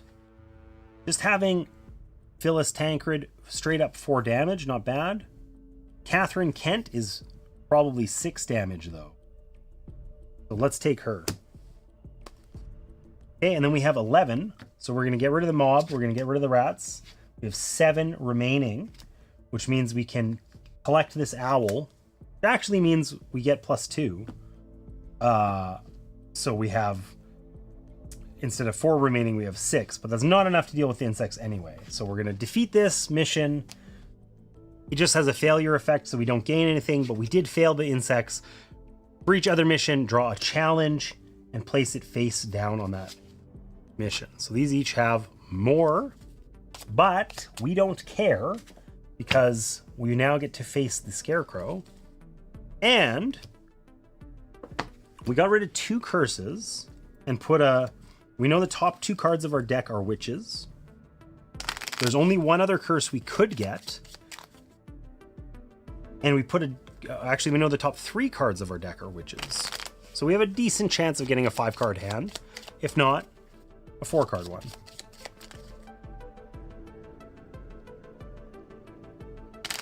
We have +2 because we have the owl. 1, 2, 3, 4, 5, 6. 1, 2, 3, 4, 5. I know you love me. I don't know. Sounds crazy. All right, we did it. We got no curses. Big. Okay, so what we wanted to do was just go ham on the Scarecrow. And I think that's exactly what we're going to do. We're going to pick the Scarecrow mission. We're going to see what we get. 4 monstrous insects, plague rats, 3 monstrous insects, 2 whip-poor will, 1 whip-poor will, and a witch elder. Okay, so this is not great, but nothing else horrible there. And the good news is we just need to beat this, and it doesn't matter whether we reveal or not. So if we play Gwen revealed, that's 2, and it says move 1 or 2 face-up challenges from any one mission to another mission. So we can just take these monstrous insects and just put them over here. We no longer need to deal with them. Okay? So we have 2 strength. We need to get rid of these whip-poor wills first before we can do anything else. There's a 1 and a 2. That's 3. We probably should get rid of these, but if we don't do that, we have our frog. So we could sacrifice our frog instead, and nothing bad happens if we don't do the witch elder. So we can just ignore it. So we really need 1, 3, 5, 10. We need 10 total, and we're at 2. I think we actually have this pretty easily. Catherine Kent can reveal +1 power for each curse in the curse pile. That's 8. Or sorry, that's 6 for her. So a total of 8. And then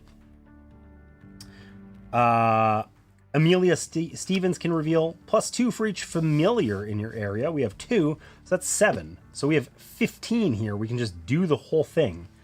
And we don't even need Eleanor or Norma.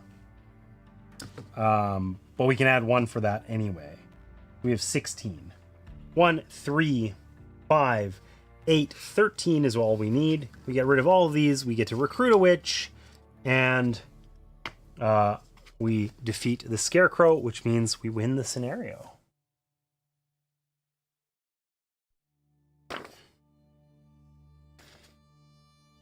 Nice. That was 2 of 9 in here.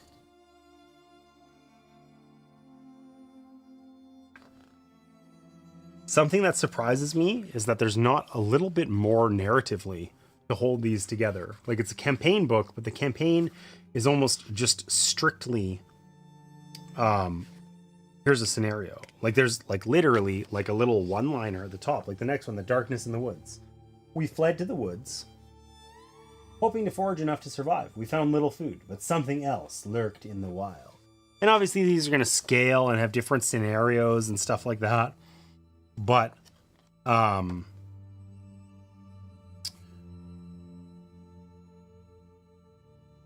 you know, there's just not, I was expecting, because this was like a campaign book, I was just expecting a little bit more narratively than a single sentence and a picture between campaigns or scenarios.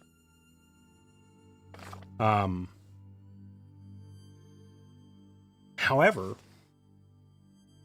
you have a dinner date. So I think that I probably am going to call it quits here. Yeah, I feel a little bit disappointed in Witchcraft, honestly. I think this is one of the things that's difficult with like hype, you know, when something's hyped up and then you play it and it's not what you expect, or even if it's good, it's hard to live up to the hype. And I'm not saying Witchcraft is a bad game, nor was it like hugely hyped elsewhere or anything like that.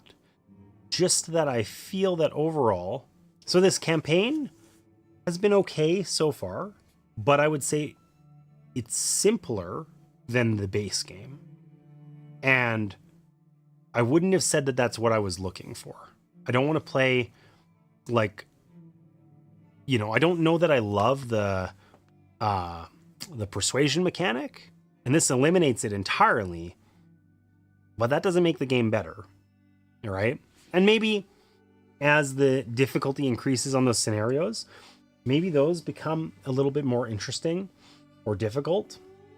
But I was actually, when I was on a break earlier, I was talking this out with Martina, and I realized what I feel like this lacks compared to Resist. So thematically, I like the vibe of Resist. I should grab it, actually. Where is it? It should be right there, and I do not see it. I must have put it somewhere safe. Oh, there it is. I'm going to grab Resist. One sec.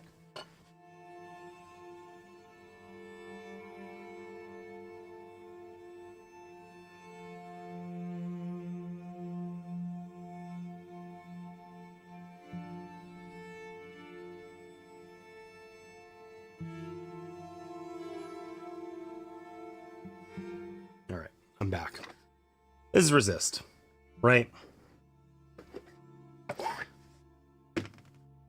A solitaire game about the Spanish Maquis and their battle against Franco. So, this also has a scenario book. I don't remember whether we played the scenarios or not. I feel like we were playing them. But, you know, fundamentally, extremely similar, right? We've got all these characters, and there's either a hidden or revealed choice for them, right? The difference, though, is that when they're revealed, they're dead. They're just out of the game. That's it. Okay? And otherwise, very similar. There is no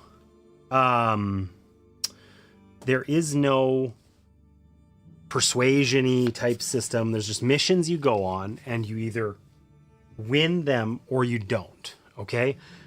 But I think the single most important thing that's missing here is that in this game of Resist, it is extraordinarily tense trying to decide between playing your operatives as hidden or playing them as revealed. If they're revealed, they die. They're out. They execute their kind of once per game, and that's it, right? And you feel really torn about doing it. You also, it feels very like a war of attrition. You have this small hand because If you play aggressively, all of your characters just die and you'll lose, right? You need to recruit people into the resistance and remain kind of this like hidden, kind of doing things from the shadows where you're less effective, but you're able to survive, right? And it feels very thematic and it's tense. And importantly, on those cards, I should have left them out. Why did I close them up? There's one important mechanic. They added some other mechanics to Witchcraft that I like the principle of, but I'm not sure about how they're executed. Okay? But there's one mechanic that they removed, and I think it really hurts the game. And that mechanic is found on these cards here, these character cards, where they have like a plan and attack, okay? And most cards do not have this, plan or attack, okay? So essentially, the idea here is that the planning cards, you have to play them like in advance before you've chosen a mission, right? And the attack cards, you would play after you've chosen a mission. You're attacking, right? And it adds this significant layer where in order to get full value, you have to kind of play your cards in a certain way. And it just sort of like adds a little bit more player agency. That's completely absent here. And it was kind of weird because reading the rules, it's like implied that there's going to be a lot of these, if you don't select this mission, something bad's going to happen, right? But in fact, that was really only found so far on the Act 3 missions. That's, in fact, they all have it, and I think none of the other ones do. Nothing else, it doesn't exist otherwise. And Resist felt like I'm trying to gain information and win at this war of attrition, and I really care about how I use my characters. And in this, because that plan and attack thing is just gone, it is completely like there's no significance to why like when I play my witches. Like I can play some before choosing a mission in order to like gain a little bit of information or whatever, or like see if I can change my hand a little bit prior to selecting a mission. But the problem with it is it doesn't feel like it's consequential. I'm making these little minor changes, but the single biggest factor into whether I can choose a mission or not isn't clever card play. It's what did I draw?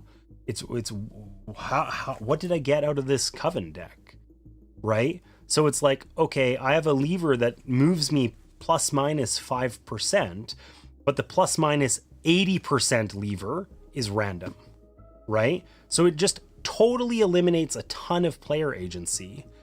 And then the added mechanic of the persuasion system is also interesting, but it's also executed with a bunch of randomness in such a way that it reduces player agency. It was just like that scenario we had with Lynn. It's, I can lose, or I can do this mission and I basically I almost win for sure. I gain so much additional value that I either lose for sure or I almost for sure win. And there's no gray area in between those. And it just felt like all of the added mechanisms felt like great ideas that feel thematic. It is cool that my coven is strongest when I am performing magic with my fellow witches, my sisters in the coven. The sisterhood is stronger together. Rad idea. What it actually feels like in practice is my cards are useless if I draw them alone, or extremely useful if I draw them together. Like the difference was dramatic, and because it's so dramatic, I draw them together, well, I have to play a hard mission because my next one's gonna suck, right? I draw them separately, well, I have to play a wimpier, easier mission, right? And the before or after choosing a mission card play is going to influence that like 1% and 1% only. And that left a bit of a sour taste in my mouth. I'm really disappointed. I love this system. I really enjoyed Resist. I wasn't expecting to like it that much, and I liked it like way more. It caught me completely off guard. I loved that game. It was one of the like most enjoyable solo experiences I've had in a long time. This wasn't. It's like they took the magic from that. They gave it a more accessible theme to me, put some thematic ideas in that like in principle sound good, but then the execution of them made the game kind of lackluster. Was this fun? Yeah. Was it amazing and I'd be like ranting and raving about it and recommending it to everybody? No, right? They took like, this is a better theme, and they, you know, put a bullet in all the tension of this system in order to add more RNG in a really unsatisfying way too. Like, I cannot describe how like there's not enough, you don't have enough bandwidth to do everything. And it's like, okay, I could draft so that I can manipulate these conviction cards, but I can only actually do that if I randomly get those cards together, which is not super likely. And then, you know, then I have perfect information about the conviction, but the rest of the gameplay totally was really lackluster. Or I can be really strong on that, but then I have this total RNG of, does Cornelius actually have the 2 highest cards in the game and I just lose because of a card flip? Not fun. Like the idea that the weakest, the persuasion, you might need 3 and could have it done in 2 rounds, or you might need 11 and, you know, it's extremely hard to do at all, is too much disparity. I don't know. Weird. I'm a little disappointed, like I said.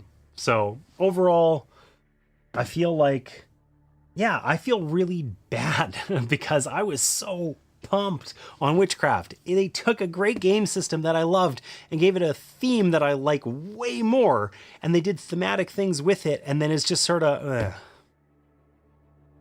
oh, we actually took all the tension that you like and replaced it with more like RNG. Not that I didn't have player agency, but the biggest determining factor of whether I could defeat a mission was what did I draw from the deck? And I don't have actually as much control over, I don't have very much control over that at all. Can I add cards I want to the deck? Sure, some of the time.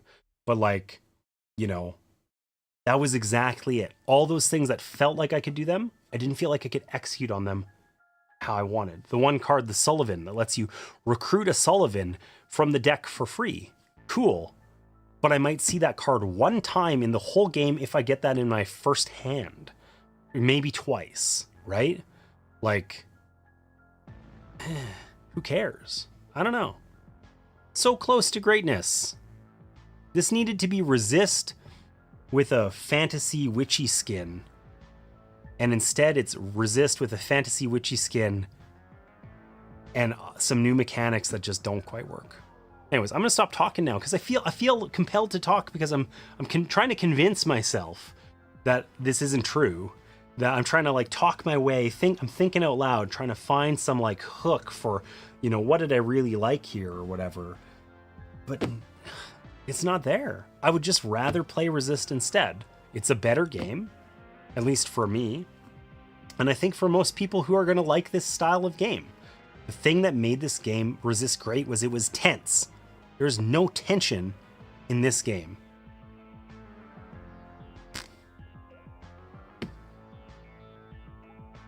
I feel compelled to talk. James the Monologue King. It's true. It's true. It's true. It's true. I do like to monologue. Honestly, I think out loud. Martina complains all the time because there's times where I'm just like working through something and I'm more talking at her than talking to her. And I tend to pace when I do it too. She hates it. You know? But yeah, like I'm kind of, it's stream of consciousness. I'm trying to put the pieces together as I talk here. Because I think that makes, I don't know, whatever. It works for me, and it's probably more fun than staring at me sit here with a blank face, thinking of it forever. But yeah, just like, I wanted this to be great. And it almost is. But it isn't. And Resist is a better game. And That pains my soul because I was so ready for this to be a 10 out of 10. I'm not even sure it's a 7 out of 10. Like, this was interesting to go through the motions, but it's like, I totally feel like I could pack this all up, sell this game, never play it again, and I didn't miss anything significant. That campaign, are there going to be some interesting little scenarios in there that maybe make it harder or whatever? Sure. But I don't want to play a harder game where it's like, oh, well, I drew 3 curses, so I probably just lose now. You know, or whatever. Like, I don't know.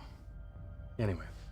Someone has to narrate my life. Might as well be me. There you go. There you go. It's so true. Stop pacing. He speaks so well. Thanks, Mom.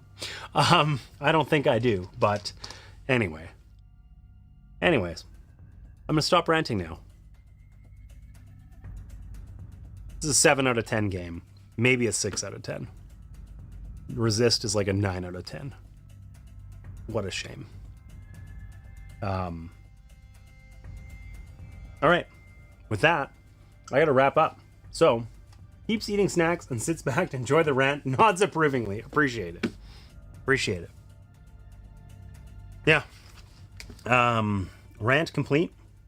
Time to go and find a place to raid, I guess. And let me think about what else is upcoming. Oh, Sarah and I are playing Mansions of Madness this Wednesday on YouTube. So that'll be fun. I'm looking forward to that. I haven't played Mansions of Madness in a hot minute. And we played Cthulhu Death May Die last stream on Wednesday. And it feels it's totally in that same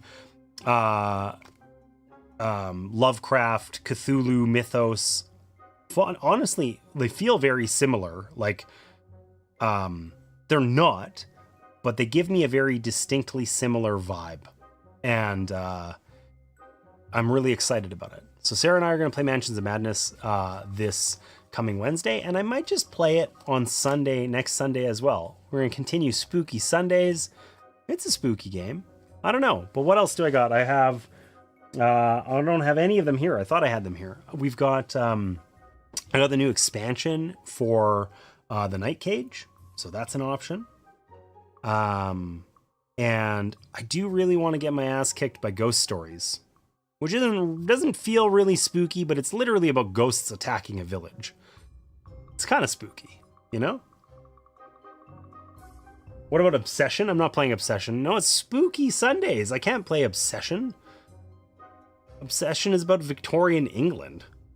The only spooky thing is like a creaky wooden floor or something, you know? Make a commitment. Is it a 6 or a 7? If I had to pick one, I'd say a 6. If you compelled me to pick one right now, I'd say 6. And I'd say it with like a big sigh.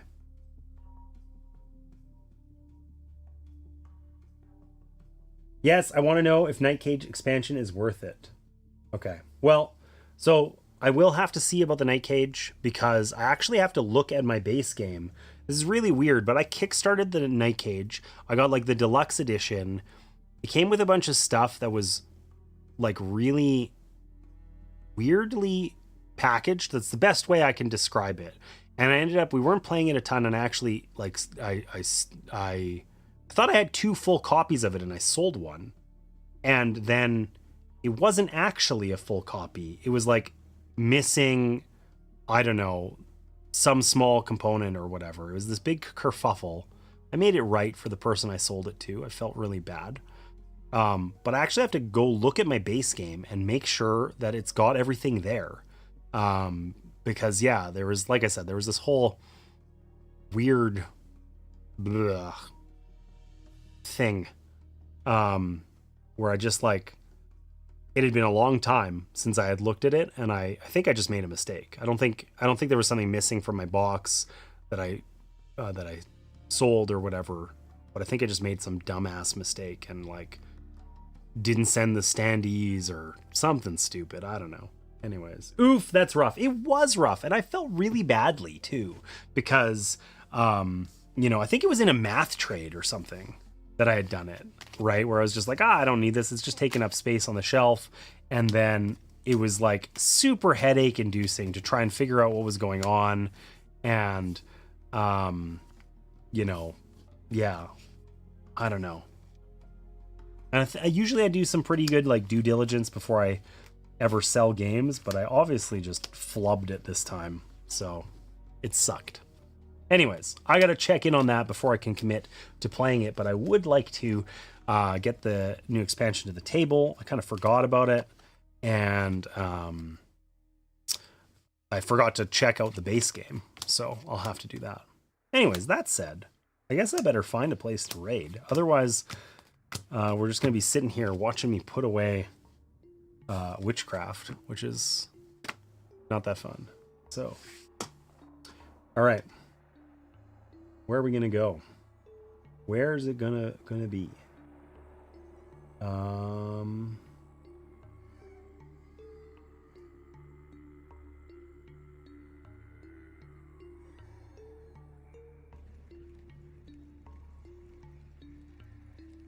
We're once again in that same you know, the Sunday choose a board game streamer. You know, it works out poorly most times. There's just slim pickings, you know, and rarely anybody who I know. What is this? Catan USA Champion Showdown? What is this? I feel like I hate Catan. I don't hate Catan. That's not true. That's not true. Steph would be on, but they're having horrendous tech issues. That sucks. And honestly, it's like, that's the thing. It's like, I like raiding Steph, but like, we raid Steph like all the time because it's like, well, there's Steph for nobody. And honestly, I've tried raiding like smaller streamers in the board game space lately, and it has not been like super successful. Like, often it just like hasn't led to not like selfishly, like I want to help support other streamers in the space and that sort of thing, but like often we raid into these like newer streamers that I don't know, that I haven't watched on a Sunday before or whatever, and like they don't even acknowledge we exist. Or like the one time it was like follower only chat, and then when you follow, it's like you have to follow for an hour before you can chat, and it's like, well, that just nukes all momentum ever. Like, you know, mystery raids are very humorous sometimes. Yeah, sometimes they're humorous, and sometimes they're just sort of like bull crap, you know. So okay, we're just gonna try something here and see what happens. Unless anyone else has a suggestion about somebody who they enjoy that we can raid, that's maybe doesn't have to be inside the board game space, could be something different. I'm open for that too. Just because. Also, like when I raid in the board game space, I like to try and find people playing physical games. I really prefer that a lot.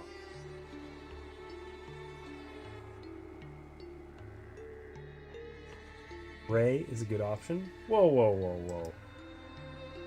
Whoa, whoa, whoa. Ray's streaming right now? Piss off. Holy shit, she is. And she's got jump scares! And she's playing with Jamie? Why the hell did that not show up in my feed? Okay, we're raiding Ray. It's been a little bit since we've been there. I feel badly because I never get to catch Ray's stream, because usually these days she streams on Sundays, typically at the same time as I am, and often I forget that. So what a good suggestion. We're just gonna go raid into Ray's Retros. Ray used to host CGE. She's working at the op now, and she's super fucking funny. So we're gonna raid into Ray, and yeah, thanks so much for being here today. I hate you.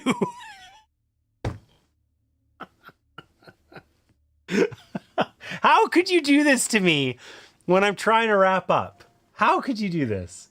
Anyways, I didn't have as much fun with Witchcraft as I wanted, but it was nice to share it with you guys. I enjoyed the jump scares, and I look forward to playing some Mansions of Madness with you this week on YouTube, and probably next Sunday back here on Twitch. So enjoy Ray's jump scare ridiculousness, and we'll see you next time.